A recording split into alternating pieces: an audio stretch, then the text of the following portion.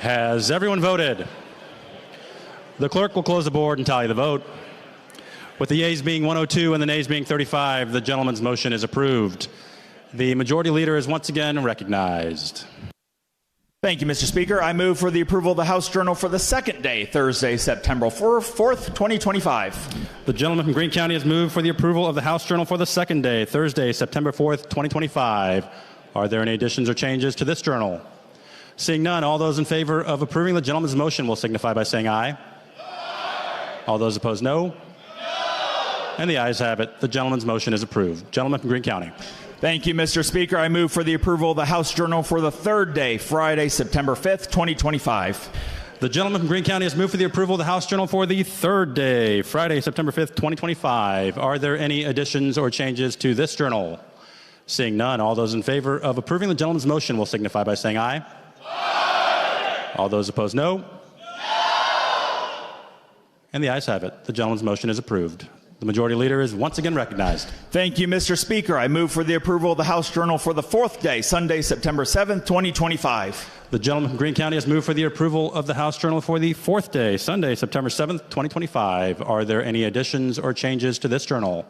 Seeing none, all those in favor of approving the gentleman's motion will signify by saying aye. Aye. All those opposed, no. No. And the ayes have it. The gentleman's motion is approved. Gentleman from Greene County. Thank you, Mr. Speaker. The next order of business will be points of personal privilege, and I ask that you recognize the lady from Jefferson for a point of personal privilege. Lady from Jefferson County is recognized for a point of personal privilege. Good afternoon, Mr. Speaker. Today we gather to honor our friend Ken Waller, who is a colleague of ours.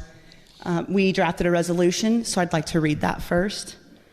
Whereas the members of the Missouri House of Representatives reverently pause to recognize the lifetime achievements of the Honorable Kenneth Ken Bryan Waller, State Representative from District 114, who positively touched the lives of countless individuals during his 63-year journey on this most precious earth. And whereas Ken Waller was born to Ronald Eugene Waller, who is deceased, and Barbara Jean Douglas Phillips, on October 26, 1961, in Festus, Missouri. He was living in Herculaneum on August 24th of 2025 when God took him home to the love and beauty of his everlasting light.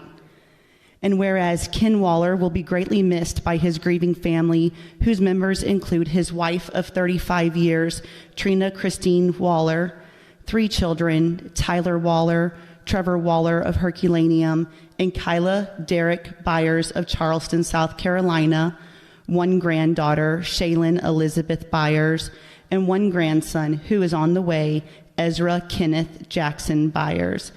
His mother, Barbara Jean Douglas Phillips, 1 brother, William Keith Douglas of Cape Girardeau, and a host of other family members and friends. And whereas Ken Waller was also nurtured a very special relationship of love and devotion with other members of his family who preceded him in death, including his father, Ronald Eugene Waller. And whereas prior to commencing his career in politics, Ken Waller earned a bachelor's degree in public administration from the University of Missouri, St. Louis, and worked for the Jefferson County Economic Development Corporation, Bob Tipton State Farm Agency, and Shelter Insurance. And whereas Ken Waller began his political career at the county level by serving as treasurer of Jefferson County, following which time he worked for Vicki James at Sunny Hill, and then became Jefferson County's first elected county executive in 2011, a position he held until he was elected Jefferson County elections clerk in 2019. And whereas elected Missouri State Representative of the 114th District in January of 2023. Ken Waller further distinguished himself by serving on several boards and organizations and as the recipient of various awards, including the 100% award from KTJJ and the Man of the Year by Scouting America. And whereas devoted member of Grace Life Chapel Church in Jeffco in Peevely, Ken Waller will be remembered as a man whose very presence brought warmth, joy, and light to all who knew and loved him. Now therefore be it resolved that we, the members of the House of Representatives, 103rd General Assembly unanimously join in paying final tribute to our dear friend and colleague, Representative Ken Waller, and in expressing to his family our deepest sympathy at this time of tremendous personal loss. And be it further resolved that the Chief Clerk of the Missouri House of Representatives be instructed to prepare a properly inscribed copy of this resolution for the loved ones of the late Honorable Kenneth Bryan Waller. Today, I rise with a heavy heart and a deep sense of honor to speak about someone who meant the world to me, not just a colleague. Ken Waller was a dear friend of mine, and while I stand here in sadness, I also stand in celebration. Because if you knew Kenny, you knew he wouldn't want a moment like this to be heavy and somber. He'd want it to be memorable, probably loud, and if possible, accessorized with a flag jacket and shoes. Ken Waller was a man of many things. He was patriotic, painfully patriotic at times. You knew he was nearby when you saw the red, white, and blue coming around the corner. His American flag jacket could be spotted from anywhere. And just when we thought he had hit peak patriotism, he upped his game and added matching flag shoes. The man looked like a walking 4th of July parade, and he was proud of it. But Kenny wasn't content with just one fashion statement. He also had an obnoxious Christmas suit, his words, not mine, that he wore not just during the holidays, but honestly, whenever the spirit moved him. Just 2 days before his passing, he showed up to a district event in that Christmas jacket, paired with the American flag shoes. That's right, he was half Santa, half Uncle Sam, and 100% Ken Waller. But under the loud suits and louder shoes was a man of deep preparation, a man who planned ahead, and I want to tell you a story that proves just that. Roughly 10 years ago, Kenny, that's what we refer him to, attended our county's Lincoln dinner. You know the type, classic banquet food, chicken smothered in gravy, beef smothered in more gravy, some vegetables, usual pile of potatoes, a lonely salad, but most importantly, dinner rolls. Sometime after dinner, possibly even a couple days later, no one seems to remember, someone noticed Kenny munching on a roll. They asked him, "Where did you get that roll?" He said, "From the Lincoln dinner." To which they replied, "Do you always carry rolls in your pockets?" Kenny replied without skipping a beat, "You never know." And that, my friends, became something of a running theme with him. A few years later, we were at another banquet. We'd all gone through the food line, sat down, and Kenny pulls out a roll out of his American flag suit pocket. Nobody else had one. No one had seen them being offered. We asked him, "Where'd you get the roll, Kenny?" He says, "Lunch at Texas Roadhouse." Why, Kenny? Why did you bring a roll to the banquet? He smiled again and said, "Because you never know." He said it so often it almost became a punchline, but the truth is it was his way of life. It was funny at the time, a bit of a running joke, but now it feels a lot deeper, a lot truer. And I'll tell you something else. When his wife Trina went to have his American flag jacket laundered for his funeral, you know what they found in the pocket? Breadcrumbs. Even in the end, he had the semblance of a roll in his pocket. That was Ken. But behold the bold jackets and the quick wit. One of the most loyal and caring friends we find in Ken. Ken Waller was one of the good ones. During session, we stayed at the same hotel, and anytime Kenny didn't see my car in the parking lot at night, I'd get a text or call. "Did you make it back safe?" "No, Kenny, my car's not there yet. I'm not there." "Do you know it's 10:30? Since you're out, can you bring me a cheeseburger?" "Is everything okay?" He always checked in. Always. That was Kenny. And no matter how short the conversation was, he never rushed to hang up the phone without saying, "I'm proud of you and I love you." Those words meant something coming from him because he meant them. The more time passes, the more I realize he was right. You never know. You never know if tomorrow will come. You never know if today is the last time you'll tell someone you love them. And you never know when the opportunity to show kindness will be your last. And I know that when Kenny went to sleep on August 23rd, he had every intention of waking up on the 24th. He had plans, he had church, but when the sun rose on August 24th, he did not. I celebrate with Kenny knowing that he is in the most beautiful place. Celebrate today because you never know. I read somewhere that the day you're born and the day you die are the only 2 days you don't get a say in. But everything in between is the story to write, your life to live, and your love to give. So honor your people while they're here. Tell them you love them. Show them you love them. Wear the loud jackets. Say the bold things. Live like you have dinner rolls in your pocket just in case life runs out of bread. Because if Ken Waller taught me anything, it's this. Patriotism can be loud. Christmas can happen any time of the year. And you never know when a role might come in handy or when a friend might not be there to share it with you. So today I honor Ken Waller, not for just how he served this state, but for how he served his friends with loyalty, humor, and breadcrumbs. I will miss my friend every day, but I will also live with his words in mind that you will never know. I think Bill has something to say here in a second, too.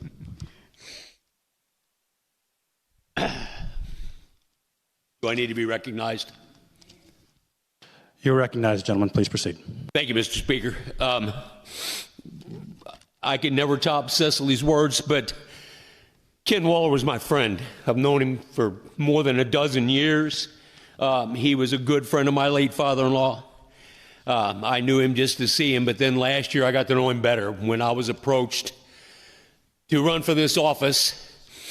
I agreed to meet with a group of people, and he was one of them. We had lunches at least every 2 weeks all through the primary campaign and through the campaign, and Kenny always had a smile. He always had kind words.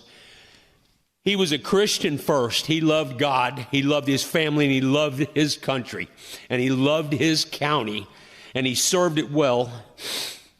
I know that I was honored when he asked me to share office with him in this historic building, and he was always there for me. Anytime I texted him, he would call me. I never heard him have a bad word for anybody, not for anybody. The worst thing I ever heard him say was, I was so mad I could cuss, but he never did. For me, he was like a moderator, if you know anything about, I use that term because I worked in nuclear power plants. A moderator slows down the nuclear reaction. For those who know me, you know I like to have the throttle all the way down. And Ken Waller showed me the value of going slow. I would say, I'm going to do this. He'd say, wait a minute, let's think this through. He was always that way. He was always there when I needed him. And I'm going to miss him. I'm going to miss looking at that empty office today was hard. Trina, if you're watching, just know that Kenny was loved and he will be missed. Thank you. And now, I just would like to finish that Kenny didn't live small. He lived boldly, loudly, and unapologetically. And today we honor that spirit, not with silence, but with celebration. Let's show him just how big we can be. For the man who always showed up big for many of us, join me in a round of applause for our friend, our colleague, our Kenny.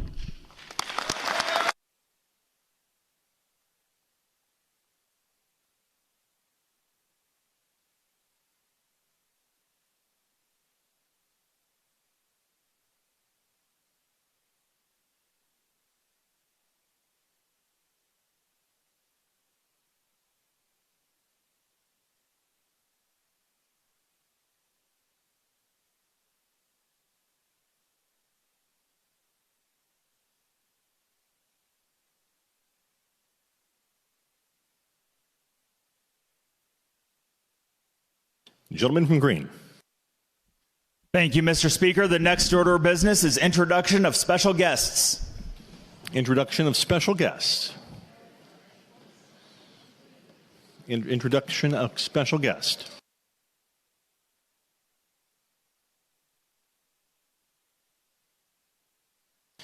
Gentleman from Green.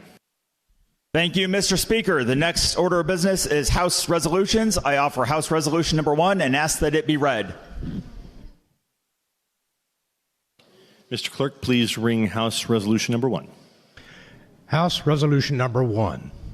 Be it resolved that the Chief Clerk of the House of Representatives of the 103rd General Assembly, first regular session, inform the Senate that the House duly convened in the second extraordinary session of the first regular session on Wednesday, September 3rd, 2025, and is convened in full session and ready for consideration of its business.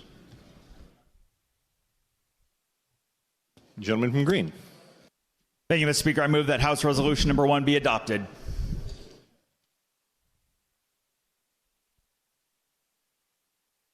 The gentleman from Green has moved for the adoption of House Amendment Number 1. Any discussion? Seeing none. The gentleman from Green, you recognize to close.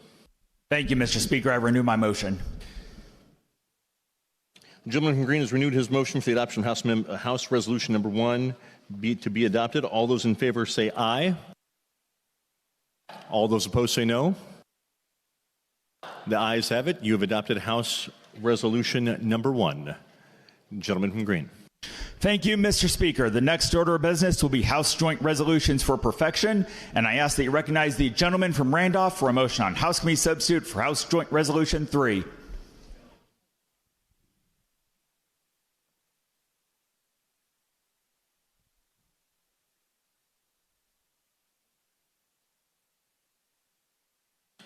Gentleman from Green. Excuse me, gentleman from Randolph. Thank you, Mr. Speaker. I move that House Committee Substitute for House Joint Resolution 3 be perfected and printed. The gentleman from Randolph has moved for the perfection and printing of House Joint Resolution Number 3. Gentleman from Randolph. Yes, Mr. Speaker, I move that the House Committee Substitute for House Joint Resolution 3 be adopted. The gentleman from Randolph has moved that the Committee Substitute for House Joint Resolution Number 3 be adopted. Gentleman from Randolph. Thank you, Mr. Speaker. I move that the title for House Committee Substitute for House Joint Resolution be agreed to. The gentleman from Randolph has moved that the title be agreed to. Discussion on the title. Seeing none, all those in favor say aye. Aye. All those opposed say no.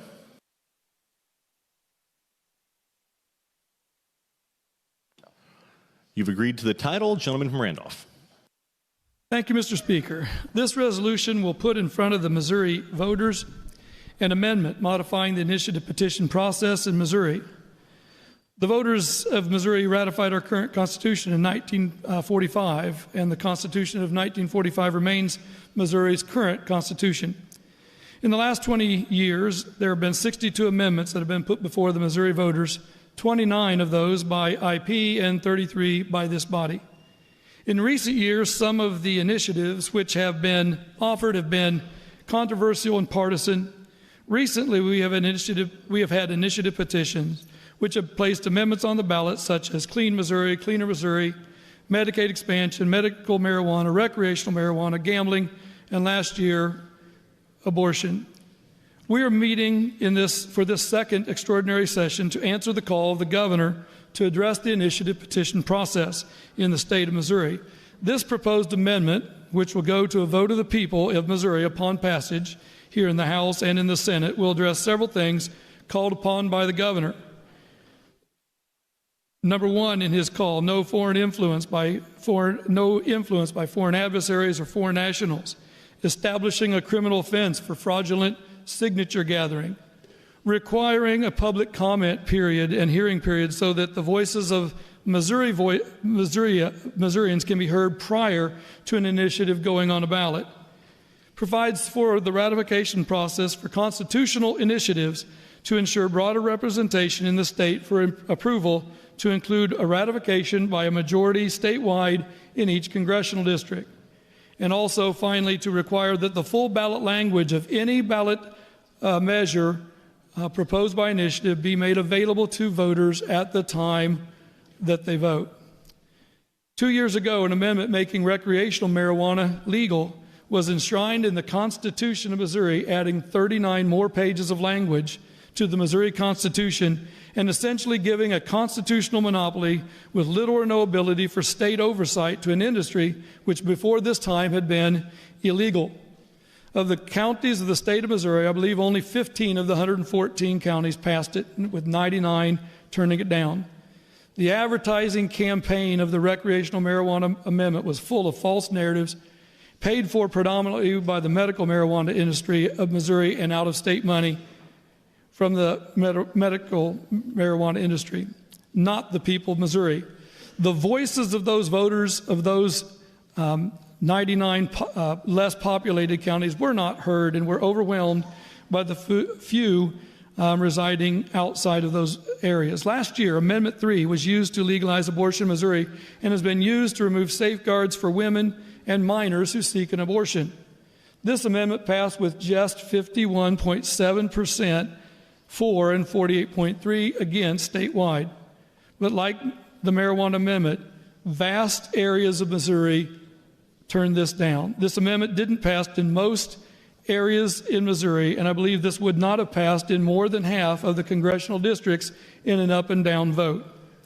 To change the Constitution of the state of Missouri, there should be broad consensus and broad statewide support to change the Constitution of the state of Missouri. Many have wanted us to raise the threshold from 50% to say 55%, 57%, 60%, or even 66%. All of those proposals we have seen in the last year. This resolution does not change the ratification threshold to a higher percentage, but is asking for a simple majority in each of the congressional districts of the state of Missouri. I believe that we have here is similar to the Grand Compromise or the Great Compromise that created our bicameral system in the United States legislature way back in 1787, where the U.S. House of Representation is established according to population, and the Senate has equal numbers to represent each of the states in their geographic distribution. The other states were being asked to ratify the Constitution of the United States, feared, and rightfully so, that the state of Virginia, with a very large population, would overwhelm all of the other states. And they did not want to get into that compact with them.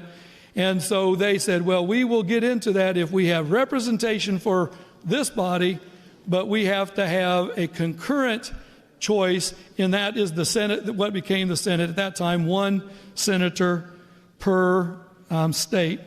It protected those less populated areas and gave broad representation throughout the original colonies so that they could feel that their voices were heard even if they weren't perhaps as populated as another location. So this effectively allowed states like Delaware and Rhode Island to have an equal voice on big changes like taxation and treaties. Today in Missouri, not only should we have our cities with large populations, but a very small geographic area, competing with those smaller population but large geographic areas to make sure that everybody is heard. In each congressional district, there are 8 congressional districts, and each one of them have exactly the same population down to the nearest one voter. And that, each one of those, if you can get a majority each one of those, that is a very broad consensus to just get a majority in each congressional district. If we're going to change our Constitution, we need that to occur. We all took an oath to defend the Constitution of the state of Missouri when we were sworn in. I do solemnly swear or affirm that I will support the Constitution of the United States and of the state of Missouri, and I will faithfully perform the duties of my office. I would submit to you that to change the Constitution of the great state of Missouri, it should reflect not just the will of the major population centers, but that every area, every congressional district of the state should be heard, and at least a majority of our districts should affirm a change to our Constitution, a majority in each of the congressional districts. Let me go over just a few of the kind of the overall look at the amendment, and then I do have an amendment to offer. But before we do, let me just go through a little bit. The ballot language currently in the bill will read after the amendment as follows. Shall the Missouri Constitution be amended to stop foreign national and foreign adversaries of the United States from providing funding to influence ballot measures and allow criminal prosecution of violators? Second bullet point, punish initiative petition signature fraud as a crime. Require that public hearings be held to get public comment before initiative petitions are placed on the ballot. require a majority of voters in each congressional district to approve initiative petitions to amend the Constitution, and make available to each voter the full text of initiative petitions with their ballot. With that, Mr. Speaker, I have an amendment. It ends in .10H, and I move for its adoption. The gentleman from Randolph has moved for the adoption of House Amendment number 1 to House Joint Resolution number 3. Gentleman from Randolph. Yeah, Mr. Speaker, there are like 3 things that this amendment does, 2 major things, a couple little cleanup language issues. I'm just going to kind of go through it if you're looking along on your computer, if you have a copy of it. The very first thing it talks about there, this was part 7 of the amendment. It's moved up to part 2, and it is just a definition section to make sure that we define what a ballot proposal is, and that's the very first thing that will be creating a number 2, which moves all the other numbers down to 3, 4, 5, 6, 7. Okay. In the next part, we are going to, in the middle section there, line 4 and 5, and then line 7. It's going to make sure that it says not just that it's foreign adversaries that we're trying to keep from providing money into our initiative petition process, but also foreign nationals. Foreign adversaries and foreign nationals will be included, and that's in lines 14 and 15 of the amendment. There is a change in the middle part that was, instead of just trying to parse out a couple words, we're going to delete lines 8 through 22 on pages 1 through 22, and the entire part is put in there to make sure it's more easily read by you. And this, of course, is talking about the foreign adversaries and the violations and what would be the penalty for those things. One of those penalties, we have taken out the word that was in the original bill when we went through the committee process. The word in there was misdemeanor. Instead of having the word misdemeanor put into the Constitution, which could change, we have put the definition of misdemeanor and the punishment that would be there in, and you can see that on lines 6 and 7. The crime of petition signature fraud shall be punishable by imprisonment for up to 1 year or a fine of up to $1,000. And then it also has the Attorney General shall have some the following language there. And then the very last thing is just to make sure that the ballot language reads exactly as I just read it to you, and that's there at the bottom through lines 19 through 26, and that would just to make sure that the ballot language was exactly correct. One of the things I want to point out is there are 5 major provisions in this ballot bill, and this amendment, and the ballot language matches exactly those 5 provisions. They are lined up, each one piece of ballot language to match one piece of ballot wording in the overall part of the bill. So with that, Mr. Speaker, I would open myself up for questioning, and I will stand here ready. Discussion on amendment number 1. Discussion on amendment number 1. Gentleman from Clay. Thank you, Mr. Speaker. To inquire of the amendment maker, please. Does the gentleman from Randolph yield? Yes. Proceed. Good afternoon, gentlemen. Good afternoon. I feel like we were just doing this. It wasn't very too many days recently. ago. So you walked through some of the things in your amendment, and I wanted to just ask if I could clarify a couple of things as usual. So I noticed that you expanded on the issue involving foreign interference from foreign adversaries to foreign nationals, correct? Yes. Okay. Didn't we pass Senate Bill 152 on the last day of this session that did basically this? Yeah, we wanted to make sure that we didn't in any way conflict with Senate Bill 152, but that the Constitution, in fact, gives enhanced provisions to what we put into Senate Bill 152. We do have several provisions in Senate Bill 152 about foreign nationals. This includes foreign adversaries and also includes the foreign nationals language. Of course, one is in statute and one is in the Constitution, which of course is a more difficult thing, should be a more difficult thing to change or to modify. Yeah, is the language that you are adding regarding foreign nationals, is that identical to the language that was in Senate Bill 152? Identical isn't the correct word, but it is consistent with, because there's more in there, but it is consistent with in providing a framework to go with Senate Bill 152. So there's no copy-paste from Senate Bill 152 being added to the Constitution in this amendment? No. No, okay. It's just, it provides the framework and talks about foreign nationals. It is not a copy-paste. That bill is quite a bit larger than the words that we put in the Constitution here. Yeah, sure. I just remember we seem to talk a lot about not putting superfluous stuff in the Constitution, and I think if we passed a statute, I don't know, literally 3 months ago, that outlines basically all of this stuff, it seems a little duplicative to be putting essentially the same stuff into the Constitution. And if we had copied and pasted, it might have been duplicative. Here it's providing a framework. In fact, we want to provide, the Constitution ought to provide a framework that we can work with to modify in statute. Yeah. And this is doing exactly that, making sure that we have the framework saying both foreign adversaries and foreign nationals can be regulated by the General Assembly, and that punishment for any crimes that they commit in, giving money to support an IP effort or in an election, that those things could be prosecuted. Yeah, no, I'm glad you brought up the framework, and I'm glad you brought up the penalties and prosecution, because I did notice also that you took the misdemeanor out, which is something that we did talk about in committee. But you left a punishment in the Constitution. And so my question to you, I'm not a lawyer. I don't think you are an attorney either. I'm not. No. So how often is it that we outline specific punishments for specific crimes in the Constitution, or is that something that's usually set in statute? You have an answer for me, I'm sure. I appreciate you asking. So there are several instances.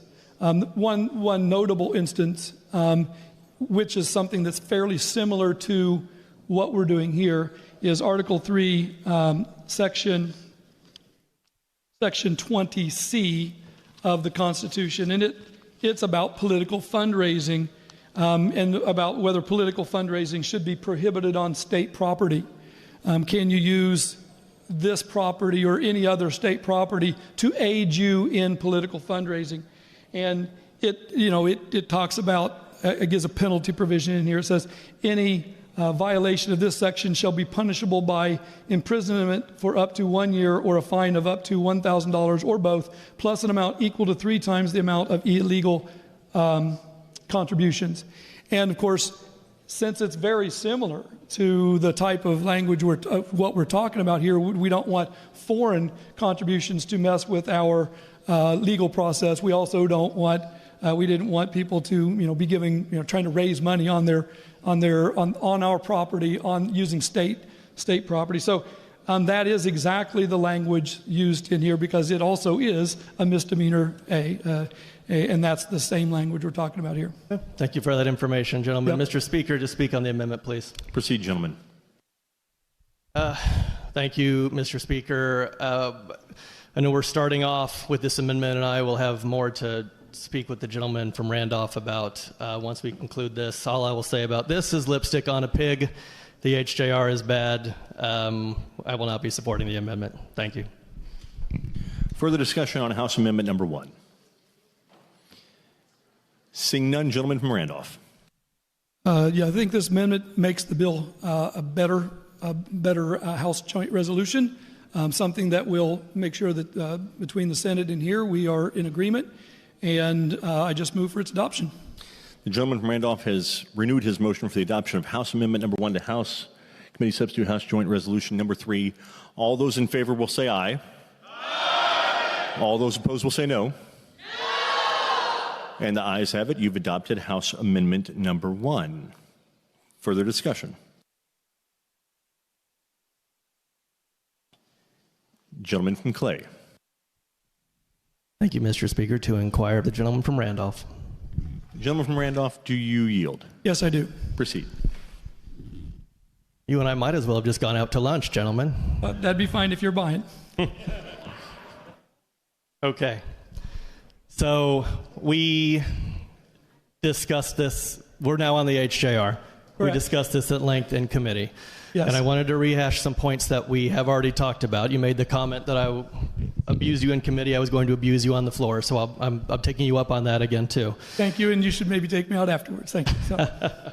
Okay. So obviously I have a lot of concerns with this, which we talked about at length. By my watch, about 7 hours. On Thursday, we discussed this HJR and all of the problems with it. And of course, the biggest focus is on the threshold changes to the initiative petition. That's the part that I find the most concerning. Correct. And so I wonder if you know. So one of the things that came up on the floor, or in committee several times, was that a lot of states don't have an initiative petition process. We're one of a few. Not all states allow citizens to put things on the ballot, but there's a lot that do, a handful that do. And I wonder, if I have a list here of all of the requirements of different states that allow for citizens to vote on things, and also that set the thresholds that citizens can vote on to amend the Constitution. What are your thoughts? I mean, right now, if this were to pass, if we were to do what you are wanting to do, which is a petition must pass in 8 of 8 congressional districts, it would make us the most unbalanced and highest threshold for amending the Constitution or passing statutory changes in the country. How do you feel about that? I don't think that's a proper characterization. I think it would provide. If I do believe that many.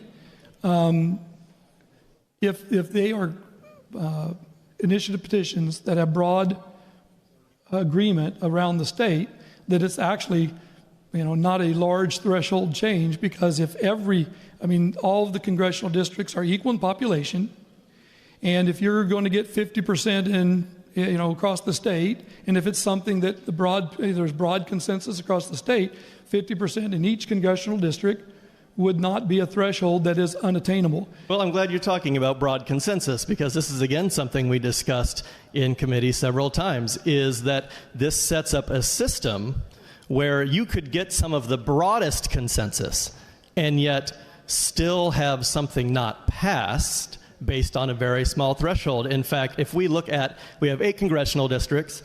Each congressional district is about 12.5% of the population, right, if we're having even districts. So you could have a situation, theoretically, where something passes in 100% of 7 districts and loses by 1 vote in 1 district, and you have 93% of the state or the voters approving of something, 7% disagreeing, and it fails. That would, a very unlikely scenario. I would propose the following to you. Couldn't you also have, and the only increase in this threshold would be 7 votes?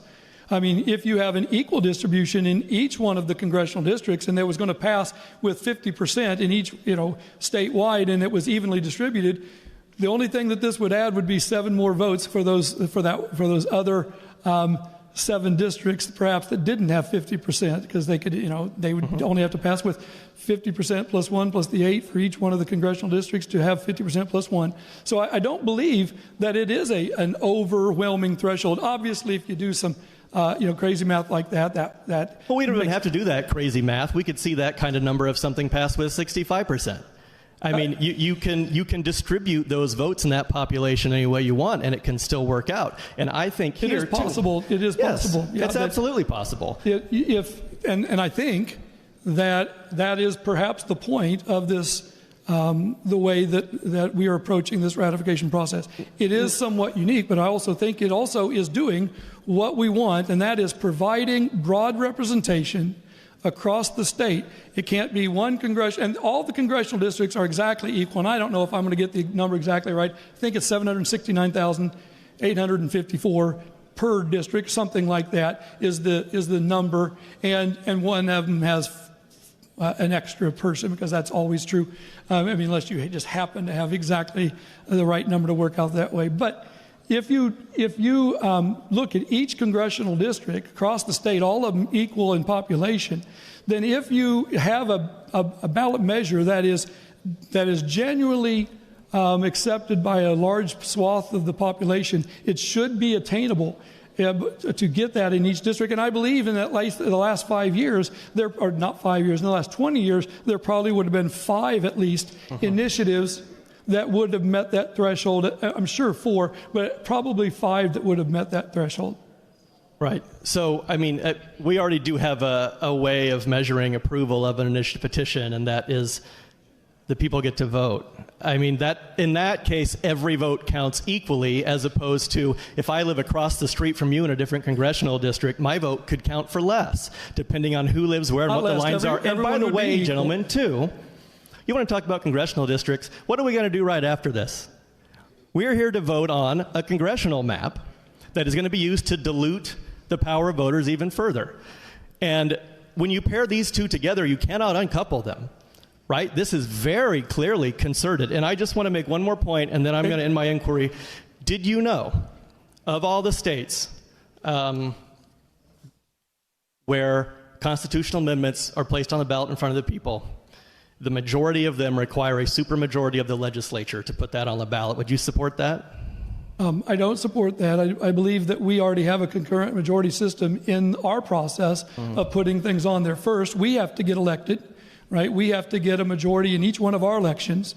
Then we have to, in committee, get a majority. Then on the floor, we have to get a majority. Then we have to do the same thing in the Senate. Then we have to do the same thing both in committee. And so we get those. Then we have to put it up to the voice of the people, the vote of the people, and then they still have to get 50% majority in that regard as well. So I'm just asking for a initiative-led petition, which only has to get 8% of the signatures in only 6 out of 8 of the congressional districts. Some congressional districts might not have any influence if we weren't able to. It's the framers of our Constitution already broke it up by congressional districts when they put 6 out of 8 into the signature process. So in this, we're just why not 6 out of 8? That is a possibility. And why not hold the legislature to the same standard that you're holding an initiative petition? Here's why we didn't choose 6 out of 8. I mean, really. Okay, 5 out of 8, 6 out of 8, 7 out of 8, 8 out of 8.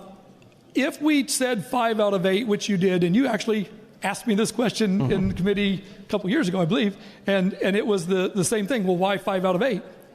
You know, and I'm saying, well, we just wanted a majority. And you said, yeah, but doesn't that leave the other 3 districts out? I'm saying, okay, maybe we don't. Maybe we need to make it so that all congressional districts have the exact same ability to affect the outcome, and that if we're going to break our state up into equal distribution, equal arbitrary lines that are drawn by the majority party in the state legislature. But you do realize... I do think I would like to end this inquiry, though, gentlemen, because I'd like to speak before my time runs out. But thank you very much.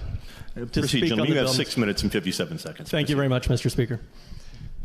So one of the things that we keep hearing, and I know that the conversation here always hinges on fairness, right? We talk about how based on what the gentleman from Randolph is saying, that certain voices are being left out, certain people are being disenfranchised, certain people aren't having their voices heard. We have a method for having every single Missourian's voice being heard on an issue or on an election of a statewide official, and that is they all get one vote. And that vote does not depend on where they live. It does not depend on what congressional district they happen to reside in. It does not depend on whether the supermajority party has drawn them into a gerrymandered, arbitrary set of lines, as I suspect we are going to talk more about later today. What matters is that they get to go to the ballot box, and them as an individual, as a citizen, gets to say yes or no, this is how I feel about this issue. And if the majority of citizens in this state vote yes, then something passes. The gentleman from Randolph in committee and on the floor continues to say folks in certain parts of the state feel disenfranchised. Okay. People in my community feel disenfranchised when they vote for paid sick leave and increasing the minimum wage, and then this body overturns it. The people in my community feel disenfranchised when they vote for abortion rights, and this body immediately turns around and tries to put something back on the ballot to get people to overturn it. My community feels disenfranchised when every year in this room we pass another law to override or overturn something that our local city government is doing to try and serve our citizens, but the folks on this side of the aisle don't like, so, we just come in and override local ordinances. That's when my community feels disenfranchised.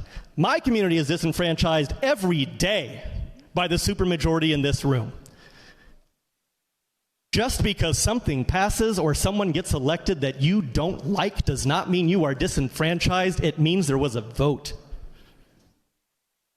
We have a system that allows people in this state to put forward constitutional changes or statutory changes, and they get to vote on them as citizens. And one of the things that we keep hearing in conversations about this is that it's all out-of-state interests. It's all, these big groups coming in from out of state. It's all paid. It's all money. Say that to the people that I know who spent hours and hours and hours collecting signatures for Proposition A and Amendment 3, who stood outside of grocery stores, who knocked on doors in their neighborhoods, who drove across the state to make sure folks had the resources that they need to sign those petitions. They weren't paid. They were doing it because they thought it was right. And the fact that we are not applying the same standard here to issues put on the ballot by the legislature is probably the most egregious part of this. Because you are essentially saying, sure, the citizens can do all of that work, and the citizens can gather 300,000 signatures, hours and hours of manpower, time, blood, sweat, toil, tears, working with their community to get something done that they think is right and can affect change. And because we have a couple of hours of committee hearings, that's the same amount of effort, that's the same amount of vetting, that's the same amount of heart? No. You know what you're doing here. You are taking power away from the citizens. You are diluting their votes.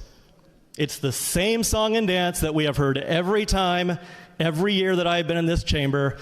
And the fact that we are standing here in an extraordinary session discussing it, having been pulled away from our family, from our homes, from our day jobs, some of us who have other jobs, to discuss this and stand here, and that I have to stand here on the taxpayer dime fighting for their right to impact their government through the initiative petition process is egregious, it's disgusting, it's wrong, we should all vote against it. Thank you.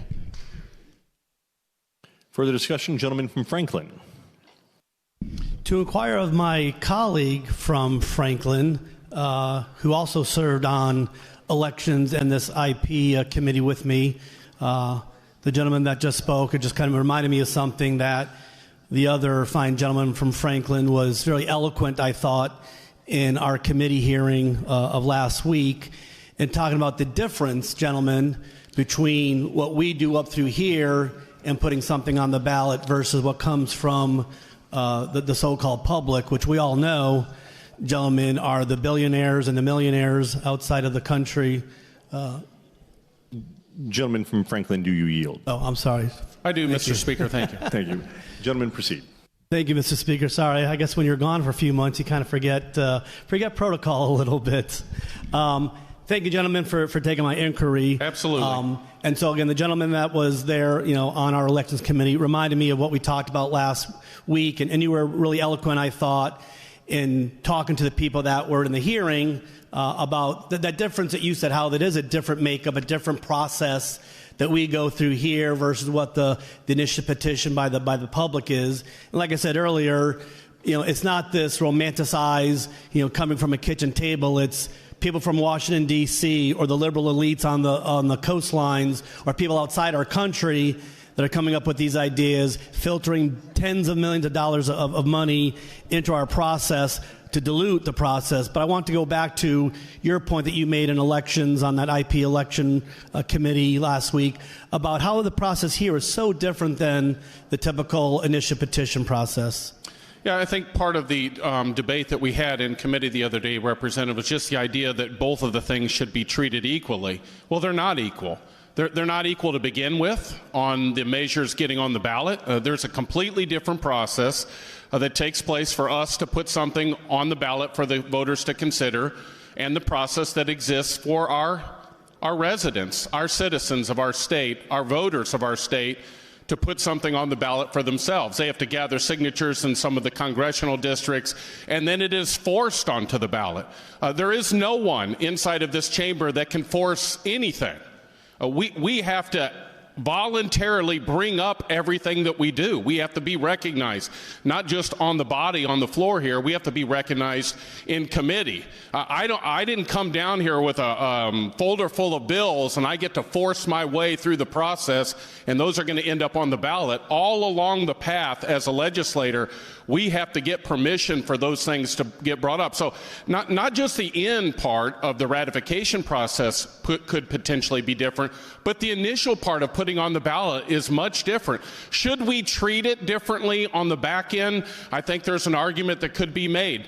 They're already different on the front end. So one could argue if they're not the same on the front end, why should we have them the same on the back end? With some of the comments, questions, I was actually trying to get some information out of the people that were there, their opinion. That's part of the process we do also down here. We have to weigh all of the information that we receive. Sometimes we go into a committee hearing with our mind almost made up, and someone will testify, a comment will be made, and suddenly, man, we need to go back and look at this, make some adjustments. Yeah, I appreciate that. The deliberative process that we go through is an amazing part of our republic. I thank you for your comments. I want to make sure that was clear because it was important last week. Mr. Speaker, can I inquire of the amendment maker? Does the gentleman from Randolph yield? Yes, Mr. Speaker. Proceed. Good afternoon, gentlemen. Good afternoon. So I, like you, have filed multiple initiative petition bills. I came in, I think, a couple years prior to you, back in 2019, and a lot of us had some concerns about protecting the Constitution. And for me, there's a distinction on constitutional measures versus statutory measures. For me, I always testified if I presented the bill in committee. I didn't want to see either side, and you even mentioned it in a meeting we had earlier, where you don't want extremes on either side, or the far with this side, or the far on that political side of the party, to really infiltrate the Constitution. I look at that document like the U.S. Constitution, more sacred than what the statutory book really reads like in our Missouri Constitution. And where does that end? And so my whole point and my whole goal, and I appreciate you presenting your bill, is to really put a constraint on what goes in the Constitution. And I want you to just highlight a little bit more about that distinction. I think is also important to you because of how you elevate the Constitution versus just a statutory book. I think that's really important. One of the things that was brought up several times in committee, I had the intention of making sure that we decoupled, if you will, statutory IP from constitutional IP. Initiative petition to change statutes or laws. We are not changing that in any way. The signature collection process of 5% out of 6 out of 8 signatures in whichever congressional districts you want, that's fine. And the ratification process of 50% plus 1 in just a simple statewide ballot, that's perfectly fine for a initiative petition that's dealing with statutory concerns. And that should be the majority of the concerns ever brought by initiative petition. And that's what should happen.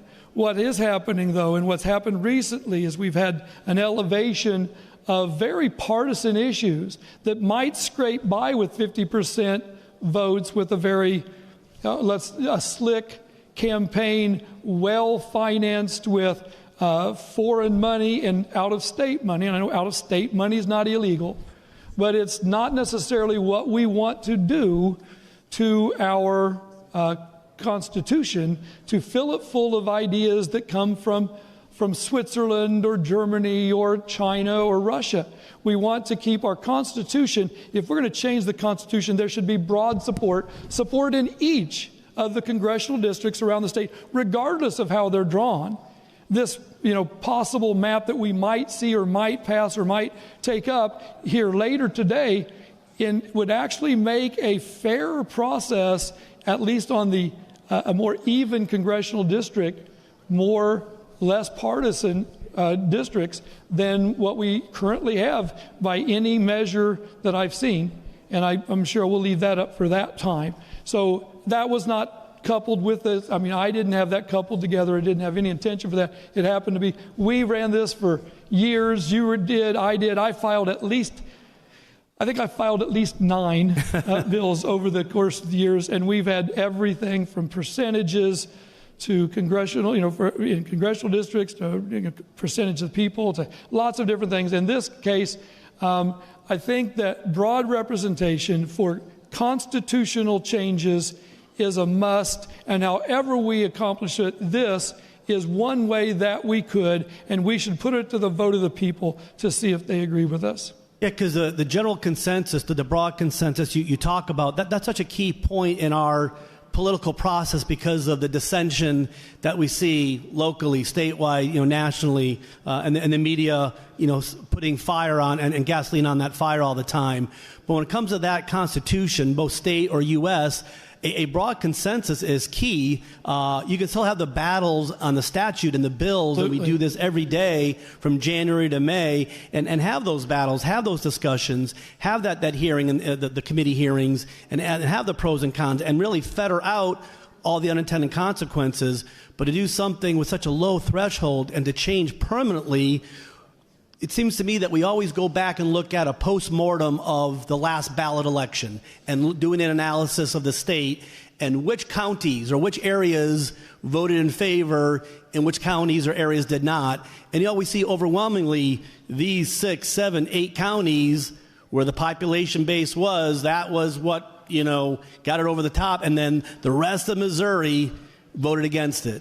There's no broad consensus as that, is there, sir? Right, and we have to make sure we don't get focused on counties, because this one does not. This one does not say, by each county, because we have very small counties, we have very large counties. This focuses on the congressional districts, which have to be absolutely equal as far as the total number of voters in each, as equal as is possible to make it. We know there's people that travel in and out of our state all the time, and move in, move out. But as far as we can do, we can make it as equal as possible. There are equal numbers of voters in each congressional district, and there should be a 50% majority that would vote for a constitutional change in each district for a constitutional amendment to be placed into our Constitution. And I guess the reason I have in my head the idea of counties, and I don't want to get people confused on what your bill says, is we know that, like St. Louis County, those three congressional districts kind of come together. So we see, okay, those 3 congressional districts could actually be the ones and get a vote threshold, but in reality, it really was that one St. Louis County as an example. So I think that's why I had that in my head. And it goes to the point that the gentleman from the Woods District talked about, where he felt like there was disenfranchisement of what you're trying to do. To me, people that I represent, I think the people that you represent, most of the people that I think are going to vote on this bill come to the end, feel disenfranchised that such a small grouping of people are actually overriding really the consensus of what happens in the rest of the state of Missouri. It should be a broad representation. Just like with the framers of the original Constitution, they did not want to be overwhelmed by one populated state overwhelming all the other states. We don't want to be overwhelmed by one big population center. If we're going to change the state constitution for all the people in the state, which are evenly broken up into congressional districts where everybody has the exact same number of people, there should be a broad consensus if we're going to change the Constitution. Not going to affect the initiative petition. For statutory, we can still put those on there. Both sides can still put those on there, people from the far left to the far right, whoever. But if you're going to change the Constitution, it should be something with broad consensus. A couple more points, and then I'll let you continue with presenting the bill. One is just not that we always have to compare ourselves with other states, but sometimes we do look around and see what other states do, what's a good practice out there in the other 49 states. But the vast majority of other states in our union don't have this process involved. And I don't hear them crying. I don't hear the media going to those states, people saying that our voices aren't being heard because we don't have an initiative petition at all for constitutional measures. A couple have it for statutory, and they've existed like that for decades. So that's one area. And the other one is you have not restricted access to the ballot and getting it on the ballot with the signature requirement, the percentages. So nothing has changed with that. They can still, as easily as they want, get those signatures, present to the Secretary of State. You're not actually restricting any access to that process. Not at all. Some would say that's where the big money's spent in trying to collect signatures and having to spend a ton of money. So if I raise the signature threshold, well, then look, we end up with a whole bunch more. We have to get a whole bunch more money to collect more signatures. And I think, no, if they wanted to put a statutory IP on there or a constitutional, the signatures thresholds haven't changed. Only the ratification and only the ratification threshold for constitutional changes.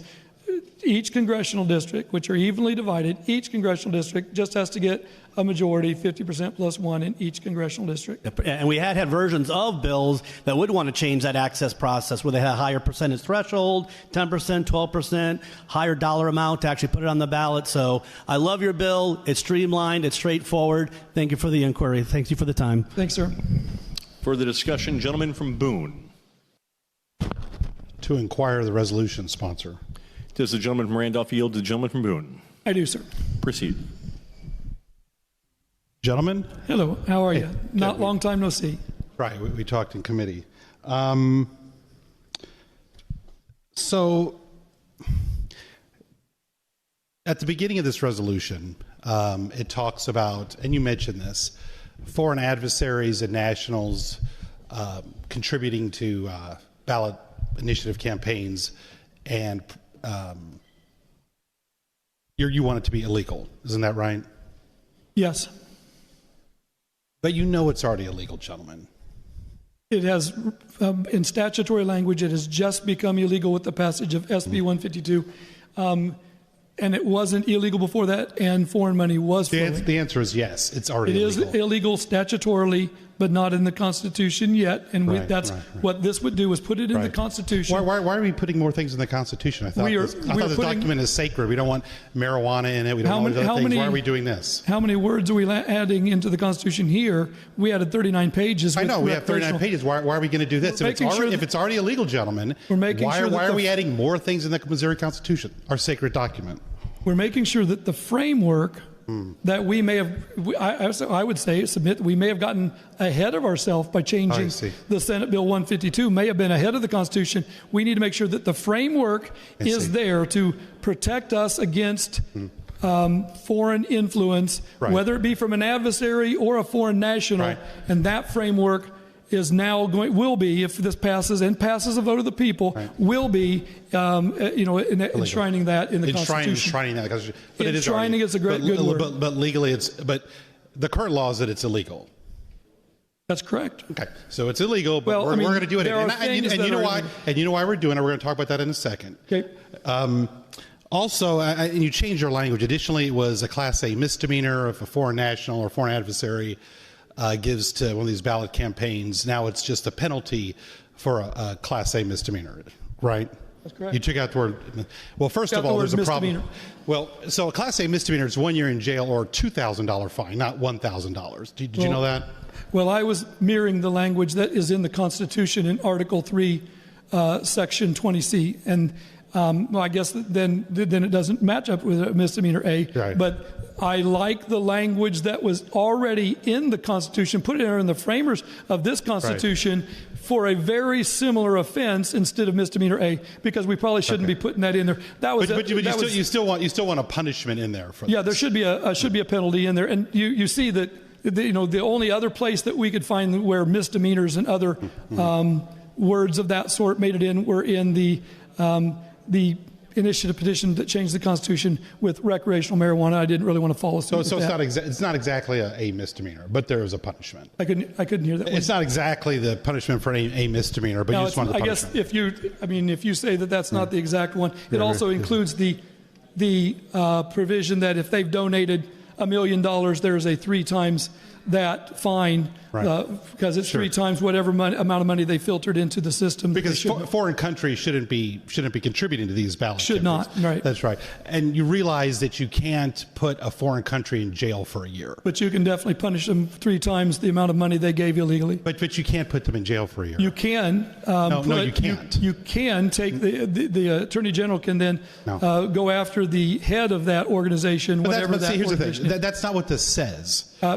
Gentlemen, this is sloppy drafting. You cannot put a foreign country in jail for a year, nor can you put a corporation in jail for a year. We talked about this in committee. I thought you would have changed some of this, but I did. You didn't. I changed the wording there, and it actually mirrors what the Constitution already says for people doing almost exactly you the talk same about foreign thing as what you're nationals, saying. gentlemen, but as far as corporations, your language still says you can put a corporation in jail for a year. The monetary part will go after them. But okay, so the monetary, but the imprisonment part is the same. You realize you cannot put a corporation in jail for a year. It also says that we are able to enact other legislation to flesh this out, and that's what should happen. The statutory provisions flesh what out, gentlemen? Let's just flesh out the penalty that we've already put in place. Flesh out the penalty. You're talking around the issue. Can you put a corporation in jail for a year? No. Okay. Can you put a foreign country in jail for a year? I would say some people that live in some of those countries can you put a foreign country in jail for a year? No, you can't.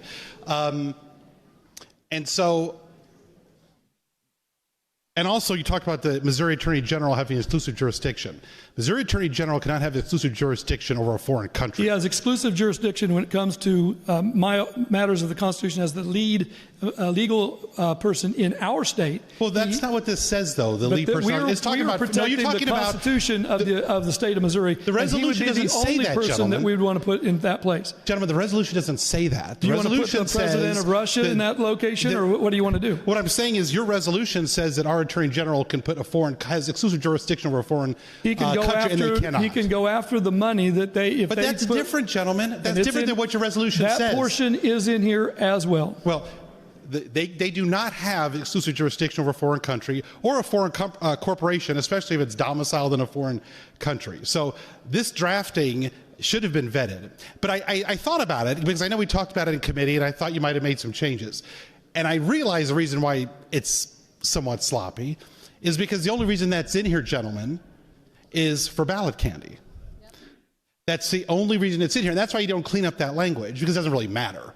I mean, you're throwing things in here about putting a foreign country in jail for a year, putting a corporation in jail for a year. And it's like, what? This doesn't make any sense. Well, you guys don't really care if it makes sense. How much money was given to the initiative petition process for, let's say, Amendment 3 in 2024? How much was given by foreign corporations at that point, or funneled through dark money through foreign influence? Gentlemen, that is what this is about. The issue is you want ballot candy. The issue is foreign influence, gentlemen, if you don't, it's already illegal, gentlemen. It's already illegal. It's illegal now. Already. Yes, it's illegal now. Illegal now. This is just a way to put in ballot candy. Is SB 152 possible to be declared unconstitutional? Or can someone change that without a vote of the people? What? Can SB 152 be changed with an initiative petition? Can SB 152 be changed by this body and us lose our protection against foreign influence without the vote of the people? Gentlemen, the issue is whether if that's possible, then you need to enshrine it in the Constitution to make sure that it doesn't happen. Gentlemen, and that's what this bill gentlemen, does. No. Let's not get up. Let's not grandstand about these side issues. This is the bottom line. The bottom line is, one, it's extremely sloppy when it talks about foreign adversaries and foreign corporations. You're talking about the reason why it's not cleaned up. Yeah. It's already illegal. You can't punish these entities that way. The reason it's in here is for ballot candy. The reason it's in, and that's why it's not tightened up, because nobody really cares. The point of it is so the first line of the ballot summary can be foreign adversaries can contribute to ballot initiatives. That's why, to throw people off, which is already illegal. You know that. Everybody here knows it. Now, as far as the whole thing about the 8 of the 8 congressional districts, gentlemen, you know that's not fair. In each of the congressional districts, something has to pass in 8 of the 8 congressional districts. And gentlemen, 50% you know that of each of the congressional districts is a great threshold. Yes. You know that's not fair, gentlemen. As we heard earlier, it's gentlemen from which district talked about. What can be more than fair that in each of the subdivisions of the state, the congressional districts of the state, you get 50% of the vote if you want to change the Constitution? How can that be anything more than fair? 8 out of the 8, a majority of the 8. So each of the congressional districts, 50%. 7 out of the 8, gentlemen. 7 out of the 8, you can pass by 10,000 votes. But the final district, if it fails by 1 vote, the whole thing doesn't pass. How does That's fair. What's the ratification of the Constitution if you want to change an amendment in the Constitution of the United States, gentlemen? It's not in every single area. No. It's very similar. But we're talking about the Missouri Constitution. It's very similar. We're talking about 8 of the 8 congressional districts. You know that's not fair. Would you rather have a threshold of 75% like 75%? Right. Is it 100%? In actuality, I think if you get 75%, generally speaking, in the state of Missouri, you will exceed, exceed this threshold. Is it 100%? In what? Well, this is 100%. No, it's not. It's in 50%. 8 out of the 8 it's 50% in each congressional district. That's the language. It's a majority in each congressional district. 50% in each of the congressional districts is the language. Yeah, that's outrageous. It's ridiculous, and we're never going to see anything pass realistically. I know you talk about five things have passed, within the last 20 years. Do you disagree with that? Can you prove that wouldn't be true? I disagree. Here's what I agree with. You're making things virtually impossible to pass. Except for the 5 that passed in the last 20 years. Okay. Do you know what all 5 of those are? Yes, I can list them for you. Would you like me to read them for you? Let's do it, because I've been waiting for this. You heard some of them in committee already. I believe. How much time do I have here? Now, you'd have to double check the numbers, but I believe that in November 2004, the highway motor vehicle fuel tax that strictly prohibits MoDOT from That's 21 years. Yeah, I thought that was 20 years actually for 2004 because we haven't had 2005, 25 I'm sorry, yet. Mr. Speaker, how much time do I have? And then in November 2006, I have 4 minutes left. 4 minutes and 50 seconds. Oh, I want to finish. You don't want to hear the others. Well, in November, listen, this inquiry is about to wrap up, so okay. I don't have that much time. But you said 5, and you want to just read them real quick, maybe for you. In November 2006, there was Proposition B Proposition B in November 2008. An IP for a constitutional amendment in 2010, state and counties and political subdivisions imposing new taxes, and then the last one I thought was probably, transparency, limiting campaign contributions. That's right, and that would have been in 2016. Okay, but you said But you should double check those numbers to make sure I'm correct. A little concerning because I have to double check and you have to check the numbers, so I'm not sure about the accuracy you should of that. definitely check, but it is actually hard to get those numbers. Gentlemen, listen to me. Here's what I want. I said this in committee. I want it here. I want you to be intellectually honest with the people in this body and the citizens of Missouri. Be honest with them about what you're doing. You're killing the initiative petition process, and you know it. Absolutely and I want you to be honest about it, gentlemen. Petition on statutory all of the change, major things, all of the major issues that we've dealt with in the last few years would not pass under this, and you know it. Things that your party don't like wouldn't have passed, and you're trying to kill it. And I want you to be honest about it. Don't mask it in 8 out of the 8 congressional districts need to pass. That's a charade. I want you to be honest that you're trying to kill the initiative petition process, gentlemen. And everyone knows this is too extreme, by the way. Even members of your own party know this is too extreme. For something to pass in 8 of the 8 congressional districts is going to kill this. And this outrageous 50% attack on the initiative petition process. 50% in each of the congressional districts is not outrageous. It is outrageous, gentlemen. You're killing it, and I want you to own it. I want you to own that you're trying to kill the initiative petition process. 50% in each congressional district is not an outrageous threshold. It means it's broad support across the state. And you know what else was interesting? You talk about out-of-state money. You care about what's happening. You care about the process. Gentlemen, listen to me. Do you remember who testified in our committee about this? The people who testified in favor of your bill were lobbyists. Were lobbyists paid by out-of-state interest. The people who were against it were citizens, the real people, young people, people who care about this issue. Where were all the citizens in favor of your bill? They weren't there. And just one more thing I want to say, gentlemen. You talk about how sacred our Constitution is. You may not use that word. We don't want to have 39 pages of marijuana in it. We don't care about the Missouri Constitution. I'm tired of hearing about that because what we're doing in a minute with redistricting, it's illegal to mid-cycle redistrict under the Missouri Constitution. We don't care about that. I don't believe that's true. There's no one that's given us a legal opinion that that's true. To speak on the bill. How much time do you have, Mr. Speaker? 2 minutes. 2 minutes. Let's stop the charade, everybody. Let's stop this charade. This is about killing the initiative petition process, and everybody knows it. Members of his own party know that for something to pass in 8 of the 8 congressional districts is too extreme. This is extreme, and it's a charade. If you're going to do this, just say we want to kill it. Don't mask it in something like this. You're insulting the people, and they're smarter than this. Then loading it up with ballot candy. I only had time to go into one of the provisions of the ballot candy. It's already illegal what this says as far as the first line.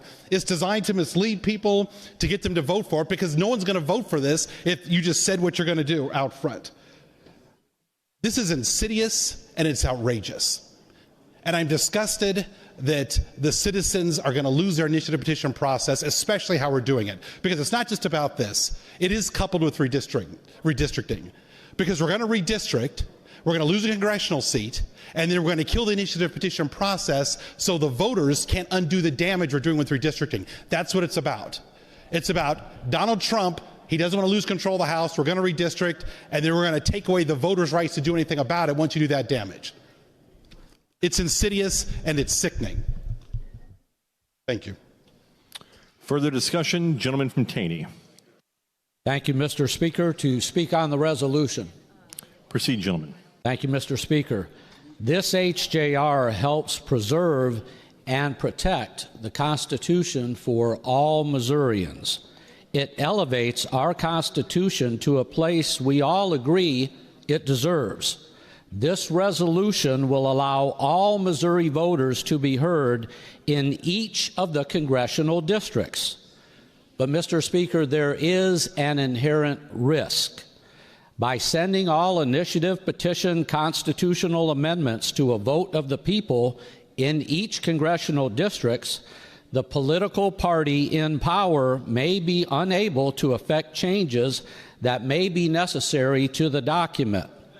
But what this HJR does, it ensures what the voters want, a 50+1 ability in each of the congressional districts to change the most important document in Missouri apart from Scripture. This resolution requires public hearings to be held to get public comment before initiative petitions are placed on the ballot. The initiative petition reform allows the people to decide, making 8 out of 8 congressional districts necessary to change our Constitution ensures that every voice, every vote in the state is counted. It's the most democratic thing that we can do in a representative republic. I wholly support the House Joint Resolution. Thank you, Mr. Speaker. Further discussion, lady from Green. The lady from Green, she has her hand up. Okay, All there right. we go. Proceed, we got it. lady. To Proceed, speak from a microphone other than my own. Proceed. Thank you, Mr. Speaker.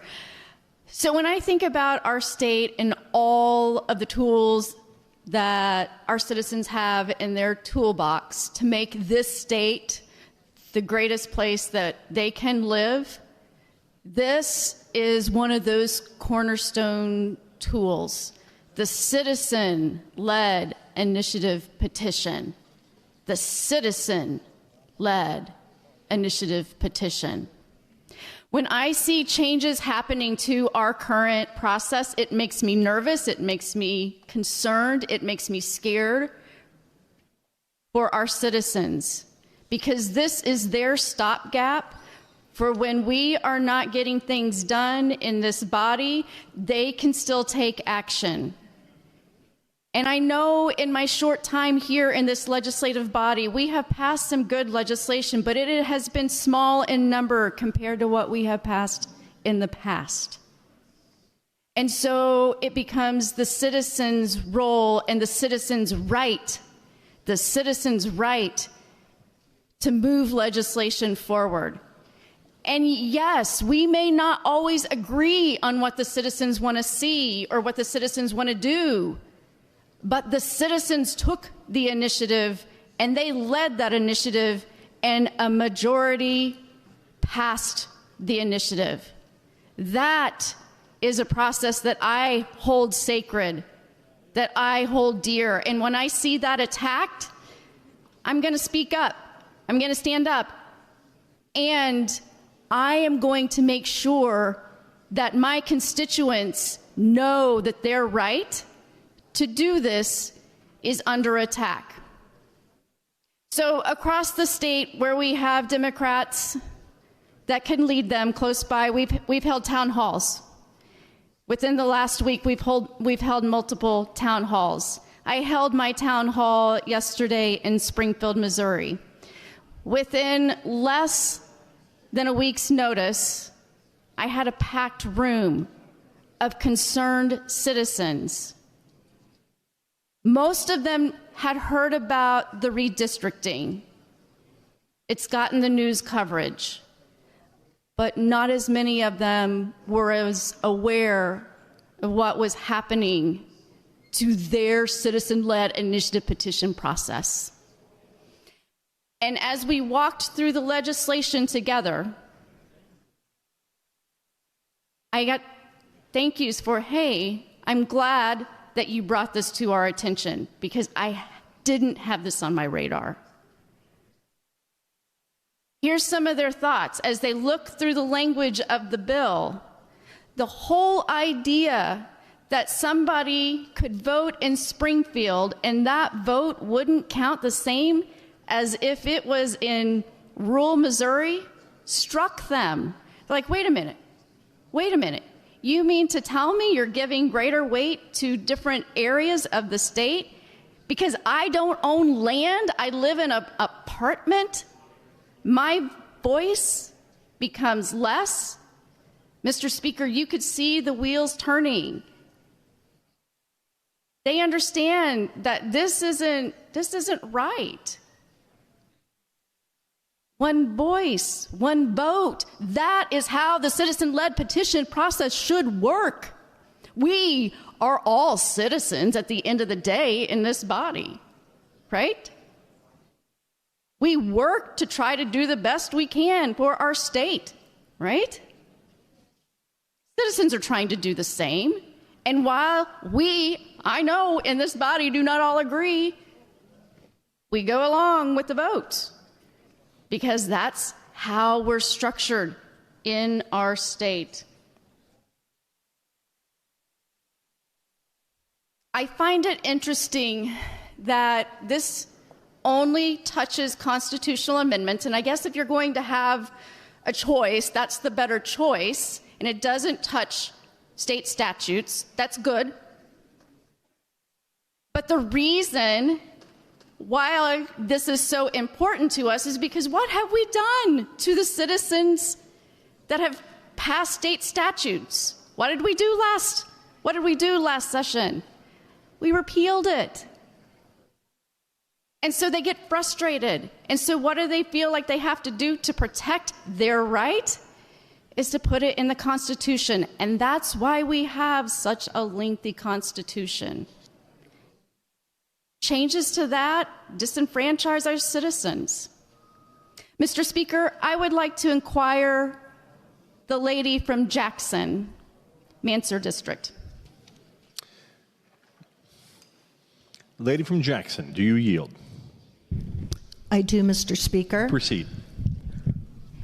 Good afternoon, lady. Good afternoon. So I know I shared a little bit about my town hall in Springfield.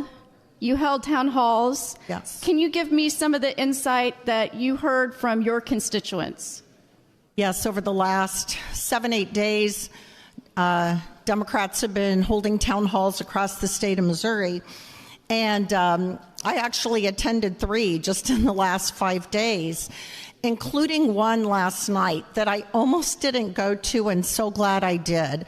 I went to Odessa, Missouri last night, and there were over 60 people who gathered in a community center.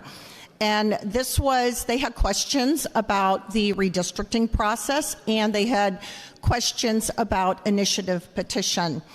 And I thought that I would have to do a lot of basic educational stuff, but in fact, they already knew. Because the people who came, and they were from Odessa and Lexington and Higginsville and Bates City and all kinds of places, they know what the initiative petition does, and they treasure that they have that right.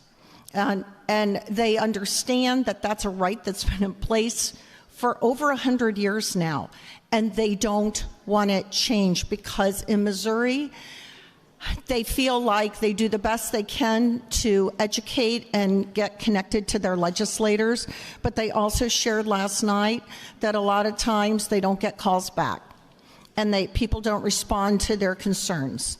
And when they try to reach leaders in the State House, they are thwarted and they are ignored when they come down to visit. And Citizen Petition offers a way for Missourians to engage in direct democracy. They don't want to lose that. And that was last night in Lafayette County.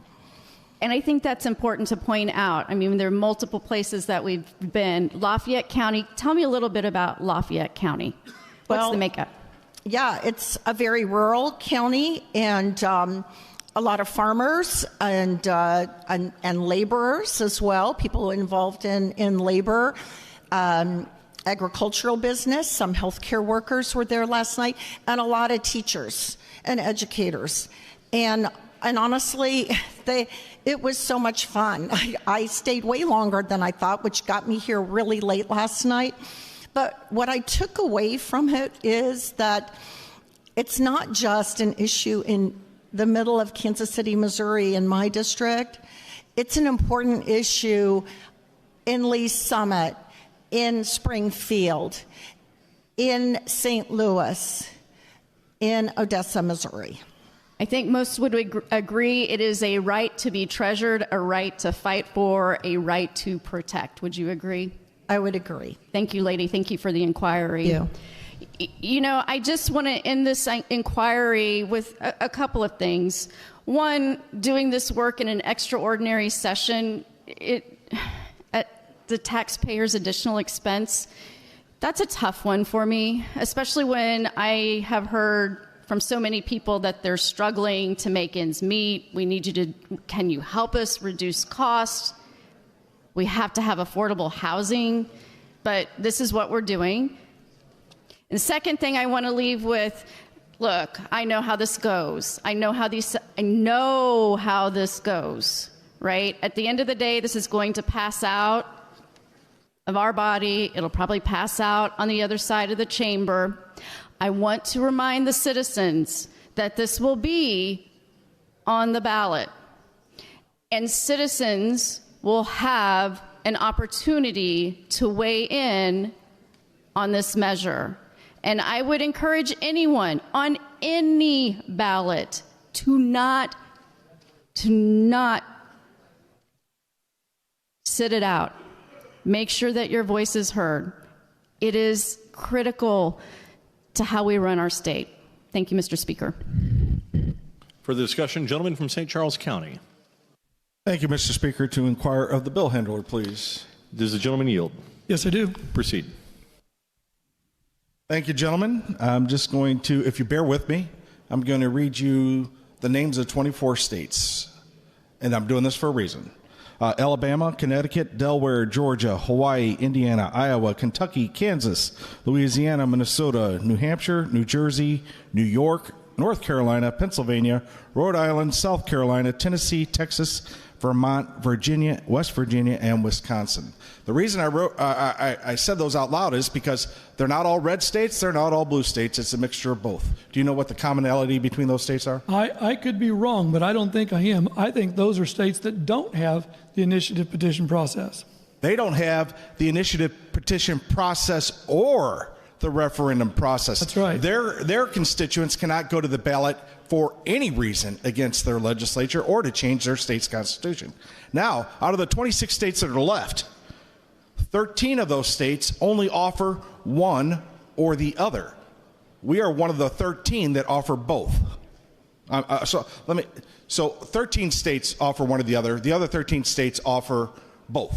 We are one of the 13 states. The comment made earlier was that if we pass this legislation, we're going to be the most egregious in all the states in our legislation to manipulate our state's constitution. We would still have the lowest threshold of any state for statutory IP. Correct. And we would, I couldn't say that we would have the lowest, I don't think, for constitutional IP, although our signature collection process is one of the lower. So really, if you look at it overall, I think that we would be, this is still a robust process, absolutely a robust process to change the Constitution, but it's definitely, we are still giving broad access to the citizenry to be able to still, with direct democracy, which is kind of what initiative petition is, with direct democracy to still influence the will of how their state proceeds. And I think that we're in this way, it's a balanced process, and we are definitely on the good side with all the other states. About the middle of the middle. Isn't that where Missouri likes to be all the time? We do. Right. I don't like to compare our state too much to other states all the time, but it's often, are other states doing this? But that point was brought up earlier, and I just had to address that because it's just not true. It is not true. Mr. Speaker, to speak on the bill. Proceed, gentlemen. Thank you, Mr. Speaker. Look, there's a lot of fear-mongering going on here today about we're going to take away the vote of the citizens. What we are doing is we're making it hard. You've heard it today, but I'm going to say it again. We're making it hard to change our state's constitution, which our state's constitution should be protected. What we are doing, on the other hand, is still allowing our citizens to come and put a referendum before the people and change our laws. I would never, ever take that away from our citizens. I don't want to be one of the 24 states that do not allow anything. Our citizens should have a say if things up here start going awry. And I think we're still going to protect that process for them. I'm voting yes on this, Mr. Speaker. I'm going to vote yes very cheerily on this. This has been a long time coming. Thank you. Further discussion? Gentleman from Jackson. Thank you, Mr. Speaker. To speak on the resolution. Proceed, gentlemen. Thank you, Mr. Speaker. There's some words of wisdom that are generally talked about in tactical military discussions. It says that you should never interrupt your opponent in the middle of making a mistake. I'm going to break that in this moment because I think it's important that we have a discussion about what's actually happening here today rather than talk around it, because I think it's going to, and I know it's going to, do significant damage to my constituents. It's going to do significant damage to your constituents, to the ability of the people that we represent and their ability to challenge and confront us and their government and to make their voice and their will heard.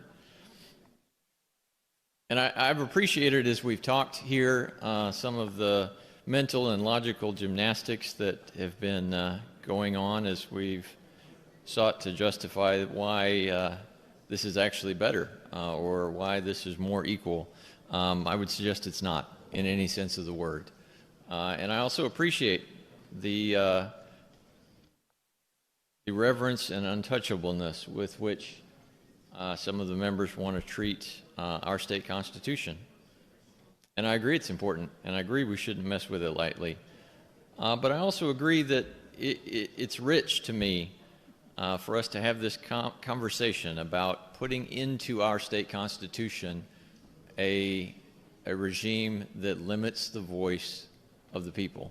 And I think you'll find that's probably one of the few times that that's even been attempted.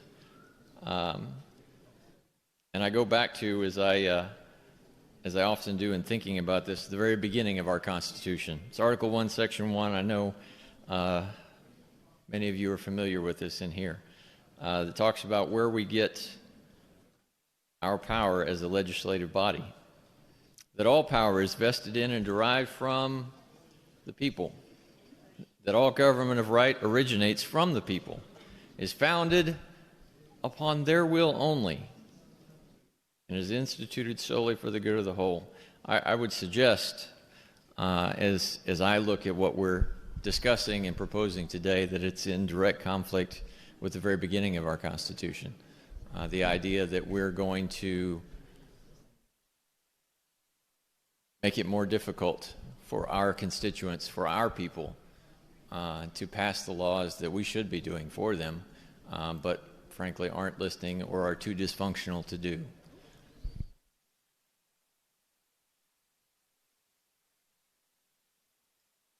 And I think that's demonstrated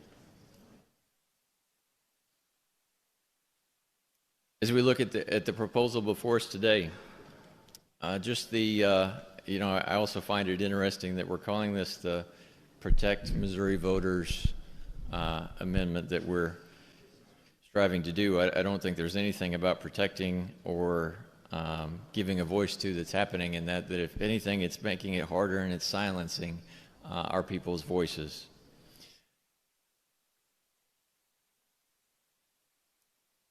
And I think it's important that we also talk about how we got here. There's a lot of complaints about all the changes that have been put into the Constitution, all the referendums or the IPs that come forward to put things in our Constitution and make it a much thicker book than it started out to be. But frankly, the reason why we got there is because of the way this body has treated the voice of the people in the past. There's been lots of times that our constituents have not felt served by us, so they've taken the time, they've gathered the signatures, they've put things on the ballot and sought to make a statutory change, to pass something. And then we wait months after that effort was engaged to come down here and decide we know better. And we're imposing our will, our political thoughts on and over top of what was just what the people just said. So when you keep doing that and doing that and doing that over and over and over again, even just this last session, we did it again. Like the only option then for people is to go the method of doing a constitutional IP so that we can't go in and immediately completely disregard everything the people just said and change it back to the way we want it.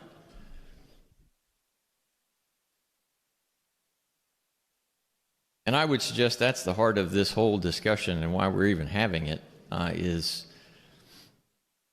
that this body has been too dysfunctional over the last couple decades, or even more, frankly, to be listening to what our constituents tell us, what our constituents want.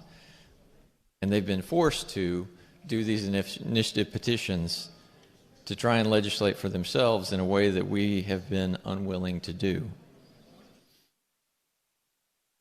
And I think that's just wrong. I'll stand up every day and twice on Sundays to say that people should get a say in their government, and that we should listen to what that will is when it's expressed. It's also highly problematic to me, and we've talked a little bit about it, that this new regime and this convoluted, concurrent, super unattainable majority is going to be required. It's only required in a constitutional amendment, and it's only required when it's the people that does it. That none of this applies if this legislative body decides, well, we want to change something, we want to ask the people to pass it. Well, we're not subject to those same standards, that those thresholds don't have to be met when we do it. And that's just another way of saying we know better. And I think we need to stop doing that. I'd ask my fellow members, I'll be voting no on this, and I would ask you to do the same, because I think it's long past time that we start listening to our constituents and letting their voice truly matter for longer than the 9 months that it takes us to come back here and undo everything that they just did. Thank you, Mr. Speaker. Further discussion. Gentleman from Franklin. Yeah, Mr. Speaker, I'd like to inquire of the gentleman from Jackson that just spoke. Does the gentleman from Jackson yield to the gentleman from Franklin? I do. You may proceed. Appreciate your comments today, Representative. Always appreciate your demeanor on the floor. We've stood at microphones on separate issues, and you've always been kind in the way you deliver your remarks and measured, and I appreciate that, honestly, on the floor down here. Sometimes it can be very emotional. One of the comments that you just made was that the people are frustrated because we're not doing things down here. I think as a freshman, maybe you could help me answer the question, is it difficult to build consensus down here?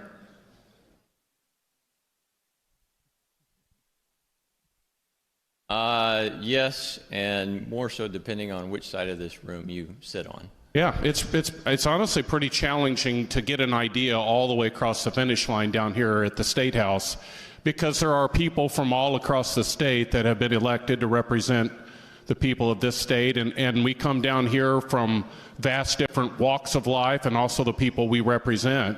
I think the frustration back at home is that it's difficult to build a consensus, and so these private companies, for-profit companies that have decided to regulate themselves through our Constitution, have found a way that they can develop a consensus that's much easier than to use their representatives and their senators. They're actually going around the process that was designed in our state, a representative government, because they can actually get a consensus easier outside of the process that we have to go through down here.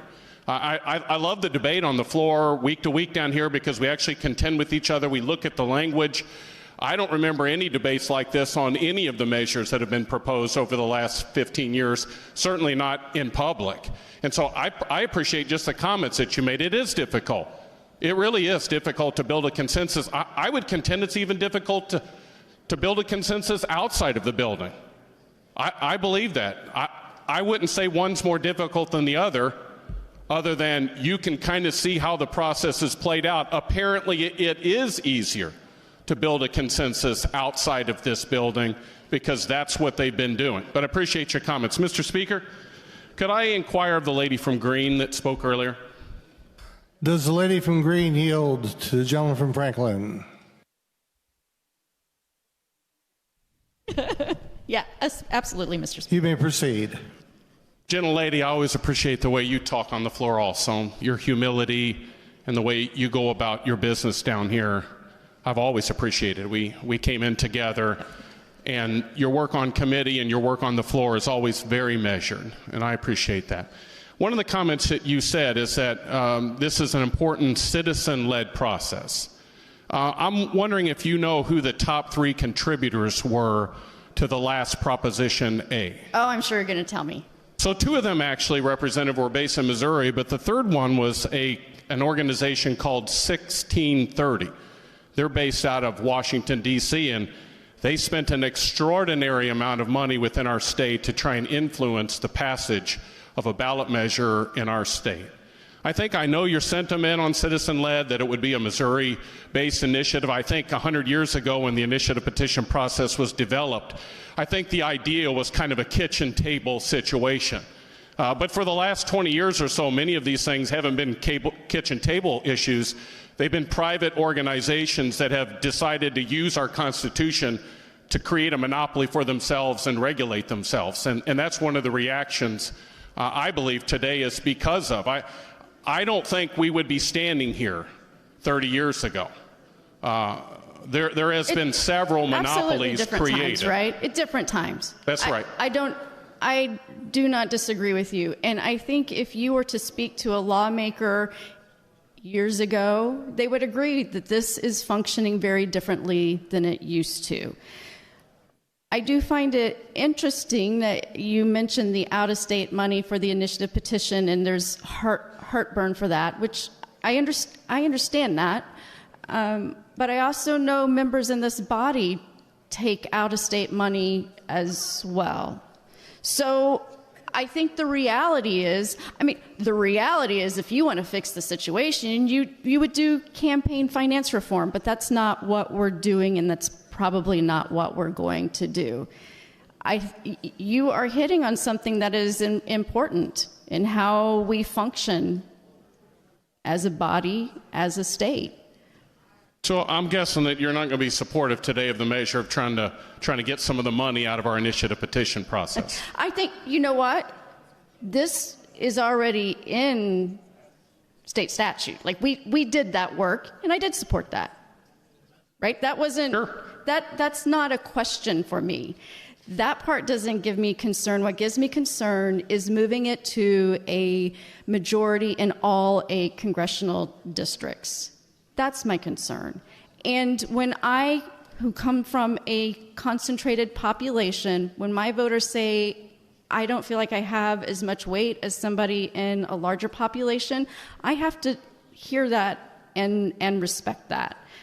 Well, I have absolutely no doubt Representative, that you're doing a good job representing your constituents. You're one of the finest people that I've met since I got down here. I appreciate the inquiry. Thank you. Mr. Speaker, I'd like to inquire of the gentleman from Boone that spoke earlier. Gentleman from Boone, do you yield to the gentleman from Franklin? I do. You may proceed.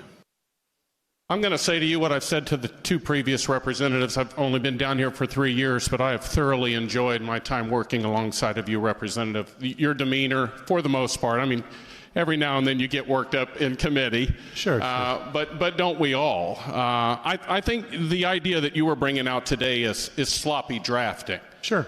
You know, we've got a what amounts to about 2.5 pages that we're dealing with today, and you have found, I won't comment on whether I agree it's sloppy or not, but you have found things that you feel like were sloppy in the drafting. Gentlemen, the things that are in here don't make sense. Okay, I'd like to inquire you of that. Let me finish. I know you're inquiring and I'm answering. I didn't ask a question. I know, but I'm answering your question. So I'll ask a question. But you asked me a question about sloppy drafting, so let's talk about it. I didn't ask you any question at all, but I would like to ask you some questions if you let me. If we're going to put things in the document, put things in there that actually make sense. Would you let me ask you a question, or you just? Well, how about? Would you let me finish my answer? I mean, I can close the inquiry and say things where you don't get to respond, but I don't want to do that. Okay, well, let me finish my thought. I'm not going to let you finish your thought. I'd like to ask you a question. I'm going to finish what you asked about the sloppy drafting. Thank you, Representative. Mr. Speaker, the gentleman from Boone earlier talked about sloppy drafting. I think we've just passed a couple of initiative petitions around our state. I'd like to highlight a little bit of this sloppy drafting since I couldn't inquire of him and have him respond. Unfortunately, I'm just going to have to talk to you, Mr. Speaker. Part of the sloppy drafting in recreational marijuana was the penalty on juveniles. I'm a youth pastor by trade, and much of that 30-some pages talked about keeping marijuana out of the hands of juveniles, but very few people know the penalty provision that was placed into our Constitution as a part of that. The only penalty that can be attributed to a juvenile in our state that has marijuana is a $200 fine. What prosecutor in the state of Missouri is going to go after the only penalty that they can do for a juvenile of $200? Speaking of sloppy drafting, we just passed an amendment last year that legalized abortion within our state. I don't remember a lot of discussion or argument about sloppy drafting in that, the kind that made a statement like this. This amendment will prohibit any restriction that delays this. And of course, the court cases came and have already started to be adjudicated. And what did it target? Every single safety protocol and provision that this body has put in place for the last 20 or 30 years. And now we're going to have to leave that sloppy writing to be adjudicated in the courts around our state. So I think it's fair to say maybe there is a couple of areas of this thing in the representative's words that is sloppy. I've only highlighted a few things.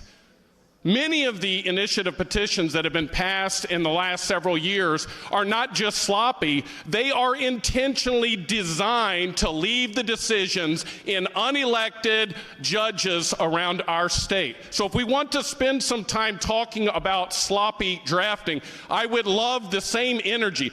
The kind of energy I saw when my two boys were little and they'd put their Superman shirt on and run around my living room when they were little. That kind of energy to discuss all of the petitions that might be put in front of the voters, and not just the ones that are given to us as a legislature to put onto the ballot. So one more inquiry. I'd like to inquire of the gentleman from Clay, if I could, from earlier, Mr. Speaker. Is the gentleman from Clay in the room? Do you yield from the gentleman from Franklin? I do, Mr. Speaker. Sorry, I was You may caffeinated. proceed. Thank you. I'm going to echo. I love that you four are the ones that have stood so far, because honestly, I can't think of a single person that I've served alongside of besides you that I have any more respect for. Your thoughtfulness in committee has not just challenged some of the pieces of legislation I've brought forward. Some of your comments have actually changed some of the pieces of legislation that I presented in committee. I appreciate that, but I sense there's a but coming. No, I'm being very sincere. Well, thank you. I can't imagine anyone that the people back home could pick that would be better as a representative than you. I have thoroughly enjoyed and respect you greatly as a colleague. One of the things that you brought up earlier was what keeps getting repeated in this initial petition process, which is presenting it in a negative light. One of the comments that you made earlier was that you could pass it in all of the congressional districts except for one, and they would fail it. This is kind of a common approach that we see when we debate bills or different things, where it gets presented in the negative. Where that person or that group would block something. In general, Representative, when something gets placed on the ballot, I start from a negative position. On everything. Of people do. On everything. I always Much easier to started get a from no a vote on an position as a initiative than it voter is on a yes. that you've got to convince me that this is needing to be voted. But by presenting it in a negative light, that these people could trump something, you're presenting it in a way that that proposition, that petition should be passed. And any opposition to that is blocking people that actually want to get it passed. I would contend, Representative, there are many things that are placed on the ballot that should never pass. They should never be placed inside of our Constitution. But I've been listening to the debate on this for quite some time. I think it could be the opposite as well. It could be positive. It could be the last voter in that congressional district that goes down right before the polls close that casts a yes vote that puts it across the finish line, highlighting the positives of each individual person going to vote, taking responsibility to educate themselves on the particular issue, and then going and casting their vote. Gentlemen, state your point of order. Mr. Speaker, I notice the absence of a quorum.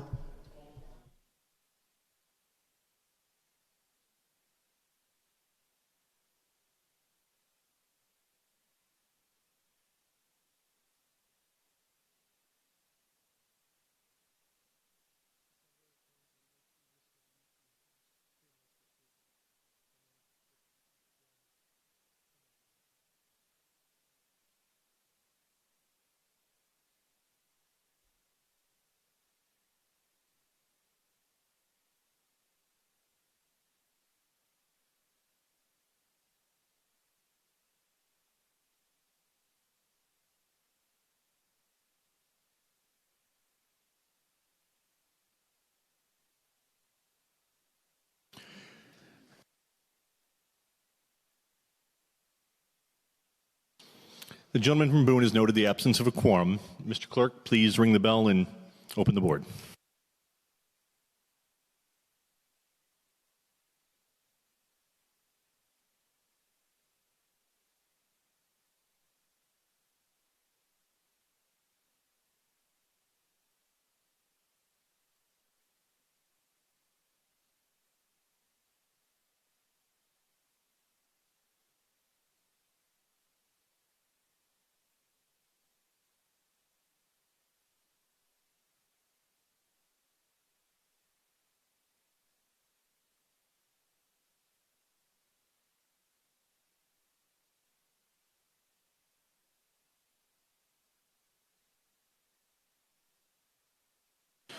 Mr. Clerk, close the board. We have established a quorum by your vote of 20 yea, 2 nay, and 71 present. You have established a quorum.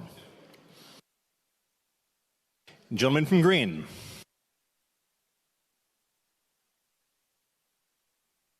Mr. Speaker, I move the previous question. The gentleman from Green has moved that the question under immediate consideration be now put. All those in favor will vote yes. All those opposed will vote no. Mr. Clerk, ring the bell and open the board.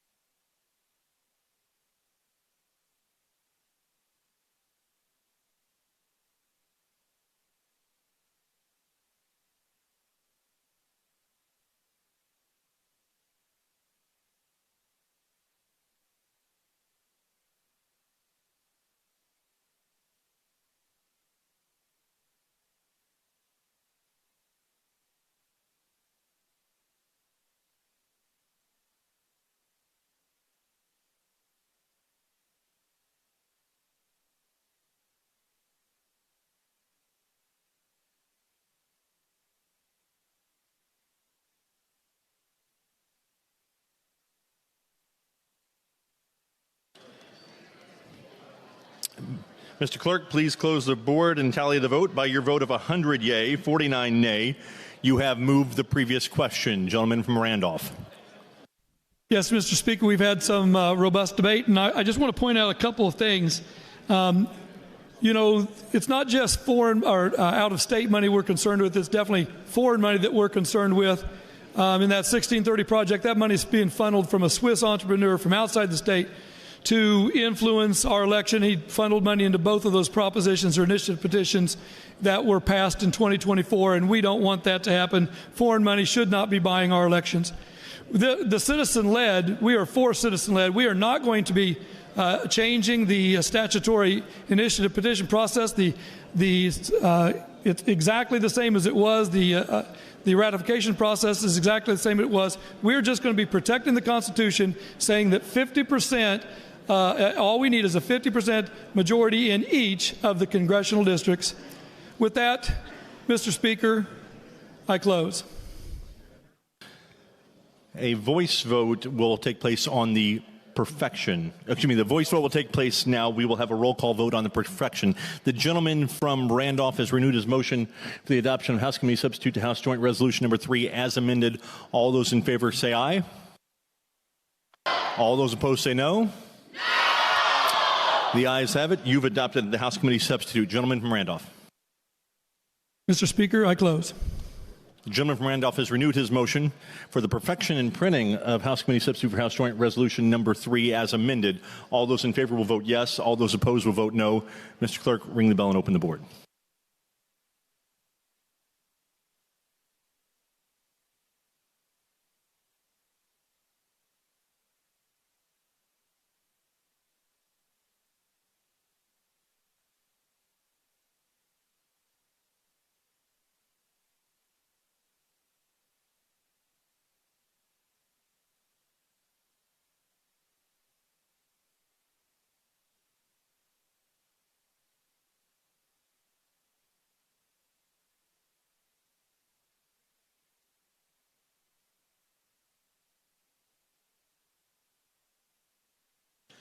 Mr. Clerk, close the board and tally the vote. By your vote of 96 yea and 55 nay, you have third read and perfected and printed House Committee Substitute House Joint Resolution number 3 as amended.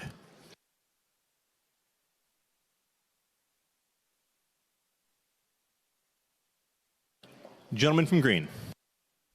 Thank you, Mr. Speaker. The next order of business will be House Bills for Perfection, and I ask that you recognize the gentleman from McDonald for a motion on House Bill 1. Gentleman from McDonald, for what purpose do you rise? Thank you, Mr. Speaker. I move that House Bill 1 be ordered perfected and printed. The gentleman from McDonald has ordered the perfection and printing of House Bill number 1. Gentleman from McDonald. Thank you, Mr. Speaker. I move the title House Bill 1 be agreed to. The gentleman from McDonald has moved that the title be agreed to. Discussion on the title. Seeing none. All those in favor of the title, say aye. Aye. All those opposed, nay. The ayes have it. You have agreed to the title. Gentleman from McDonald. Thank you, Mr. Speaker. I'm happy today to bring forward for the body's consideration House Bill 1, the Missouri First map. This is the congressional redistricting map, the exact map as recommended by Governor Kehoe in his call for this extraordinary session. As Governor Kehoe noted when he made the call for the Missouri First map, it is more compact than the current congressional map we have. It splits fewer counties. In fact, it goes from 9 splits to 5, a reduction of more than 50% in counties that are split. It splits many fewer municipalities than the current map. And again, as I said in committee, and I know there's others here, the whole body is now here, there's others listening that weren't listening then. It's important to note that there were several of us that were here in 2022 when we last passed a redistricting bill that advocated for a different map, that advocated for a map much closer to the Missouri First map as proposed by Governor Kehoe and as we have here before us today. And those of us that were here then, like myself, that voted for that map, we're still here. And I think that was a good map for us to pursue then. I still believe that, but I think there's probably many more who now believe that, but for one reason or another didn't at that time. And there's many, many new members of the Missouri House and the Missouri Senate. We have a new governor who's leading on this, who now see it differently. And the dynamics across the country have changed as well, which I think is compelling for many good people. But my view, Mr. Speaker, this was good policy then. It's good policy now, and we should wait no longer to pursue it now that we have a consensus around the Missouri First map.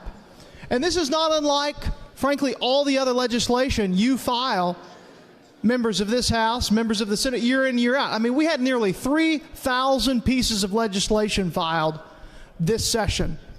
Virtually all of those amended a current chapter of Missouri state statute. What does that mean, Mr. Speaker? It is in itself an admission that we didn't get it right the first time. How many times is probably one of the most popular words spoken ever on this floor, the word reform, which again is just an admission that we're improving on what we've already done, on what's been passed into law by a previous General Assembly. And I'm not saying that's a bad thing. It's a good thing. It's what we're here for. We are infallible human beings, and there is room for improvement oftentimes, and this is yet another such example. Since the beginning of this process, since before this process began, we've even heard it already today, before we've even gotten to this piece of legislation, House Bill 1, this map. We've heard claims that this is unconstitutional. Now, generally, that's where the claim ends. There's no evidence to support this. There's nothing to back this up. Just, this is unconstitutional. Well, I assure you, Mr. Speaker, it's actually been worse than that. Even before a map was produced and released by the governor, there were threats of litigation, threats of lawsuits, which I think is really interesting and really sad. And I think it's a continuation of lawfare, quite frankly, from the left. That I guess we can't win at the ballot box, and so we'll charge our political opponents with crimes and we'll pursue things in the courts because we can't win them at the ballot box. I see no difference, quite frankly, Mr. Speaker. But let's talk about the Constitution. Let's talk about why this is constitutional. The Missouri Constitution, Article 3, Section 10, this is what it says. It's not long. It's easy to understand. The last decennial census of the United States shall be used in apportioning representatives and in determining the population of senatorial and representative districts. Such districts may be altered from time to time as public convenience may require. Now, we need to note that alteration is different than reapportionment. And the apportionment isn't changing. We're using the last decennial census. And so we're only altering as public convenience may require. And it may, and it does. This is a better map. Article 1, Section 4 of the U.S. Constitution squarely puts redistricting in the domain of the legislature, the legislative branch of government of the states. And that's the General Assembly, clearly, here in Missouri. The Missouri House, the Missouri Senate has plenary power when it relates to redistricting. We can do it at least every 10 years. That's certainly required, but we can do it more often as required, as public convenience may require. The Missouri Supreme Court's long made this clear. All the way back in the year 1910, in Major versus Patterson, the Missouri Supreme Court said the legislature has the right to provide for the alteration of legislative districts once established as per the terms of the Constitution. In other words, the Constitution contemplates that these districts shall be established at decennial periods, but has reserved a power in the legislature to provide by law for a change in the same. That's the Missouri Supreme Court. The federal courts have been clear about this as well, that mid-redistricting is in no way prohibited by Article 1, Section 4, or by any act of the Congress. In Perry, the Supreme Court said, in this century, neither the Constitution nor Congress has stated any explicit prohibition of mid-decade redistricting to change districts drawn earlier in conformance with a decennial census. That's quoting the majority in Perry, which this uses the same apportionment as the 2022 redistricting map, the map that is current law, the decennial census, as we are required. This is a Missouri First map, made in Missouri, for Missouri, as recommended by our governor. Again, it's more compact, splits fewer counties, 4 counties versus the current 9, splits fewer cities, fewer municipalities. All you have to do, Mr. Speaker, and I challenge everybody to do this, all you have to do is put these maps side by side. Just look at them. Take it to any 10th grade government class. Say which one's more compact. You don't have to have the statistics. You don't have to have the compactness report and the algorithms, which we have, that show this map, this Missouri First map, is more compact by the objective standards, by the algorithms. But you don't even need that. You just have to use your own eyes. And they will tell you that the Missouri First map, it passes the eye test.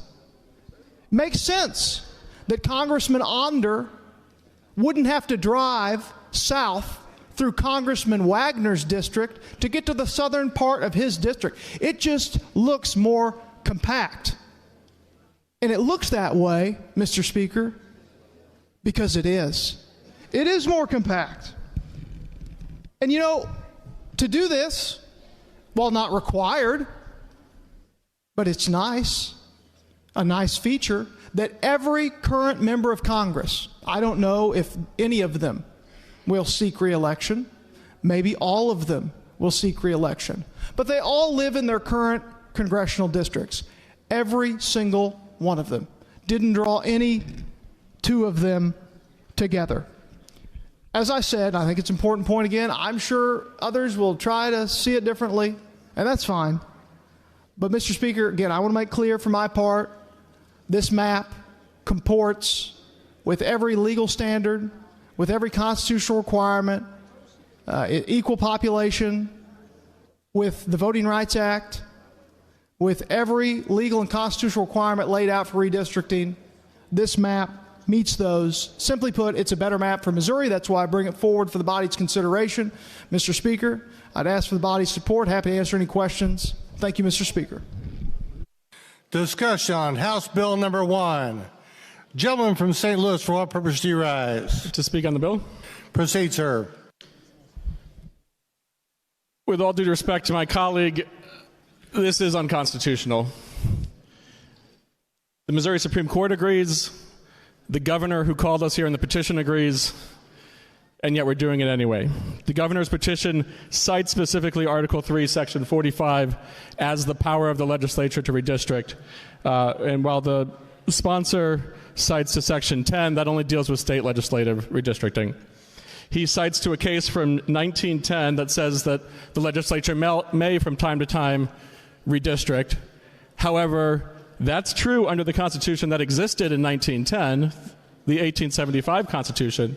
But under the 1945 Constitution, we removed that language. The fact that the Constitutional Convention in 1945 removed that language is evidence of its unconstitutionality here.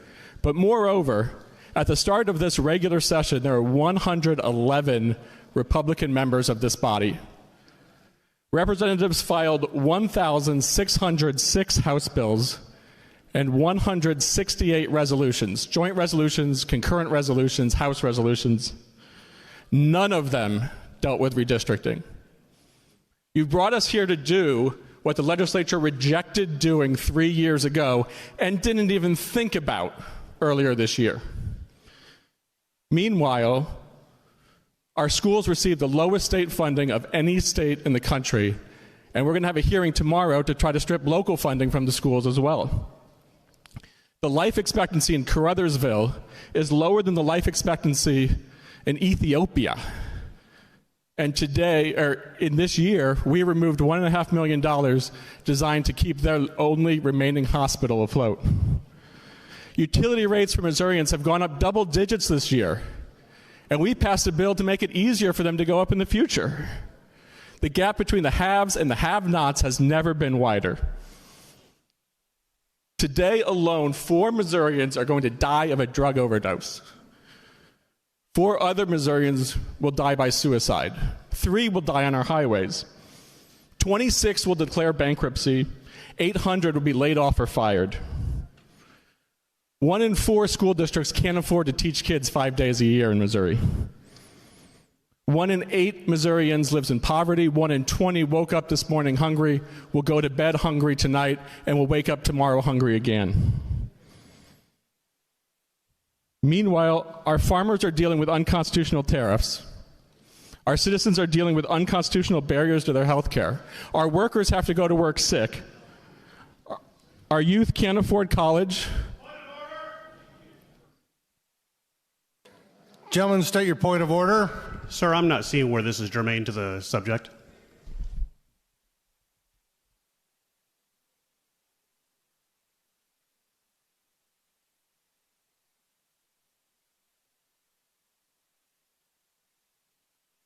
Will the parliamentary committee come forward, please?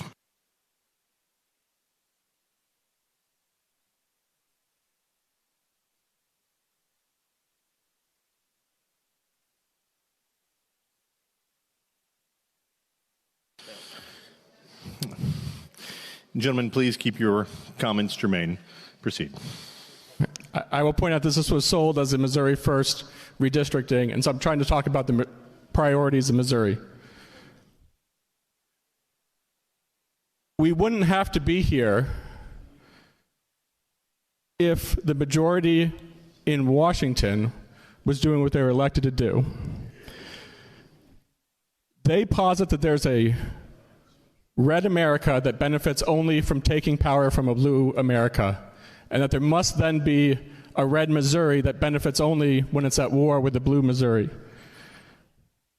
They think it's a battle fought for the President of the United States' benefit, and he believes, like all battles, it's fought by an army of suckers and losers. My question is, were you all terrible conservatives 3 years ago when you rejected this map? Or were you terrible conservatives earlier this year when you never even thought about this map? Or both? I suggest that the majority do what the Republicans I grew up admiring do, and said that we should all do, and just say no. Thank you. Further discussion. Gentleman from Green, for what purpose do you rise? I'd like to point out, Mr. Speaker, that the term unconstitutional is a very precise terminology. Unconstitutional implies that the Constitution has prohibited an act or concept. The Constitution being silent on a thing cannot be unconstitutional. It can be extra constitutional, but unconstitutional says that there is something in the Constitution that says thou shalt not. And that's not the case here.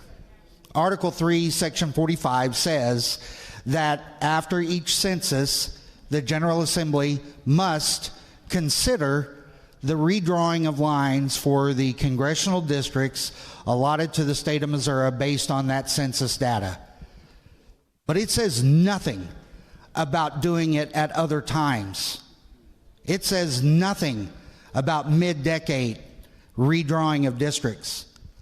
This is not unconstitutional. People with rational minds can disagree as to whether or not it ought to be done, and that's a discussion that we can have. But to label it unconstitutional when it is clearly not addressed within the Constitution itself is a misuse of a terminology that has import. And I believe that words matter, and especially in this chamber, we ought to be very, very careful about how we utilize terminology of import, and this is not unconstitutional. You can disagree whether it should be done or how it ought to be done, but we ought not fall prey to throwing out terminology with the attempt at causing people to change their minds and their viewpoints simply because we don't like the way the politics is going. And I don't mean to upset anybody, but politics is often political. And there's never been a district line drawn by either party in any state in the history of our union that was not politically drawn. Thank you, Mr. Speaker. Further discussion, the lady from Jackson. Thank you, Mr. Speaker. I want to talk for a minute about, we keep calling this good policy, but I want to share my perspective that it's not good policy when Missouri leaders take their marching orders to enact this activity that we're undergoing this week because a directive came from the White House. Now, that's not a pretend thing. We all know that happened because it was widely publicized, and the president himself has been talking about it and demanding it and celebrating it. Missourians know that. Missourians, in fact, do read. They do have access to information, and they know that directive came from the White House, and that is what has precipitated this expensive and extraordinary session. So, you know, we just did our redistricting 4 years ago, and we voted 10 months ago on our congressional representation. And now we find ourselves here, and it feels like the effort right now is aimed directly at Congressional District 5. It seems it is aimed squarely at addressing Congressional District 5. So I know that the original bill handler said you can use your own eyes to review the map and know that it's compact. Well, I had to pull that map up and look at it very closely and blow that map up in order to see exactly what that map does. So that map will have an enormous impact on the Kansas City area. It divides the Kansas City area's northeast neighborhood into 3 congressional districts. I spoke with staff at a medical university that is located right on Independence Avenue in Kansas City, and they said, our parking lot is in one congressional district, our administrative building is in another, and the land behind us is in a third. That line cuts through Hospital Hill, the location of a public hospital, esteemed public hospital, and a medical, nursing, and dental campus. It chops straight through UMKC. It cuts through the middle of the Kansas City Public Schools. It divides the Hickman Mills School District. The Greater Kansas City Chamber and Civic Council, who are very concerned about the dilution of representation for economic reasons, took what I consider the extraordinary step of issuing a very measured public statement in opposition to this. And these are business leaders. These aren't activists, and these aren't, you know, social justice folks. These are business leaders who want the best for the business climate and the economy. And I think we can agree that Kansas City is a large contributor to the economic well-being of this state. You know, my district would be slivered off, and it would be predominantly white portion of the district, and my district would be, my congressional representation then would include that portion, and then to the east, just a few blocks, be separated from many of the black and brown members of the community.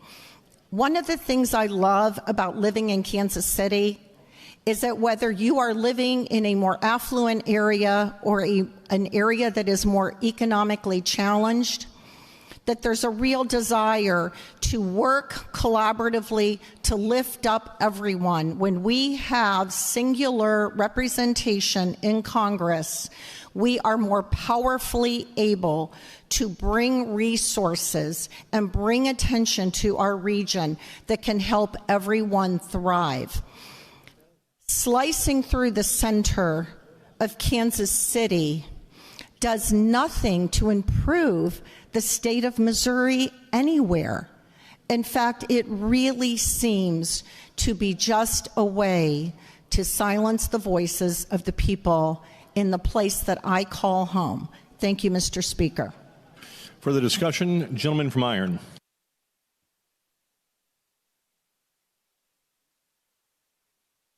It's on. All right. The light don't work. Proceed, gentlemen. To comment on the bill, Mr. Speaker. Proceed. Mr. Speaker, I oppose this bill. Given time and grace by this body, I'd like to explain why. 2 weeks ago, a colleague of mine drove to the middle of Wayne County in my district. We met at a senior center where we met the board president and the director. With a spreadsheet, they explained how last year they fed 40,300 meals to our seniors. On every meal, they lost $1 and a dime. Not only is the director there serving that facility, she works at 4 or 5 others.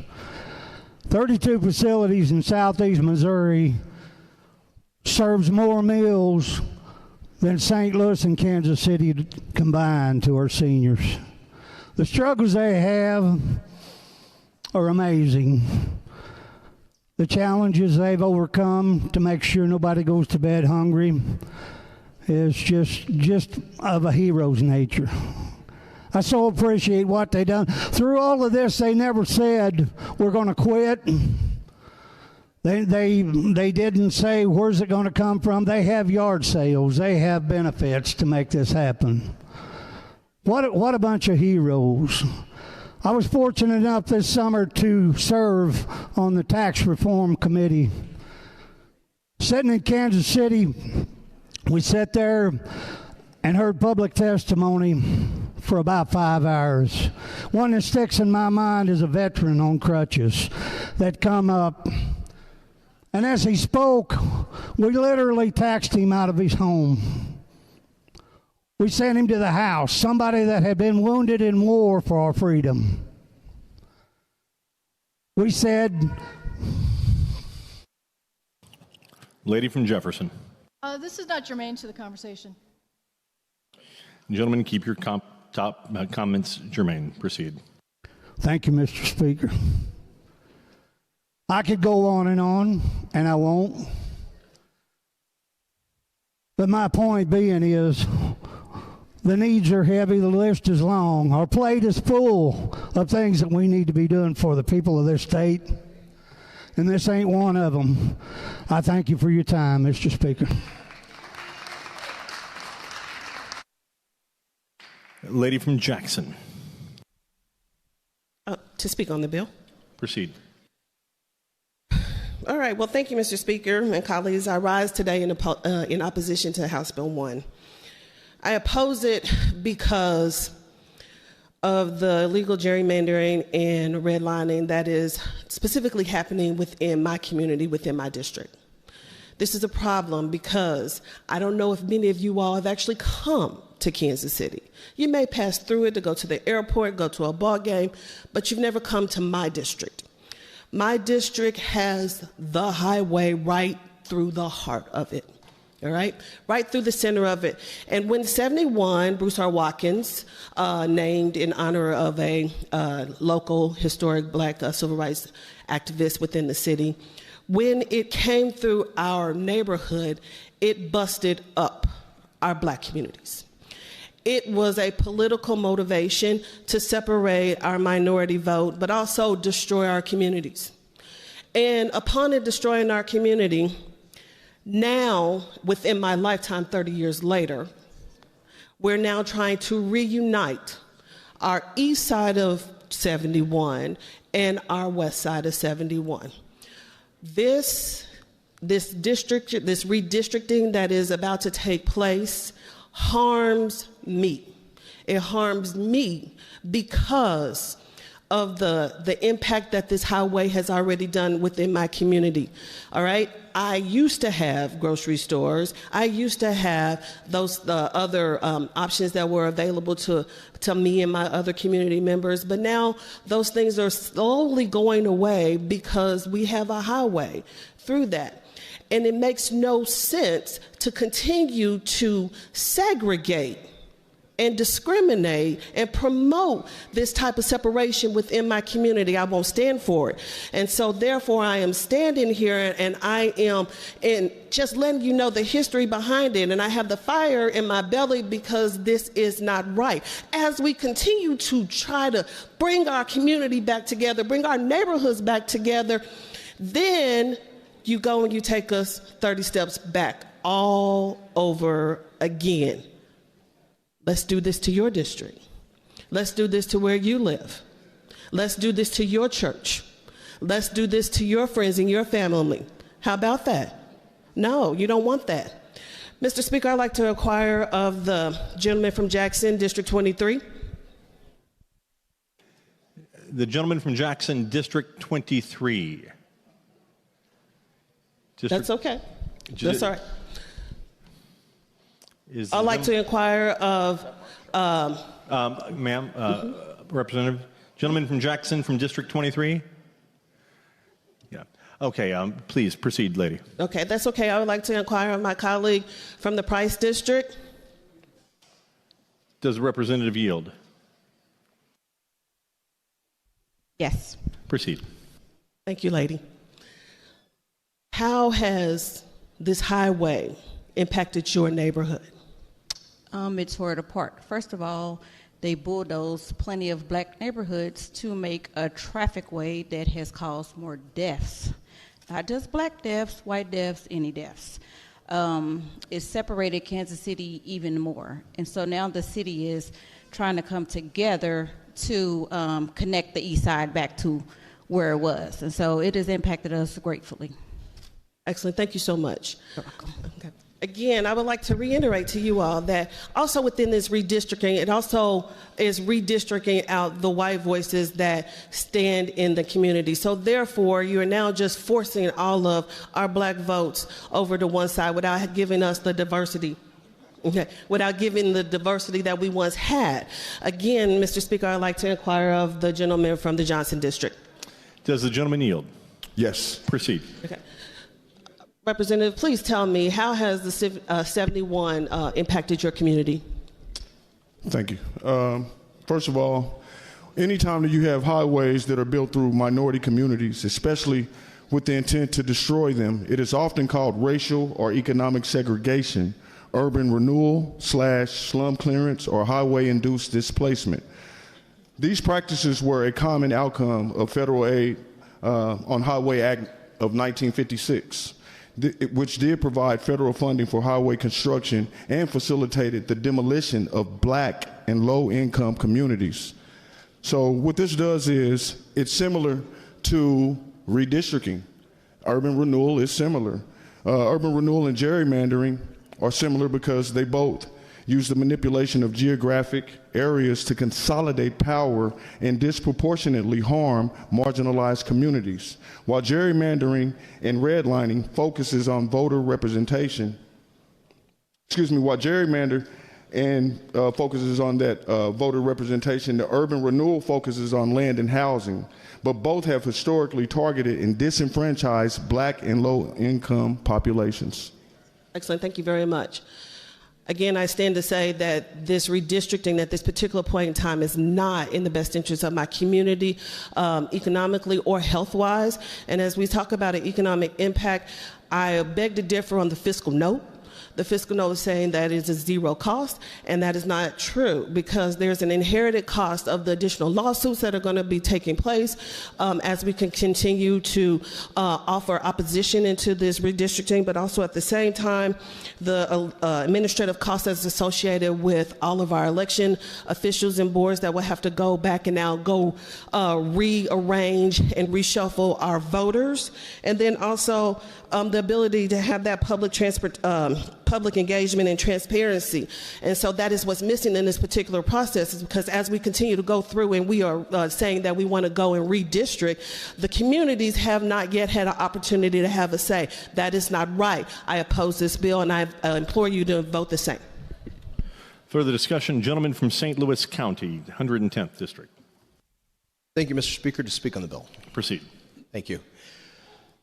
I appreciate this moment. I appreciate this opportunity to speak and to address the quiet part out loud. The conversation has gone back and forth, and yet we aren't speaking about why we are actually here, what we are actually doing, what has caused us to engage in this topic. So let's talk about it. My colleague across the aisle brought up the fact that President Donald J. Trump has in fact asked Missouri to consider redistricting. And thank God he has. I fully support it. But let's talk about why that is. It's because every single vote in Congress matters now, because the Democrat Party is now the party of men becoming women, women identifying as men. State your point. I'm sorry. Gentleman from St. Louis County. That is completely... St. Louis City. I'm sorry. That is not germane to the topic. Can we stay to the topic, and can we talk about the bill at hand? Thank you. Gentlemen, keep your comments germane. Proceed. Thank you, Mr. Speaker. I am talking about redistricting and why the President of the United States has asked us to do so. He has asked us to do so because the Democrat Party has put forward policies that allow children to decide if they are going to physically castrate themselves. And 80% of the electorate in this state says we do not agree, and I am one of them.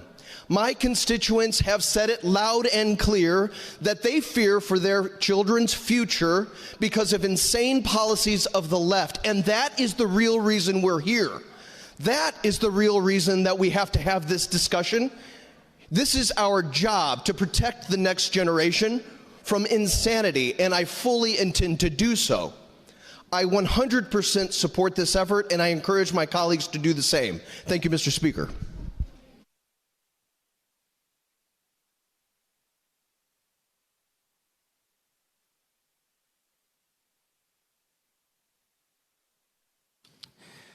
Gentleman from St. Louis City. Thank you, Mr. Speaker. To speak on the bill. Proceed. Thank you. The entirety of last session, I probably rose to speak on a handful of topics. This might be my fifth time at the mic. I realize this building, the most effective way to get things done is not speaking on the floor, but sometimes situation and circumstance dictate that those are unavoidable. I'm not rising today because I believe that no political party gerrymanders, although I think it should be illegal. There's one party in Congress that has passed gerrymandering reform, independent redistricting. We did that in this state a few years ago. I hope next time it's introduced, it'll receive bipartisan support. I've seen folks that say, hey, Illinois gerrymanders as well. Like I said, I hope it will receive bipartisan support. I'm rising today because the changing the rules and norms mid-game is just blatantly wrong. None of us would tolerate that in our kids' sports teams or t-ball games. I don't understand why it's tolerated here for the leaders within this state. The supermajority had the option to have these same maps 2 years ago. I wasn't here, but many of you voted on no on those. That was the opportunity. 2030 is the opportunity. Would I be for it then? Probably not. But I understand the elections have consequences, and those are the rules of the game we all agreed to.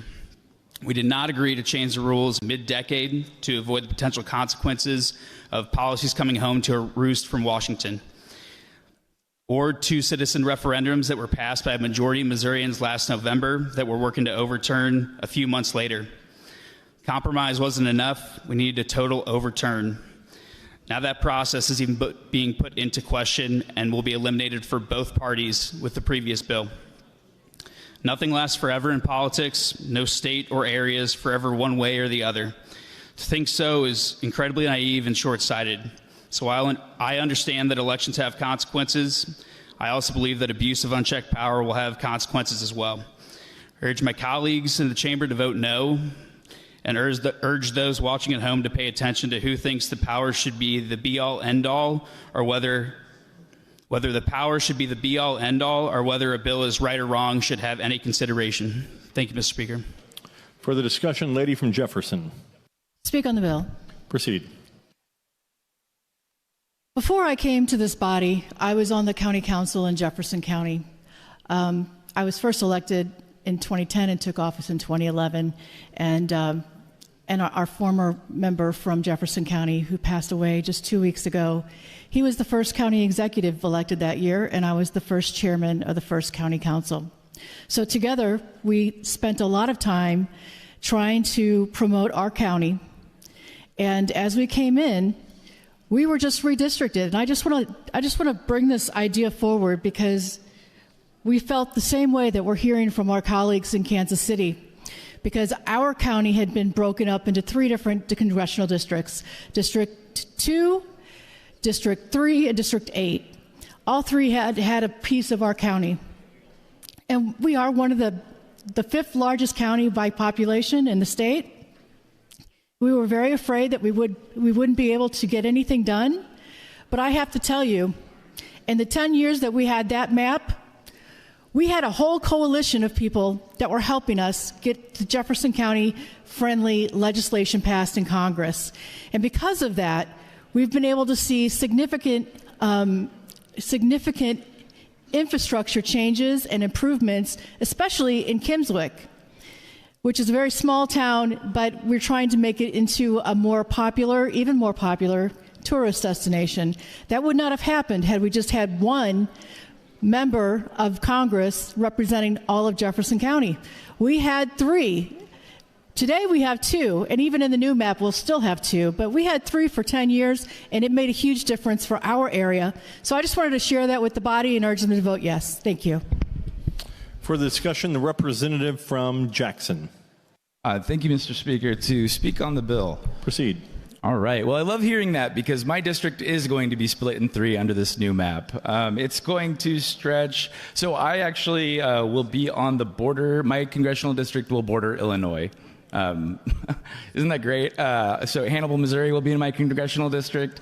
Seems like that might be like across the state, but maybe those needs are different. But I guess this is the ideal for this. It would actually go all the way down to Marion, Missouri as well. Marion County, Missouri, Clark County, Osage County. It goes really far. It takes up most of the state, the 3 congressional districts that my 37,000 people House district will be split into. So I really hope you're right, because I plan on being very active in any upcoming races and using that ability to organize as much as I can.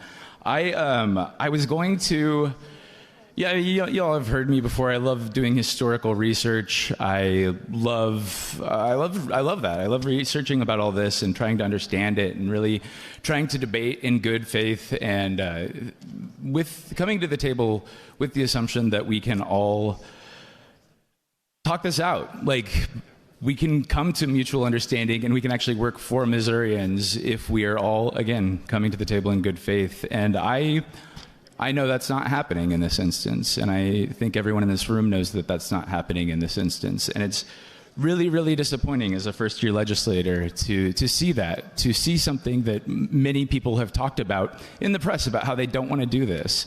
I know I was in Joplin last week speaking at an event.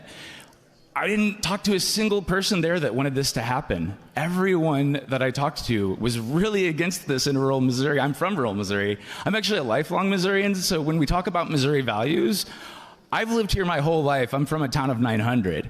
So I represent an urban population now, but I do represent Missouri values, whether people like it or not. This is the state I love, even when it doesn't love me. I love this state, and I will fight for this state, and I've stayed here to do that. We hear, I get character attacks in this room at all times on a redistricting proposal. It's ridiculous, the lengths that people will go to put something like this, a redistricting proposal, an unconstitutional one, in my opinion, and I think will be in the court's opinion soon too, at great taxpayer expense. What I think the estimation I saw last was $20,000 a day for a special session that didn't need to happen. We just redistricted 3 years ago. 3 years ago.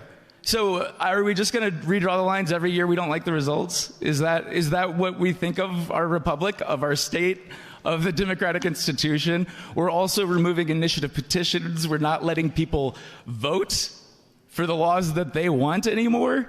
What is happening in this body? It's so sad to watch the death of the democracy in Missouri, the death of our republic in Missouri. We're better than that. I think we are. I hope we are. We'll find out. I don't know. There's votes going to happen today and tomorrow. But I was going to go through. I spent this week talking to everyone I could about parliamentary procedure. I did so much research on the history of this, and I really thought that maybe I could come up with some procedural motion that might help, that might really make a difference. I had a bunch of amendments planned. I had so much planned. And then I realized it doesn't matter. You're going to cheat. You're going to do this no matter what happens. No matter what the people of Missouri want, this is going to happen. It is. Like, the president told you to do it.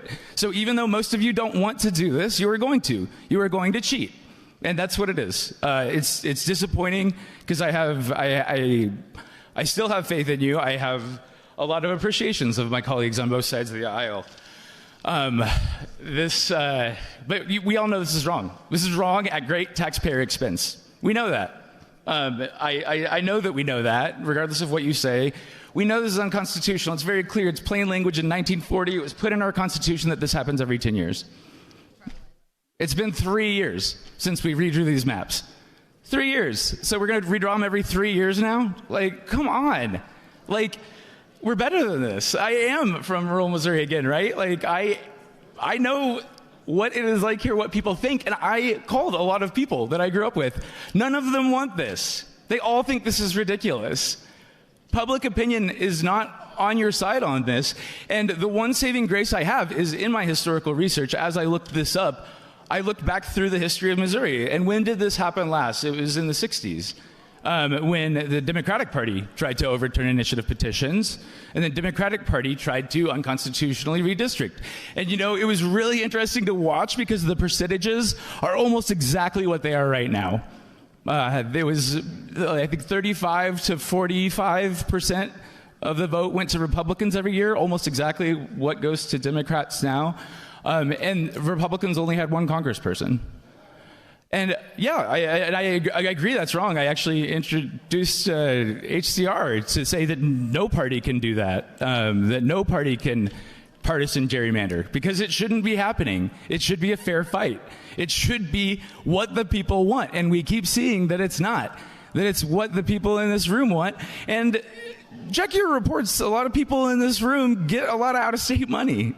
Like, so if we're talking about that, maybe let's look inside the House first. I would like to read right now one of my constituents. So they came to testify. They submitted testimony in advance. They came in person to testify. They testified. They submitted a written copy as well. Their testimony does not appear in the online testimony. Their name does, but none of the testimony. They submitted a lot of it. So I wanted to read some of that for you today before I end this. Because I think it encapsulates what I want to say in a better way. And just to point out too, though, I think it was there were about 10 people from Missouri who testified in support of this, of what we're doing here in this building. 2,850 around, that many testified in opposition to this. So again, the one saving grace for me is that the Democrats did this in the 60s. And when they did that, that was the end of the supermajority for them. Because when you try to take away the will of the voter, when you try to take away people's right to participate in their own government, when you try to redistrict to cheat, people see that. They don't respect it. Missourians do not respect cheaters. And that is why I would like to read this. This was a testimony, again, from a constituent of mine that you cannot find online. But I hope y'all went through the 3,000 pages of testimony. But here's one, at least. Fall is one of my favorite times of the year. Not just because the cooler weather means that my daughters have returned to school, although that certainly helps, but it's the start of an annual tradition. Tomorrow evening, across our great state, in small towns and big cities, individuals and families will come together to cheer on their local high school football teams. And I suspect a good many of us will also be cheering on our favorite NFL team as well. The Kansas City Chiefs kick off their season. Those ecstatic crowds are hoping that their best players can assemble a game plan and execute it flawlessly, positioning them to defeat another school's best players and their respective efforts. We teach our children to try their very best, and some days that's enough to win, and some days it isn't. But the most important thing is to put your best foot forward. No parent, student, or fan will be hoping that their team wins by rigging the game. Putting our foot on the scale to ensure our particular outcome has never been a Missouri value, and I don't believe it is today either. Missourians don't want this. This is a great expense to the taxpayer. It is unconstitutional. It has not followed the correct process. There has not been a quorum until today in this building. This should not be happening. I will be voting no on this. Further discussion. The lady from St. Louis, district number 68. Thank you. There's one thing that we haven't discussed, and that is the demographic information related to this map change. So before you all push this redrawn map legislation through, I want us to remember the names of those who never got the chance to cast a ballot freely in this country. Jimmy Lee Jackson, a 26-year-old church deacon in Alabama, was gunned down for marching for voters' rights. Medgar Evers assassinated in his own driveway for registering black voters. Viola Luisa, a mother of 5 from Detroit, murdered on an Alabama highway because she believed in freedom. Herbert Lee, killed in Mississippi for his work with the NAACP. Lamar Smith, a World War I veteran, shot on a courthouse lawn for organizing voter registration. George Lee, a minister, murdered for encouraging his community to vote. Jonathan Daniels, a young seminarian, killed while shielding a black teenager. James Chaney, Andrew Goodman, Michael Schwerner, murdered in Mississippi for daring to register voters. These names may appear as footnotes in a history book or be engraved in an unmarked tombstone, but they remind us that the right to vote in America has always been paid with blood. The 14th Amendment was ratified in 1868 in the aftermath of the Civil War. It promised that no state shall deny any person the equal protection of the laws. The amendment was written in ink and in blood. After thousands of newly freed people were massacred during Reconstruction for trying to live as citizens. Nearly 100 years later, the Voting Rights Act of 1965 was passed after Selma, after the beatings on the Edmund Pettus Bridge, after murders like those of Jimmy Lee Jackson and Medgar Evers. Congress finally said, enough. The right to vote is fundamental, and the tricks or partisan maneuvers cannot carve it away. And we must also remember Dr. Martin Luther King Jr. He marched, he was jailed, he was beaten, and he was finally assassinated in Memphis while standing with black sanitation workers demanding dignity. He understood that voting rights, civil rights, and economic rights are bound together. His murder was driven by his desire to procure the right to vote in everything voting is supposed to protect: our humanity, our voices, and our right to live in dignity. His life is proof that the fight for representation is more than an abstraction from the left. It cost flesh and blood. And now, here we stand in Missouri. Article 3, Section 45 of our Constitution is clear. Congressional districts are drawn after the census, not whenever those in power choose. Section 10, which some point to, refers only to state legislative districts. To confuse the two is to misread the law. To deliberately misapply them is to betray our oath. If we sanction this mid-cycle redraw, we will be joining the long and shameful line of the states that have used legal language to silence voters rather than to protect them. And the irony is that this map is being sold to Missourians under the title Missouri First. But under the leadership of those who now demand this power grab, Missouri has been anything but first. We rank 35th in children's health and 33rd in education. We are 42nd in maternal mortality, with mothers dying at rates far worse than much of the country. We are 47th in healthcare disparities by income, where poor families are punished for being poor with worse health and shorter lives. Our life expectancy is below the national average. I do not consider these just numbers. These are our neighbors who have been buried too soon, our classrooms that have been underfunded, and our babies who will never celebrate their first birthday. If this legislation truly cared, if this legislature truly cared about Missouri being first, we would invest in health, education, and working families instead of investing taxpayer dollars in partisan maps that silence them. I would be remiss to cite this Missouri First map as only a constitutional violation when it's morally wrong. It is ethically and morally wrong to bow to a dictator when colleagues admit that their votes change because of a phone call from a president. We're not serving Missouri, we're serving one man, and that is not a democracy, that's submission. And when a party seeks to silence every opposing voice to guarantee that only their candidates are heard, please do not fool yourselves with lies of more stability. That is one-party rule, and one-party rule breeds corruption, arrogance, and decay. Voters know this. People are telling us at town halls that they feel trapped in a system where representation feels like a string of broken promises. That sense of being trapped is precisely what fueled the Boston Tea Party. Ordinary people demanded representation because they knew taxation without representation is tyranny. We cannot afford to be a people who trade away democracy for the promise of a single issue. We cannot exchange freedom for bans on abortion or the stripping away of women's rights. Tyranny always asks us to sacrifice one liberty in the name of safety. But when one falls, the rest follow. And then when we hear it said out loud that the representative declared he hopes Missouri will only send Republicans to Congress. Does that sound like valor? Does that sound like leadership? I hear greed. I hear pinky in the brain world domination.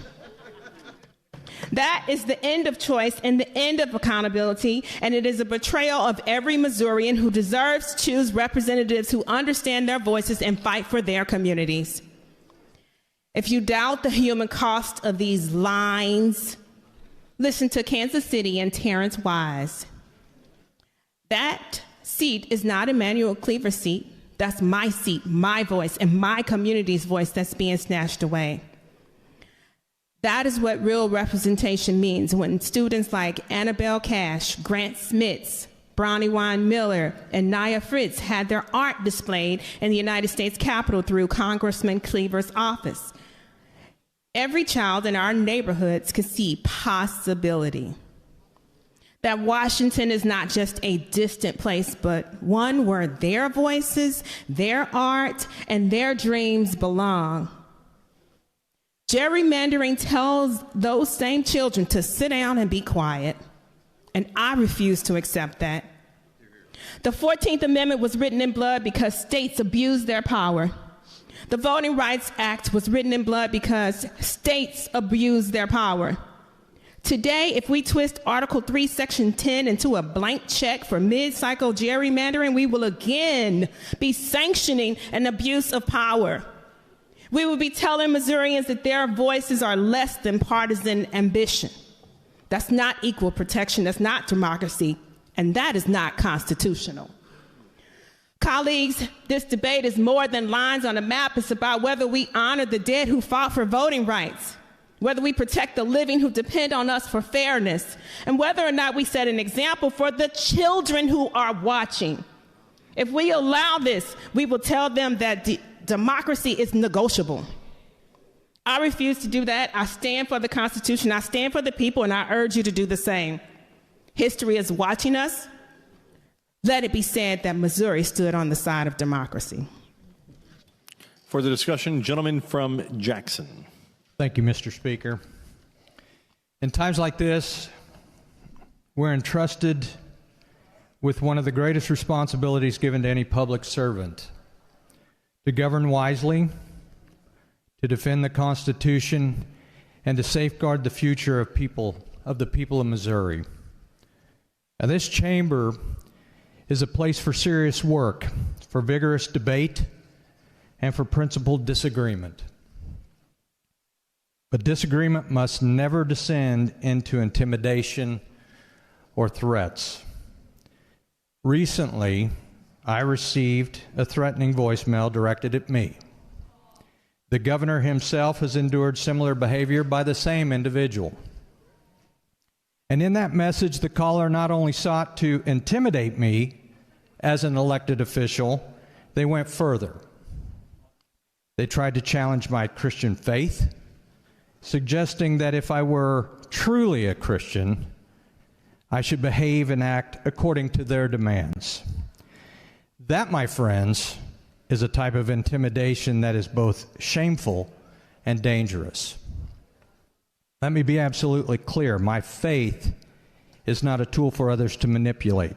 My Christian convictions, they guide me to serve with integrity, with compassion, and with principle. Not to cower in fear, not to bow to intimidation, and certainly not to accept a distorted picture of the gospel as justification for political coercion. State your point of order.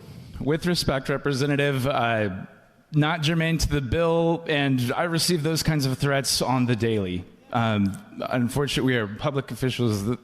We need to be discussing the bill. Representative, your point of order is not well taken. Gentlemen, continue. Thank you, Mr. Speaker.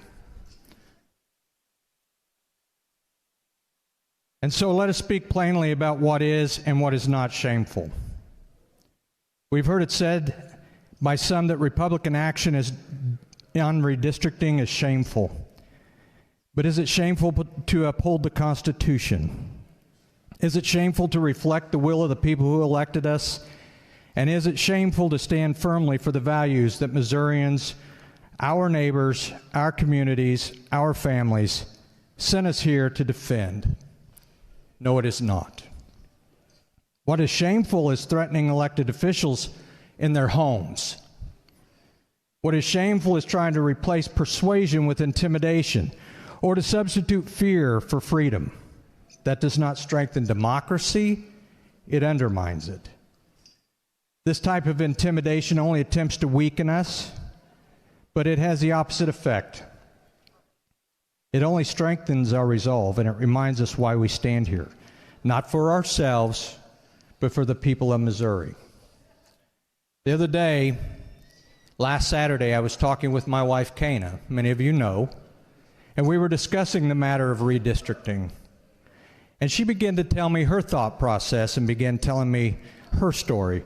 She said, when people see a dandelion, some see only a field of weeds. And then Kana said to me, when I look at a field of dandelions, when they're white and fluffy and begin to float off, I see a million wishes. That's what I see redistricting, she says. To some, it's nothing but a tangle of lines, disputes, and weeds to pull. But to others, if we choose to see it rightly, it is seeds of opportunity, a field of possibilities. It is not about choking out the future. It is about cultivating it. It's not about division, but about leadership. Not about weeds, but about the dreams of those white, fluffy seeds that can take flight if we choose to see them. President Reagan once said, America is too great for small dreams. Missouri's too strong and her people too resilient to be diminished by threats, fear, or cynical voices of division. So let me close with this. I will not be intimidated by threats. I'll not be silenced by fear, and I will not allow anyone, not in politics, not in faith, to tell me that threats and coercion can ever replace conviction and principle. And so today, with full conviction, I state plainly that I will be supporting this bill, Mr. Speaker, because when I look at our state, I see the possibilities and the dreams of over 6 million Missourians. And lines will never diminish the dreams of a dreamer. Mr. Speaker, if I could inquire the bill handler.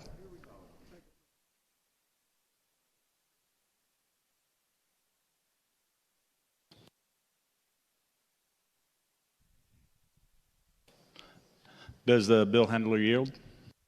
I do. A question was raised, and I think it's Proceed, a valid gentlemen. one. I'm sorry. Thank you. Do you know what the racial demographics of the new districts are? Yes, I do know that, and unfortunately, we didn't have it right when the committee began. But by the time we did, I know that was distributed to the committee and had that information. I got more information today about the historical data and information on the current map. And so, yes, we do have that, and I think it is important to note, of course, the first congressional district on the eastern side of our state, as I understand it, continues to be protected by the Voting Rights Act, and that it is a majority-minority district, and that continues to be true. I think it changed 0.4%. Is still very much so a majority-minority district. The 5th Congressional District on the western side of the state has never been a minority-majority district, as far as I'm aware. It certainly isn't now, and though it wouldn't be under the new map either. But that's not a consideration there as far as majority-minority is concerned. And there was, and maybe I'm not sure if this comment was made directed to something I had said. I did say something very similar in committee, though, but I think maybe it wasn't necessarily attempted to be taken out of context, perhaps just misunderstood. I did say something, whether anybody else said this, and I don't know if they did, what they would have meant by it. I did say something in committee, something to the effect of, I hope we only send Republicans to Congress. I certainly said that. I believed that then. I believe it now. But I followed that up very clearly with the comment that it's up to the voters. It is under the current map, under the new map. And I'm a Republican. I don't think anybody would be surprised to hear that I hope our message wins out and that people elect Republicans all across the state. We have 100% of the statewide offices. 10 years ago, when I first started coming up here, it was Jay Nixon, it was Clinton Zweifel, it was Chris Koster, virtually all Democrats in statewide offices. I'm glad now. I think that's reflective of Missouri values that we have Republicans in these offices. Same for Congress. I hope that would be true. I hope that our candidates are the ones that the voters select in all of these districts. But it is up to the voters, ultimately, at the end of the day. And that's the fact, as it should be. But yes, the demographics, we do have those. The 1st Congressional District continues to be majority. The 5th Congressional District never has been. I don't know, if it's true. I haven't heard him say it myself or asked him. But I heard someone say that Congressman Cleaver takes some offense to when people assume that his district is majority, because it isn't. But that I think hopefully answers your question, gentlemen. Is there anything else I can provide? No. And happy to, it's here. You can have it as well as anybody else. I do appreciate you clarifying and making that clear. And like you, I do trust the voters to decide the direction of this state. Thank you. The lady from St. Louis, District number 91. Mr. Speaker, to inquire of the bill handler. Does the gentleman from McDonald yield? I do. Proceed. Good evening, gentlemen. Is it evening? I'll take your word for it. I think no, my watch died, right so yeah, I think it is. I don't know what time it is. Do you find it as disheartening as I do how few people are in this chamber right now on your side of the aisle? Well, there's a good number here, and a whole lot missing. It's unfortunate, your side cleared out earlier, and we had to have a quorum call. So, yeah. Just curious. So, can you tell me the process? Like, who drew these maps? Where'd they come from? My understanding is the same as what the public comments have been, that this map came from the governor's office and was written at the governor's direction by his staff. So his staff drew the maps? That is my understanding, at the governor's direction. And then I guess he asked you to carry the bill? You No, didn't have any say in the maps? The governor did not ask me to carry his bill.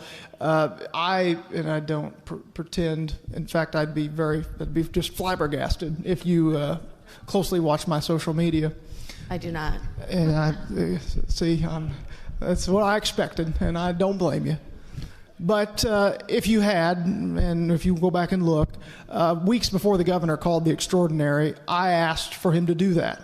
And I'm not suggesting that he just did it because I asked him to in that form. But again, I voted for a different map in 2022. I've continued to support it when it seemed like there was a groundswell and maybe support to do that in consensus building.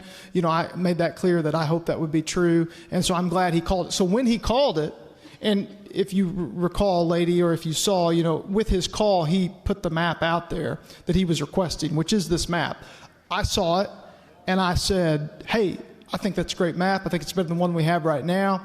And so, in talking with, my colleagues here on my side of the aisle of the House, I was more than happy to file the map as proposed by the governor, which I think he had built some consensus around, and seeing that I felt, as I truly believe, that it is a superior map to the map we have today in current law, I was glad and proud to file it. But I recognize that I did not come up with that. That came out of the governor's office and drawn from his staff. Well, I guess I'm curious, why was something like this not filed during the regular session? Like, why did we have, if this is of urgency and so evident that we need new maps, why now?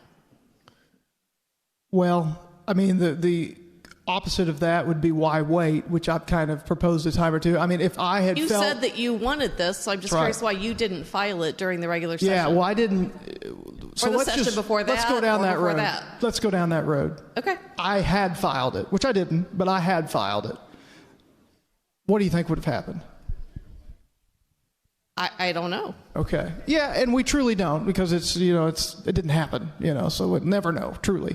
But I think what would have happened is that it would have gone nowhere, because the consensus had not been built at that point. There wasn't the groundswell of support to do it. And so that's what has changed. And so now we're at a different moment in time where, due to, I think, a variety of reasons, but you could speculate, but whatever the reasons are, there now is an interest, I think, but I don't yet know this, and again, it hasn't happened yet. We've had a committee vote, but we'll see what this chamber feels some point today. Looks like we're going to have a roll call on this bill, so we'll find out on perfection. And then, if the Missouri Senate takes this up, and if, like I hope they do, they pass it and this goes to the governor's desk and we enact House Bill 1 into law, then what we will find is that the necessary consensus and support is now here to do this. And, could we have gotten it through at an earlier time? I don't think so. If we had, then that certainly was a mistake not to file it previously. Because, again, I wanted myself, just me speaking, I voted for such a map much similar to this in 2022. And so I believed that it was superior then. I believe that it's superior now. I mean, I think it would be kind of surprising. When we voted on those maps in 2022, on the 7-1 map, I think there were like 23 yes votes, and I understand yours was one of them, but the majority of people did not agree with that. And I guess I'm not sure what's happened in our state or what data we have that has pressed us to do this rather than waiting another 4 years for the next census, which would be following what our Constitution mandates us to do. I think a lot of things has changed. I mean, for as many different members are here, and, like 23 what data do you have that shows there's been significant change to require redistricting? Well, the composition of this body has significantly changed. I mean, you look around. The composition of this body changes every 2 years. That's irrelevant. Well, no, it's a data point because we've, it's not a data point because of term limits, right? This body will always change because we have term limits. So that doesn't necessarily reflect a change in the voting patterns of people. But it the point reflects is, the fact that people are not here. all of the majority members that are here now that weren't here in 2022, they might well have been with me. They might have. They might have, but they weren't here, but they're now here now. And so a past General Assembly cannot bind the hands of a future General Assembly, which is right, why we're able to be... Right, but we should be doing this in 4 years, not today. Well, that's your Thank you for your inquiry. That's the Constitution's opinion and the opinion of the majority of Missourians, as noted by the testimony that's been received. To speak on the bill, Mr. Speaker. Proceed. So everybody in this body knows that redistricting is supposed to happen every 10 years. We can pretend like that's not the case, but you all know it's the case.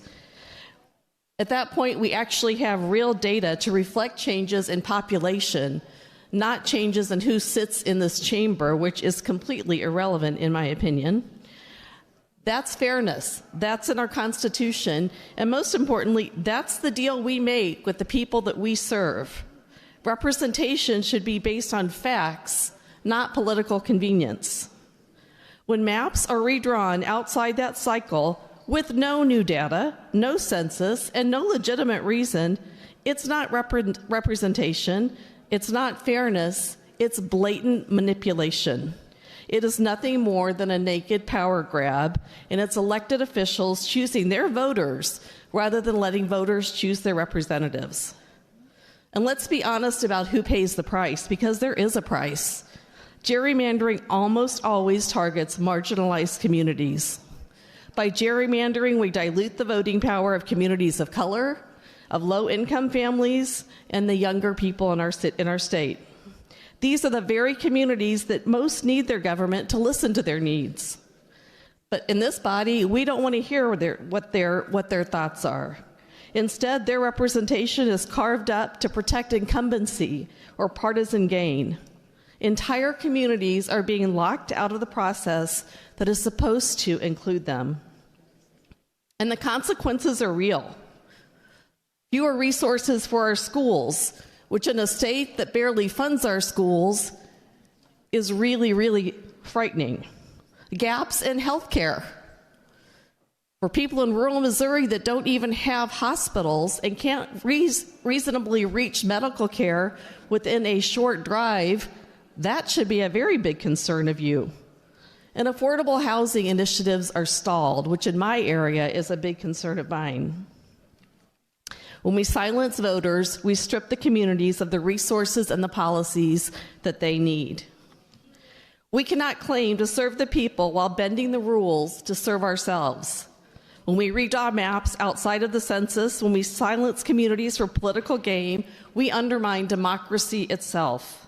And this body should not tolerate that. If you vote for this, you are saying the rules don't matter, that power matters more than fairness, and some votes are worth more than others. That's not democracy. That's discrimination that's hiding behind a map. And let's not sugarcoat what this really is. This is nothing more than the Republican Party pandering to Donald Trump and his agenda. We all heard the directive. We're not stupid over here. We know where this came from, and it's not the governor's office. This isn't policy making. This is cowardice. Instead of listening to the people we represent, you are twisting the process to protect Trump's grip on power and tip the scales in his favor. Everyone in this chamber took an oath to represent our constituents, not to represent Donald Trump. We don't have a party boss. We're not supposed to be doing this for our own re-election campaigns. If you care about the integrity of this chamber, if you care about fairness, if you care about your constituents, then you need to reject gerrymandering and stand up for fair and transparent maps. Because if you support this bill, that is a betrayal of the people that you serve. Thank you, Mr. Speaker. For the discussion, gentleman from Boone. Yeah, to speak in support of the bill, please. Proceed. As a representative from District 44, currently my district is divided amongst 2 congressional districts. That would still be the same in this potential redrawn map that we're voting on. It's been operational in my district. And I want to speak to the bigger picture here. what kind of conservative would I be? I don't support this because I believe conservative values improve Missouri. And we have an opportunity here to improve the lives of Missourians. We're not denying anybody the right to vote. Any of these districts, we're not saying, okay, you can't vote, your voice cannot be heard. Every one of these districts is going to have candidates that can apply for this position, that can file for it. They can run their campaigns. Everybody in all these districts is going to have an opportunity to hear their positions and to look at the credibility of both all the different candidates. They can make a vote. I support Donald Trump. I support his America First agenda. I believe what he's trying to do is improving every aspect of American lives, both socially, economically, everything. And so what would I be as a conservative if I don't think that that's something that our cities and our counties and our rural and our urban folks, that's something good for all of them.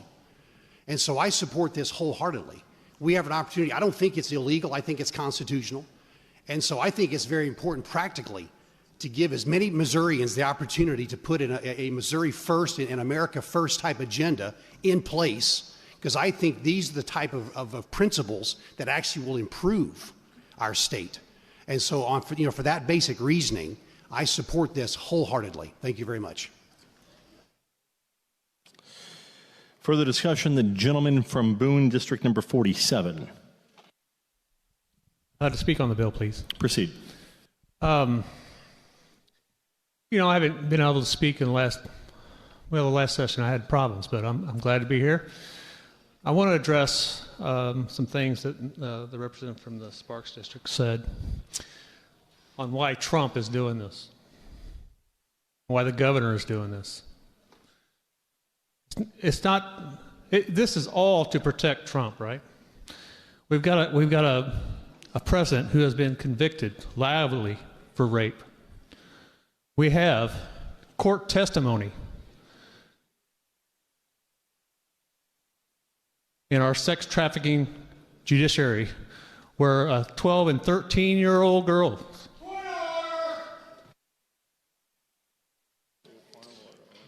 Gentlemen, state your point of order. We're debating a map here. If he wants to make this about the garbage he's talking about, that's fine, but this is not germane. Please have him stop.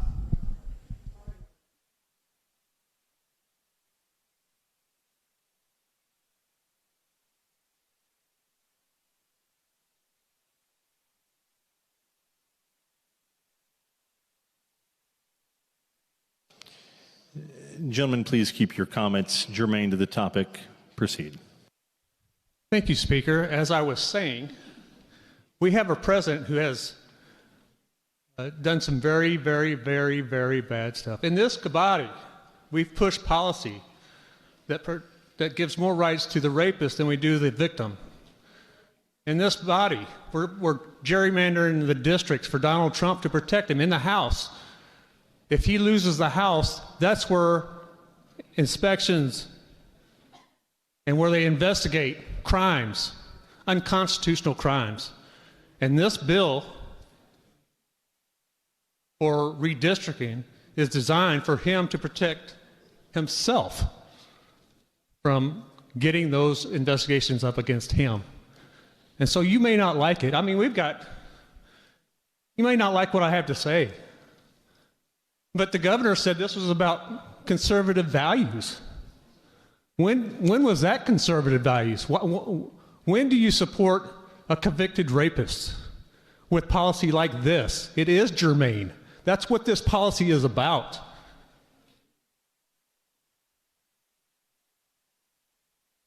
Christian values? What Bible do you all read?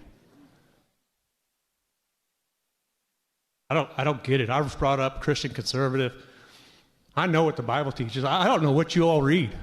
What are you reading? It's embarrassing. Let me get back to my speech.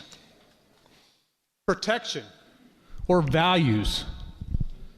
My friends, the word protection gets thrown around a lot in our politics today. We hear about protecting wealth, protecting power, protecting the status quo, but the real duty of those we elect, our legislators, our leaders, is to protect people, to protect rights, to protect freedom. Our Constitution doesn't just exist to look pretty in a museum. It is a promise to every American, no matter their status, their rights, has rights and cannot be bargained away. The First Amendment protects free speech, not just speech that is popular, not just speech that flatters those in power, but the speech that challenges authority. Authority. You got 111. You have the power, and you need to be challenged. Yet time and time again, we've seen legislators try to criminalize protests, ban books, and silent journalists. And what about due process? The promise that every person is innocent until proven guilty. We're going to have due processes for foreign nationals, it sounds like, from your last policy. Laws that favor fear over fairness, stacking the system against the poor, the powerless, and those who cannot afford a lawyer. Protection is not just rights on a paper. It's about protecting people in their most vulnerable moments, protecting victims of rape by ensuring they have access to justice, not shame, protecting human rights here in the home and abroad, from the migrant to the border to the political prisoners jailed for daring to speak truth, protecting our planet, because without clean air, water, and livable climate, all the wealth of the world would not. Gentlemen, state your point of order. Mr. Speaker, once again, the gentleman is not speaking on the bill at hand. He should sit down and let someone else speak to the bill at hand. Lady from Jackson. Mr. Speaker, with all due respect, we had to listen to a speech about dandelions earlier, so I think that American priorities are certainly in order. Thank you. Gentleman's point of order is well taken. Further discussion, gentleman from St. Louis County. Thank you, Mr. Speaker. To be perfectly honest, I could care less how many Republicans or Democrats we send to Congress. I do, however, care how many constitutionalists and liberty-respecting representatives we send to Congress. With that being said, I'm happy to hear so much discussion, particularly from the other side, on the Constitution. But what has been very lacking from the conversation on the other side has been any pointing to case law, any discussion on what the Supreme Court has actually said.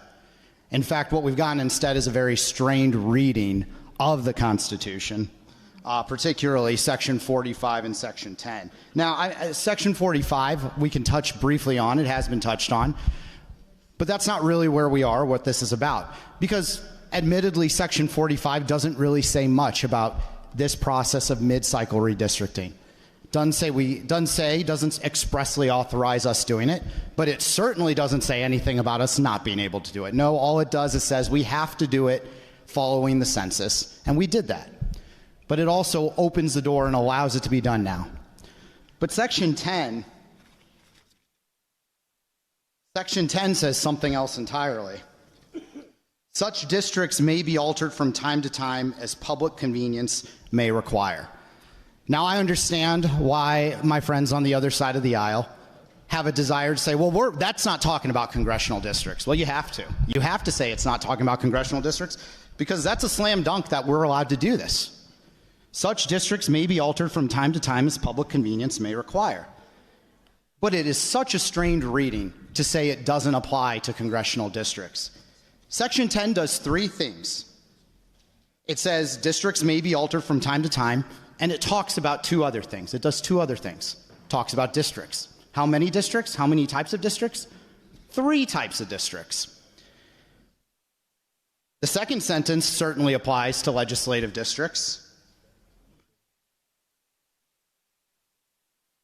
And determining the population of senatorial and representative districts. Those have to be drawn. Those are drawn if on the census. Those are our legislative districts. I think it's time to start looking at that first clause.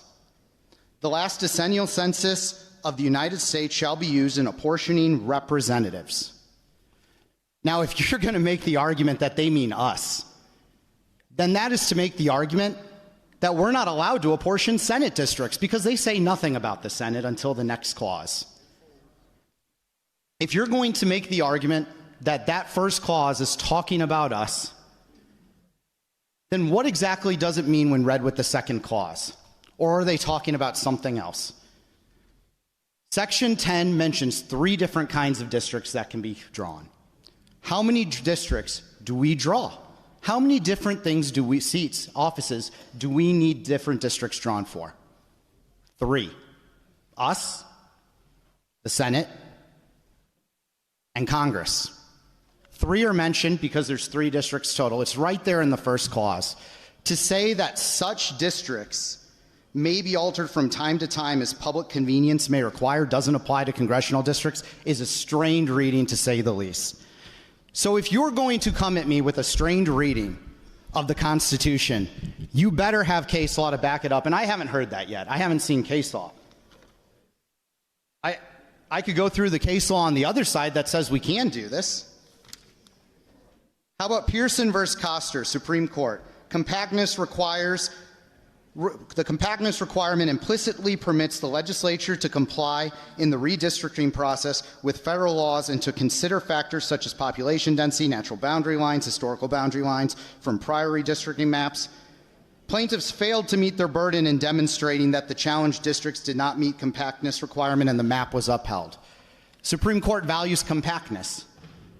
Seems like it's a good idea to draw even more compact districts like we're doing right now. How about Chrysler versus Hearns, also a Supreme Court case? However, counties are important government units in which the people are accustomed to working together. Therefore, it has always been the policy of this state in creating districts of more than one county to have them composed of entire counties. And my favorite part of this case, in fact, to do otherwise could lead to the most vicious kind of gerrymandering. We are discussing a map right now that actually is more compact. Less counties are being divided, not more counties. If you ask the Supreme Court, the Missouri Supreme Court, it appears to me that the map that divides 9 counties is the map of, and these are their words, not mine, that would be the map that leads to the most vicious kind of gerrymandering.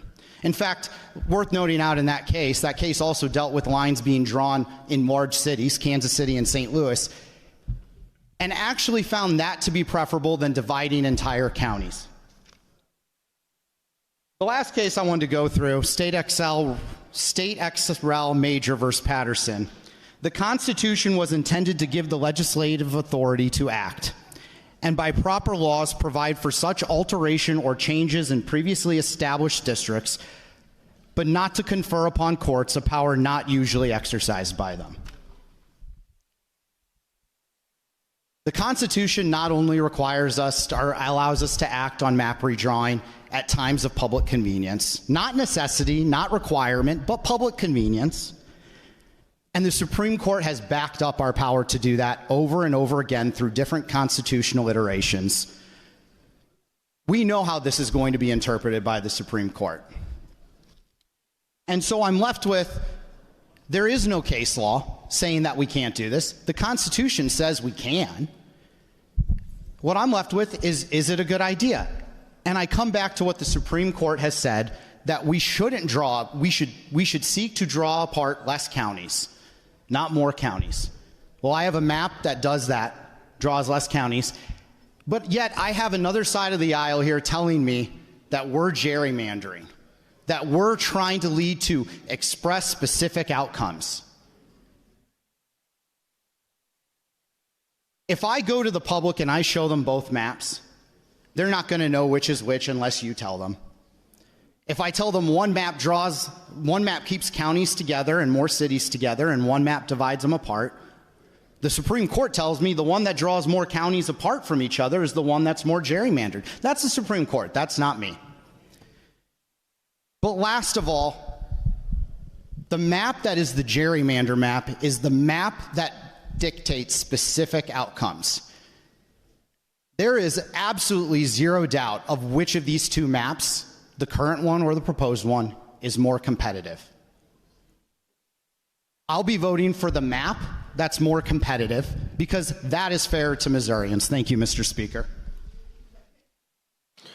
The lady from St. Louis County, District number 98.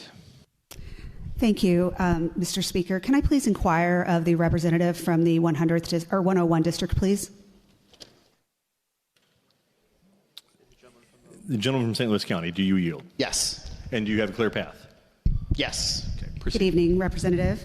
I guess you spent a lot of time talking about how you can do this under the Constitution, and while I disagree completely with your analysis, I want to know what your answer is. Why does public convenience require this right now, if that's your whole argument? What is the public convenience to doing this?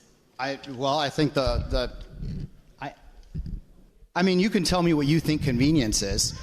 I don't think it's this. I asked you what the public convenience is right now. I believe I addressed that. This isn't just public convenience in this case. This is a necessity. We have a map right now before us that's fair according to the guidelines that have been dictated by the Supreme Court. When they've said what is gerrymandering and what's not, they've said dividing more counties is gerrymandering. This map divides less counties. It's more competitive districts. I think that's a public convenience. You think that's a convenience? More competitive districts, I think, is more convenient to the public. Do you think it's convenient to the public that now certain counties are going to have a representative that they didn't vote for last November? You think that's convenient? Right now, that can happen right now. We have more than 8 counties in Missouri, right? Oh yeah.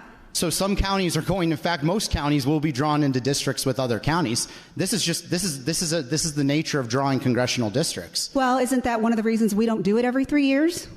I mean, I understand that it could happen again in 10 years, and that's typically what we've done. But, you know, there's a lot of people here that are going to be put into a district that they did not vote for. I mean, it moves around quite a bit. I mean, people in Kansas, a lot of people right now who don't vote for their current member of Congress. Well, I agree, but they had the opportunity to pick from a couple people. They didn't just get thrown somebody that they wasn't even on their ballot. Maybe I missed the part in the bill where we're changing the process for voting for members of Congress. Are you telling me that we're not allowing the people to vote for their members of Congress anymore? No, I'm not saying that. This is I don't understand the convenience, a factor of this right now, of change. The convenience is dividing less districts. Okay. And the convenience is more competitive. Do you want more competitive districts or less competitive districts? I want them to be fair. I just want fair districts that represent. Is a competitive district fair or less fair? I don't understand what you're meaning competitive. You want it to be, I don't understand that.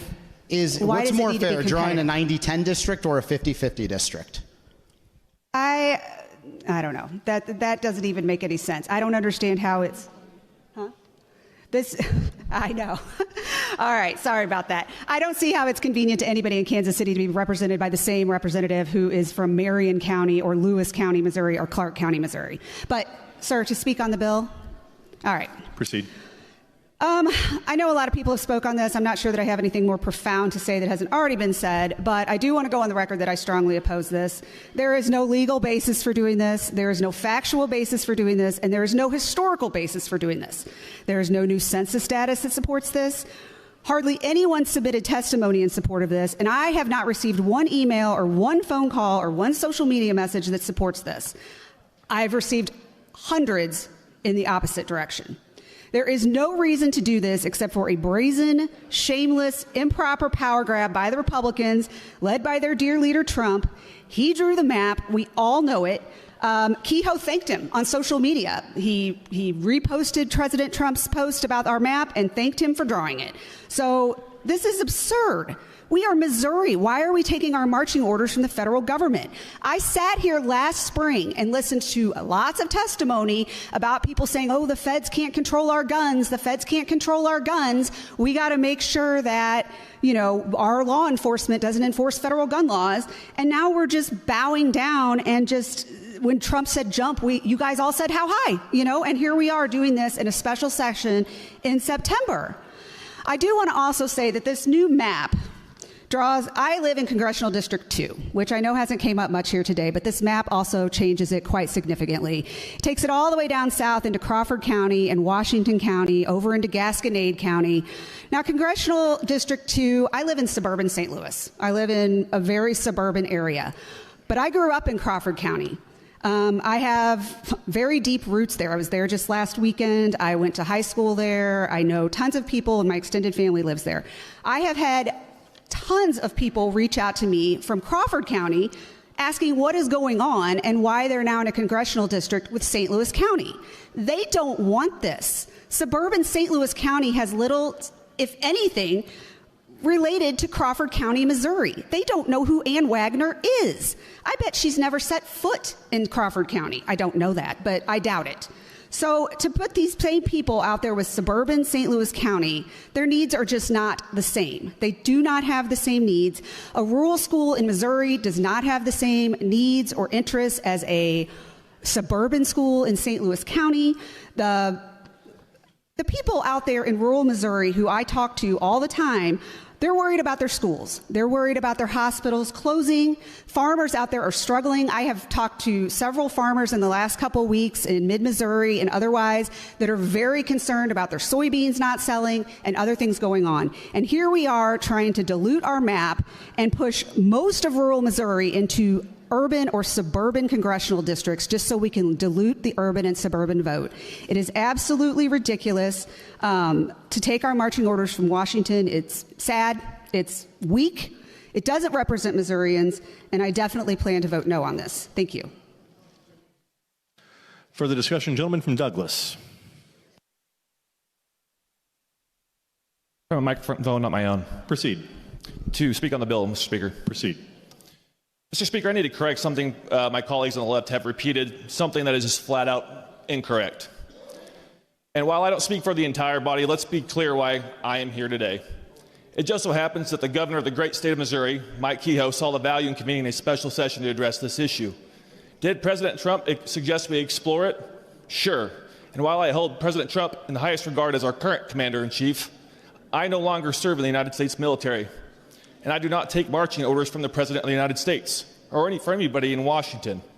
As a statesman in our constitutional republic, I take direction from the great people of my district, House District 155. That's who I answer to, and I, like my colleagues, am here to answer that call of my governor and the people of Missouri. To suggest otherwise is not just a mistake, it is a direct insult, and it disrespects the integrity of every member of this body and of my constituents and their voice in District 155. Now let's talk about this map itself. The map meets all the constitutional legal requirements. It is not unconstitutional. It is not prohibited. It is more compact, more contiguous, and fully compliant with the Voting Rights Act of 1965. This Missouri First map serves Missouri better. So let's set the record straight. We are here because the people of Missouri elected us to be their representatives, and because our governor called us here. Not because of Washington, not because of any outside influence, because this is our job, our duty, and our responsibility to the people we serve to show up when called. And I, for one, will never apologize for answering that call or for voting to put a stronger, fair Missouri First map into place without further delay. And we should do that by bringing this to a vote. Thank you, Mr. Speaker. For the discussion, the lady from Jackson. Thank you. To speak on the bill. Proceed. So I've been here for 6 years, and it's no surprise that I've served in a supermajority. While it's been challenging in many, many ways, one of the biggest disappointments is that we have to be here today to fight against the proposal to further gerrymander an already gerrymandered map. I'll have to say another disappointment is that our governor acted on the president's pressure to call us in for a special session just to redraw these maps in the middle of the decade, and I think it bears repeating. In the middle of the decade, before the 2030 census, costing taxpayers more money. But, Mr. Speaker, I'm calling on you. I'm calling on the bill sponsor. I'm calling on the Republican Party to muster up the courage to say no to the White House's racially discriminatory demands. Say no, just like Governor Kemp of Georgia did, and Georgia's Secretary of State Raffensperger did when then candidate Trump asked him to find 11,780 votes so the election would result in his favor. Just say no and then vote no to the advancement of this bill. But passing this bill will end up dividing up black and brown people in Congressional District 5, which is my district in Kansas City. It is racially motivated. But not just that. It will group urban blue KC in with rural areas, which in turn will dilute, and you've heard it throughout this debate, but it will dilute the Democratic voters with rural Republicans. It will leave 25% of Missourians functionally without representation in Congress. Basically, what it will do is it will carve up the district which Congressman Cleaver now serves. But believe you me, if you haven't heard already, all of the aforementioned groups are stark raving mad about it. Please don't advance this bill. Further discussion, lady from Jasper. Speak on the bill. Proceed. So I was up here in 2022 championing a 7-1 map before I was elected, and I was frustrated with my party because, like the gentleman from the 90th said, it didn't seem to be very popular. But it was one of the reasons I ran for office, that one of those frustrating things that I didn't think Republican Party that had the supermajority was getting Republican things done. I want to make it clear that the President of the United States has not called me. I have not received a phone call, a text from his office, from him. I've looked at this map really closely. I'm from Kansas City originally. I love Kansas City. I've spoken to some of my colleagues in that area. I'm very concerned that I'm doing the right thing. But I was elected by 78% of the vote. I am representing the people of Jasper when I vote yes on this map. I've looked at it closely. I'm concerned about a few things on it, but I'm weighing what I think is right, the things that I stand for, the things that my district stands for. And so I'm going to support this map because I answered a call from my governor to come back here and look closely. And so, as insulted as I feel sometimes, it's okay. We were called here to do really hard things. And this is one of those really hard things, but I'm going to support this not because I've been called by somebody in D.C., but because I think it's the right thing to do for the people that elected me to the 163rd. Thank you.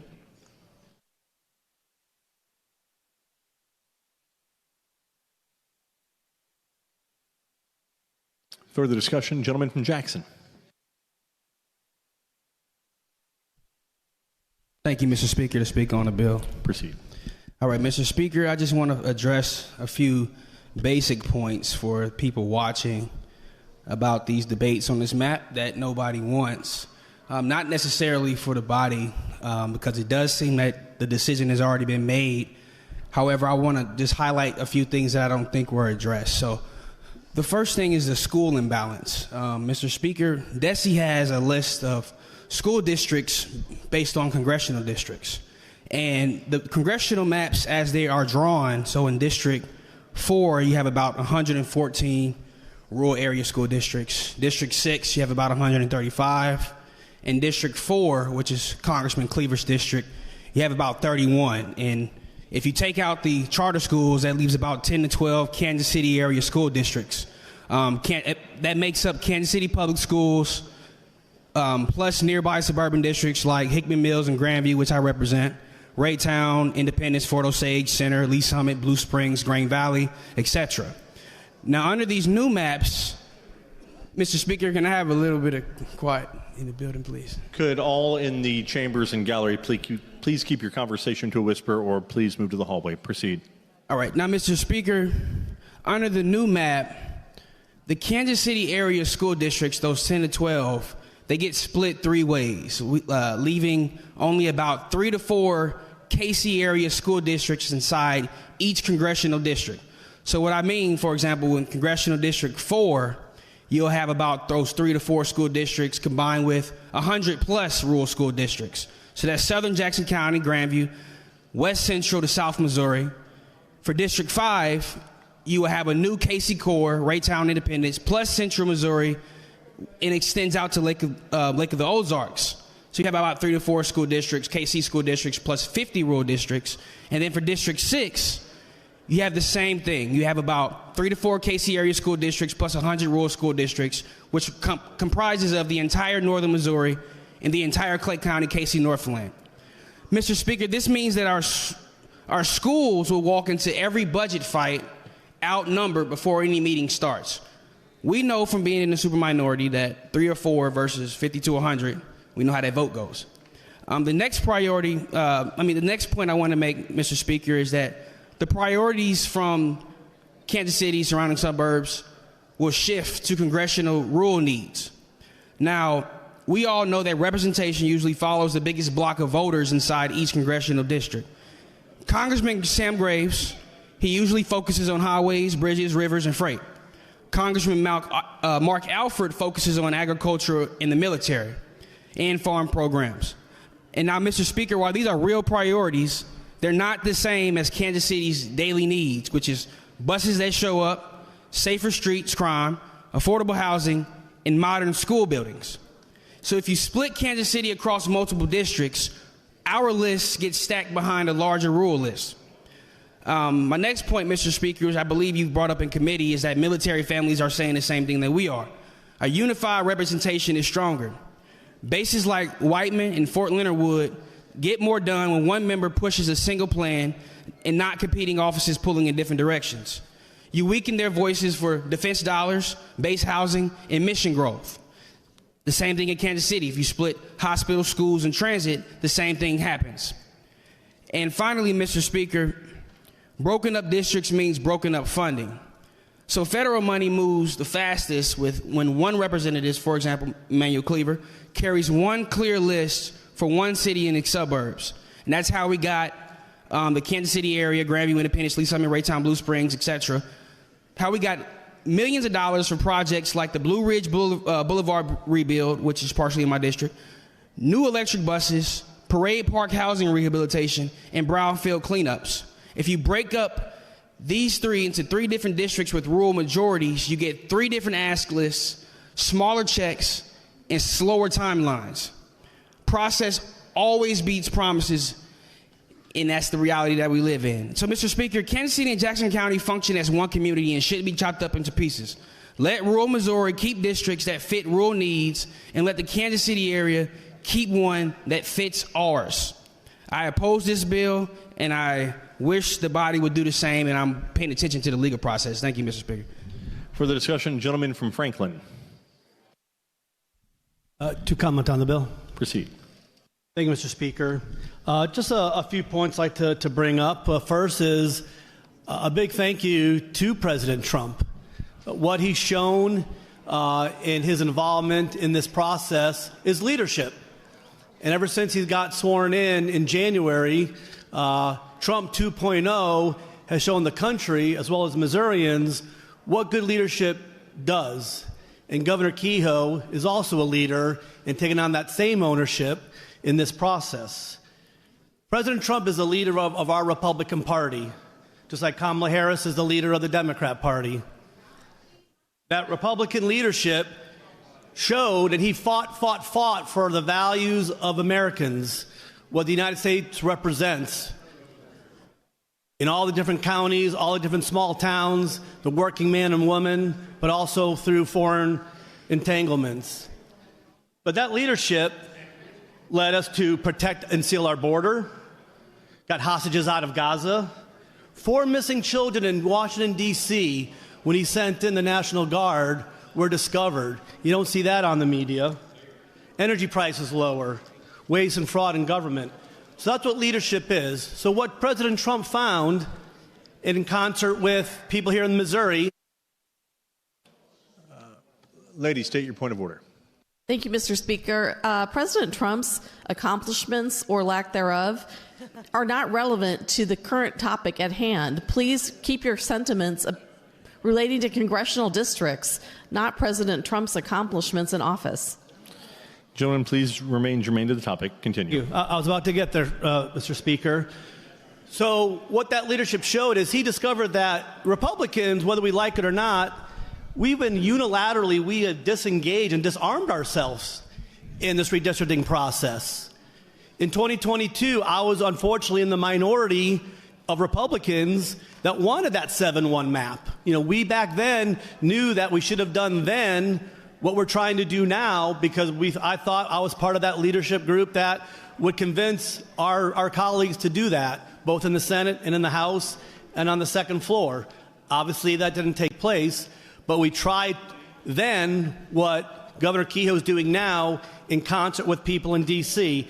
And let's not kid ourselves, even in 2020, 2010, all congressional seats in each state, they're always consulting with people in D.C.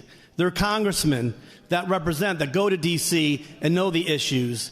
There are demographers there that know that there's demographers in the Missouri, in each state.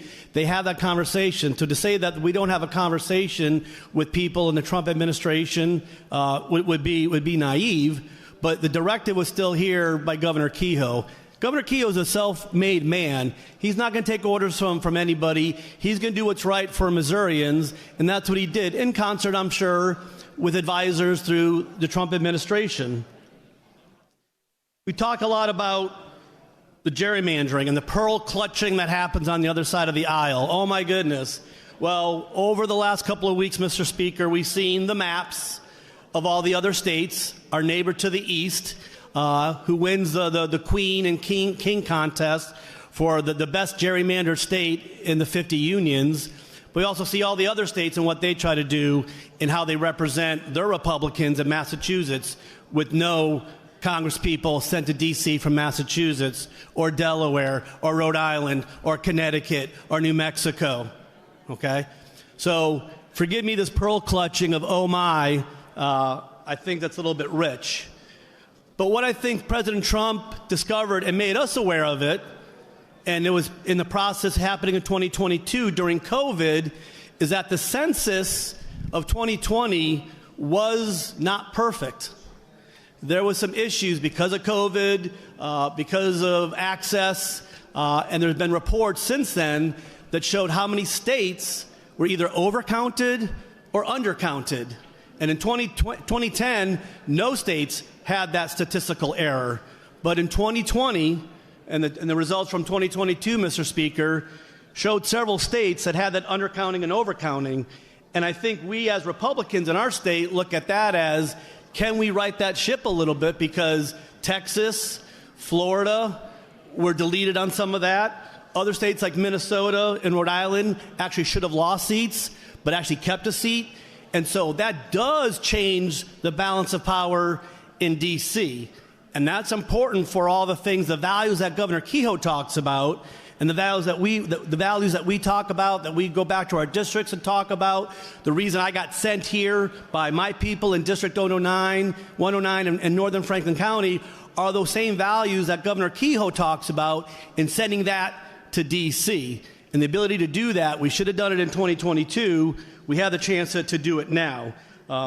And so that overcount, undercount is a key aspect that I think some of the Trump advisors looked at and said, what can we do?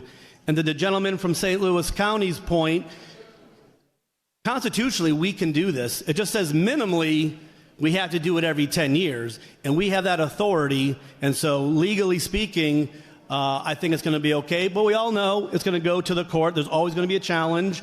And we'll see what happens on that.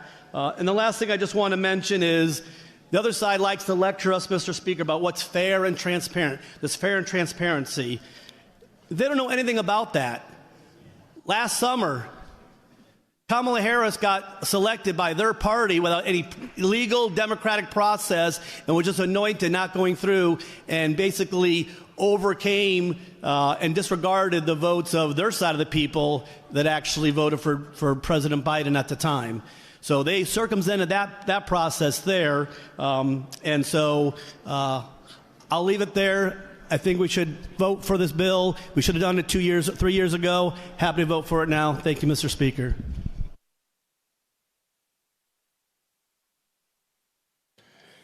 Further discussion, the lady from St. Louis County.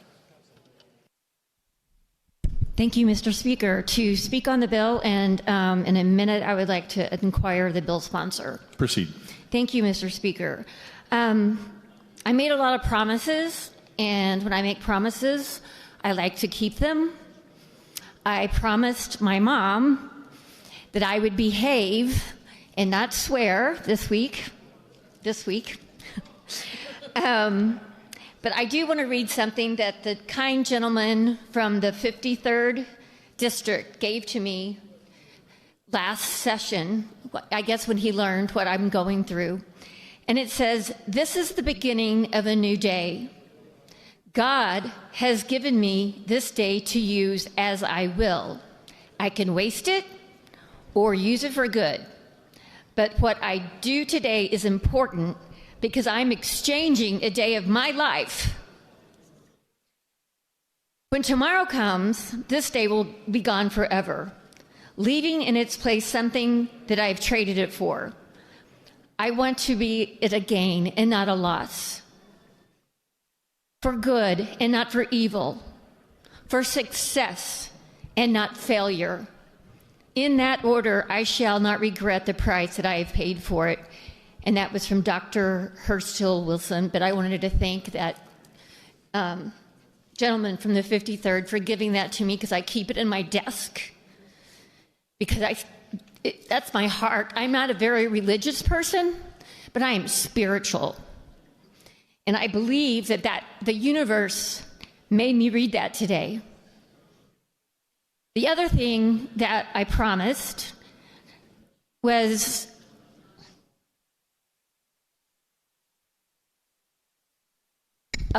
I received a lot of emails, and I know I hit reply all.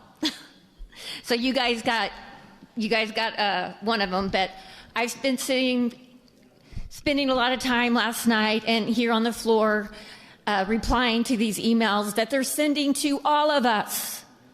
They may be from anywhere in this state, and I'm replying to your constituents.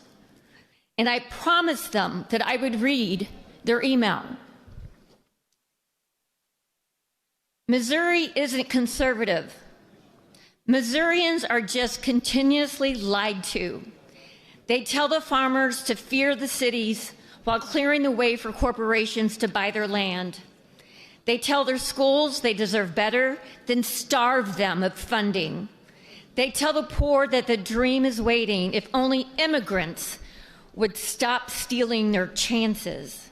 They tell the Christians that they are under attack, when the truth is simple. The non-religious want them to worship freely.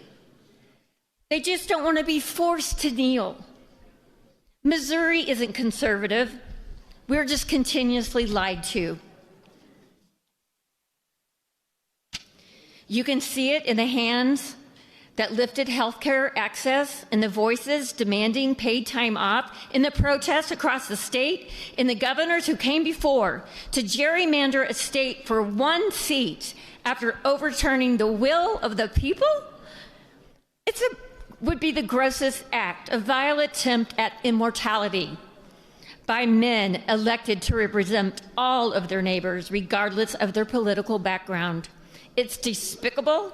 It is not Missouri. It is not government. And it would mark the end, not of Missouri, but of democracy. And with that, the Republican Party itself. Yours in solidarity, but not your constituent.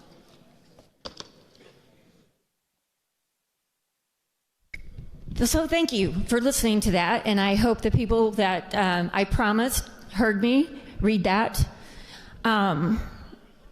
I'm really disappointed. I'm glad to see more people back in here because this room was getting really cold and I was shaking. But now, Mr. Speaker, if I could inquire the bill handler, please. There's a gentleman from McDonald to yield to the lady from St. Louis. I yield. Proceed. Hello, gentlemen. Hi, lady. I don't think we've ever had an inquiry before. Well, that's too bad. I'm glad you rectified the situation. Well, so you must not. I know we came in talk together. much about the budget. So that's, you I'm must sorry? not talk much about the budget on the floor. No, that'd be about the only opportunity. No, I'm you get, more so. of the the map activist person. I'm a what? The map person. The back person? No, MAP. Oh, map. Yes. Well, anyway, first of all, I want to say thank you. I know my office needed some help from your office earlier today, and I appreciate that help, so I wanted to thank... Well, I'm not aware of this, but I'm not surprised, and they're the best, so my staff does a wonderful job. So. Oh, wow. I maybe I shouldn't have thanked you then, but no, thank you to your staff for helping me with an issue that was taking place in my office. But anyway, I don't want to be rude because I'm really a nice person. I try to be. But when I watched the committee hearing, I started watching it right at the end of you speaking before we had the other people, the witnesses. And one of the last things I heard you say was that you were going to go to your office. And I'm like, well, he's emptying up a seat for someone to sit, because there was a bunch of people in the committee. So I don't know if that was a reason why, or if the chair in your office is just more comfortable than the ones that the constituents have to sit in. But I just wanted to point that out, that I thought it was kind of odd that you didn't stay in the room. I know you listened to it, but you weren't in the room listening to the people that were there to talk to you about your bill, or to talk to the committee about the bill. So I was disheartened by that. And I just wanted to let you know that I think a lot of other people were disheartened by that. Well, a couple things, if I may, which might or might not be satisfactory to you, and I understand you're certainly entitled to your opinion. I was, leaving the room for a time, and I thought somebody might observe that. I could have chosen not to draw any attention to it at all, in which case likely you not being in the room and listening, you might never have picked up on it had someone not brought it to your attention. But I wanted those that were in the room to know that I would be listening. I testified for, I think, about 2 hours. There's certain... Well, that's great. I'm glad about all of that. But bodily functions that are necessary to take place. Excuse me, this is my inquiry. So I did go listen, and then I came back. I'm answering your question. So I came back to the hearing room, and I sat... I need to speak on the bill. Proceed. Thank you, Mr. Speaker. I just wanted to finish this. I wanted to ask the gentleman why there was only one person that testified in that committee in favor, and every other person that I watched for the next 4 hours on my laptop and on my phone on my way to an event were against it. Even Cooper was against this, and I never get along with him on anything. So thank you.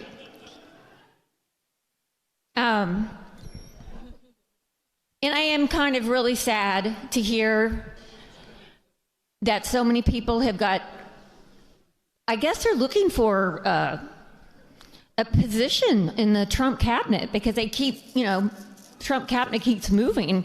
So I guess he's doing a fantastic job. Not. Anyway, I have a lot of things to say that I promised my mom I wouldn't say. But if you put the word Kehoe and Trump in the same sentence, there's a lot there. So I'm not going to say it, but you can follow me on Facebook. Further discussion? Gentleman from Jackson. Thank you, Mr. Speaker. To speak in opposition. Proceed. Thank you, Mr. Speaker. So I've heard several things. There's so many different directions to talk. I've heard about that the eye test looks better for these maps supposedly than the old ones, and that people can't tell them apart. And I guess as someone who who grew up in Kansas City, someone who's lived in the Kansas City suburbs in Lee Summit for nearly 40 years. When I look at least District 4, District 5, I think I can tell them apart. I'm pretty sure that the people who came at our town hall could tell them apart. In fact, they could tell them very much apart from each other.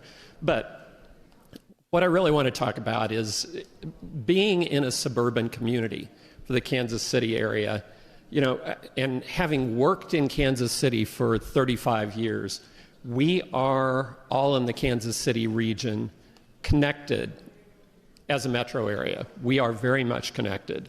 And when you split apart our representation, you hurt not just Kansas City, not just the city, but the entire region. And that's bad. That's bad for business. This is bad for our citizens. And when this hurts Kansas City, when it hurts one of the two huge economic engines of this state, it hurts all the citizens of Missouri. So, you know, we've talked at length. Who wants this? Well, as of about a month ago, we hadn't heard anything about it until one person, our president, decided that that was important. He was concerned about losing the House of Representatives next year. And certainly I would just appreciate if we were working on policies that would make him more popular, honestly. But I've heard from a lot of people who don't want this. And we've heard already, this is going to hurt the black and brown communities, not just in Kansas City, but across the state, because they will lose. Their representation will be split. Their representation will be diminished. It's going to hurt our working people. It's going to hurt labor. The folks who know that having a strong singular voice for Kansas City, for the Kansas City area, ensures that jobs come to our state, come to our region. We've heard earlier that the Kansas City Chamber of Commerce and the Kansas City Civic Council, certainly not bastions of liberalism, came out and said a strong, united congressional voice is critical to the future success and shared interests of the Kansas City region. And then finally, you know, I've gotten all sorts of emails and phone calls, and very literally only one person has been in favor of this. There have been hundreds against it. So we know that this isn't something that's top of mind for many voters. When you knock doors, I'm guessing you didn't hear from your constituents that redistricting was a priority. I'm guessing you didn't hear gerrymandering was a priority. You probably heard about something like property taxes. You may have heard about health care and concerns about that. In my district, we certainly heard about public schools, strong public schools, affordable housing, how people were concerned because their kids weren't able to live in the neighborhoods that they grew up in. And people want jobs. They want a robust economy. They want to feel that for themselves and for their families. But what we're doing here, Madam Speaker, we had to change that. What we're doing here, Madam Speaker, it's not right. And whether it's constitutional or not, I mean, we all know the courts are going to decide one way or another on that. But it clearly is blatant. It clearly is a political attack.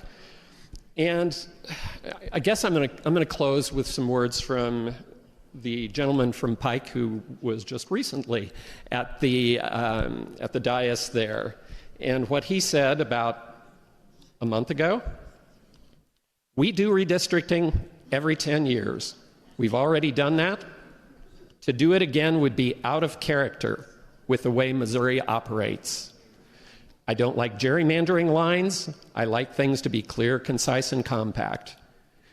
And I would just say, could not agree with those descriptions more. This is out of character with the way Missouri operates. And please vote no for our communities, for the region, and for the state. Thank you, Madam Speaker. Further discussion? Gentleman from St. Louis District, the Murray District. Thank you, Madam Speaker. I would like to speak on the bill. Proceed. So oftentimes, I sit in that fancy leather chair and I look up at the dais and I wonder if there's a broom and a mop behind there, because this bill is an absolute mess. When I think about the sentiments that have been thrown across this side of the aisle about Congressional District 5 has never been a majority-minority district, it just makes me think, if that is the case, then why did it take so long for the Democrats or the committee members to get the demographic information for the hearing? Like, why couldn't we have that information a lot sooner? And it makes me think, when you have a constituent that has an issue, whether that be getting their SSI or dealing with unemployment or trying to figure out their Medicare, and now to draw a congressional map that will drive 3 congressional seats through their city. Like, I've heard a lot of members on the other side say, well, you know, it's bad enough having so many congressional districts within a county. Imagine having that in a city or within a metropolitan area. It makes you wonder how many politicians does it take to screw in a light bulb. And so often people have said, you know, Missouri values, this is Missouri First map. This is all about Missouri values. But then in the same breath, they'll say, well, look what all the Democrats are doing all across the nation. And last time I checked, this is Missouri. This is the show me state. This isn't the Mr. President, please show me what I should do, but rather show me how we can stand on Missouri values, and we put those maps forward. Because if we aren't scared, you know, to put our issues and our values on platforms out there for the public to choose, then why are we altering the maps in which how they would choose those things? It just doesn't make sense to me. And just because the sun is shining on the Republican Party today doesn't mean that in the future the rain won't come, and then we have to take burden to the reckoning of the decisions that we make here every day in this body. And for the life of me, I've spent so many hours, Madam Speaker, when it comes to these congressional maps, like listening to my colleagues on the other side. And in the back chamber, we'll hear the whispers of them telling us that they don't believe in this. But I just want to know, why aren't they saying it here on these mics? It doesn't make sense to me. And when you look at this congressional map, like, I question, why are we doing this in the middle of census? We've already done this. If you all aren't afraid of being able to put your values forward and let Missouri choose, then why are we changing it in the first place? And with that, Madam Speaker, I would just like to ask everybody, my colleagues on this side and the other, to vote no on this. I believe this is a bad bill. I believe that we can do better by Missourians. And I'm just not a fan of it. So thank you, Madam Speaker. Further discussion? Lady from Christian. Lady from Harrison. Caldwell, Harrison, my apologies.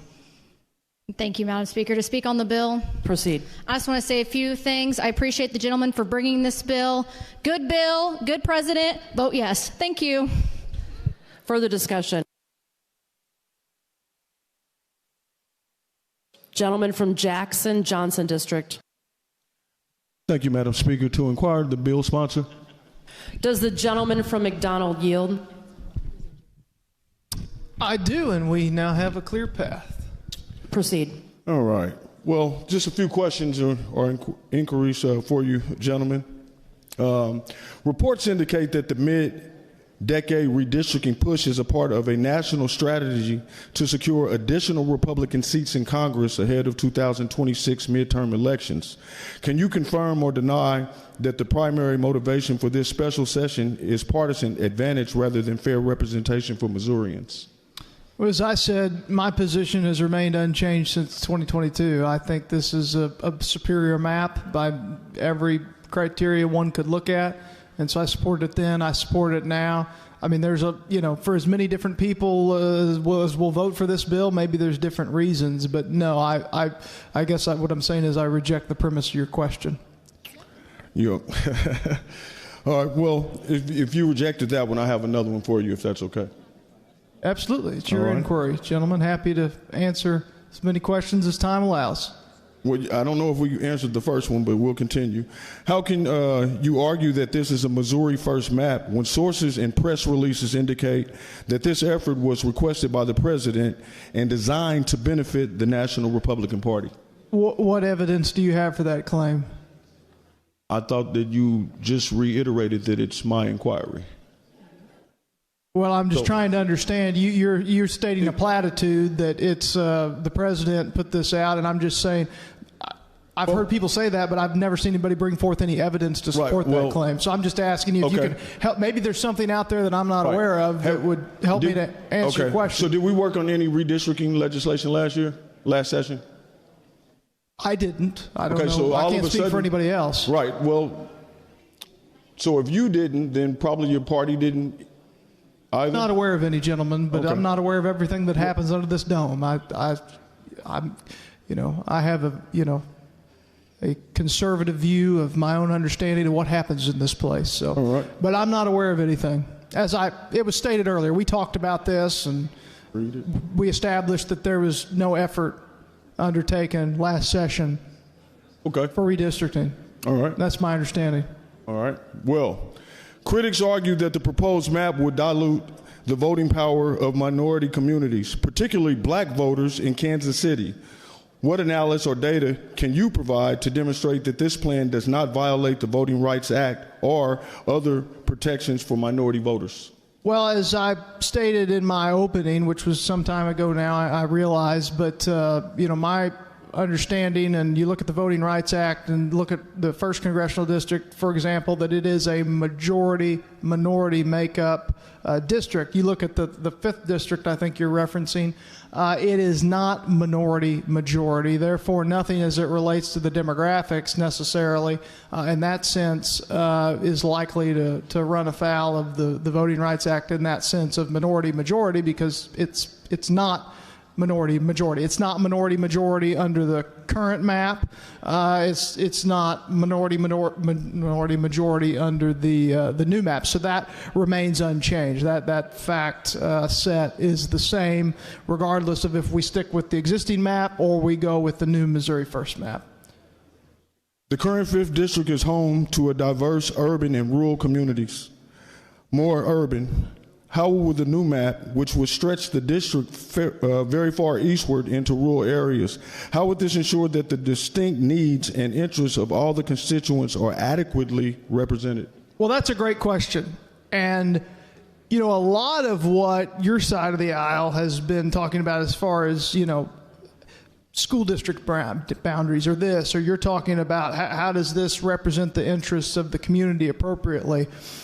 I mean, that's all fair game. And these are preferences, right? And you got to pick, I think, it's preferable to keep this library district wholly contained, or it's preferable to split it for this reason or that reason. It's preferable to have just an urban congressional district, or it's preferable to have urban suburban or urban suburban rural. These are all preference questions which people can come down on either side of and see it differently. And it's not that one's right or one's wrong. It's not that one's legal and one's illegal. These are just preferential questions that as the body entrusted with redistricting, congressional redistricting, the legislature, we've got to decide what do we most prefer. I will say, and you might disagree, and I welcome that, and I don't think anybody's asked me this specific question, which I so appreciate, but I would say the new 5th District, if you look at it, not only does Kansas City now have more representation in Congress, simple math, I think more is better. I know not everybody sees that preference the same way. I understand that. But I think it is appropriate, instead of just to pack in as many urban city voters as you can, I think it makes good sense to have a mix of urban and then the suburban area and even into the rural area, because this is a community of interest. I mean, what happens in the urban area, that affects the suburbs. It even affects the rural area. I mean, this is an economic engine of our state. And so to pretend what happens in downtown Kansas City has no effect on the outlying exurban areas, I think just flies in the face of common sense. And we see this in how we configure it in other instances. If you look at a metropolitan statistical area, my county where I come, for example, McDonald County, Missouri, we are in the Northwest Arkansas Metropolitan Statistical Area, not even the same state, but there's an understanding that as it relates to commuting and you work in that area, that it affects not just the urban core in these. And so I think it's very similar to a congressional district, and I think on the whole, it's a good thing, but it's a judgment call. All right, I got a few more before we wrap this up, gentlemen. Redistricting typically occurs after decennial census to account for population shifts. What new census data or appointment bill from the U.S. Congress has been presented to justify a mid-decade redistricting effort? So, per the Constitution, we have to go by the decennial census. It's the last number we have. Yep. And I will say, even with the 2022 map, I mean, by your logic, if you're saying it's not good enough, then it's not good enough for the current map. It's outdated, it's obsolete, these populations are all wrong. And so whether we go with the new map or the existing map, you follow that logic to its natural conclusion, you're in a bad place regardless. But even going back to 2022 with the map we have, and it was equal population, it's a bad place. It's what the courts, the federal courts and case law have called a legal fiction. Because at that point, you're years already removed from the census, and we recognize, obviously, people have moved around. So we say it's balanced to a person, which is hard to do when you're talking about 800,000 people, but it's balanced to a person on congressional districts, but it's really not. And it wasn't in 2022, and it's not now. But per the Constitution, the best number we have is the decennial census. So if in that 10-year period of time you redistrict again, you have to use the decennial census, and that's the numbers you have to use until the next census. And so that's what we're doing here, and it's the only appropriate thing to do. All right, one more question, gentlemen. Given that the NAACP has filed a lawsuit arguing the governor's call for a special session is unconstitutional, how can you assure the public that this process is not illegal overreach of power? Well, I mean, obviously that's going to have to work its way through the courts. I mean, it's kind of curious to me that somebody would file a lawsuit about something that hasn't even happened yet. I mean, this bill is not yet law. I've not read that petition, and I'm not a lawyer, so, I mean, it'll be up to the courts to decide. I can tell you I'm very confident, having looked at it, that what we're doing is appropriate under the laws and the Constitution, and that it will withstand legal scrutiny. All right, one more. Tell me your thoughts on prison gerrymandering. Say again? Prison gerrymandering. Do you want to define that for me? Well, it's the same process as gerrymandering outside of the prison. So it's the same process when you can. The federal courts have said. Hold on 1 second. The Corps of Corrections, the population counts determine political representation. Here, where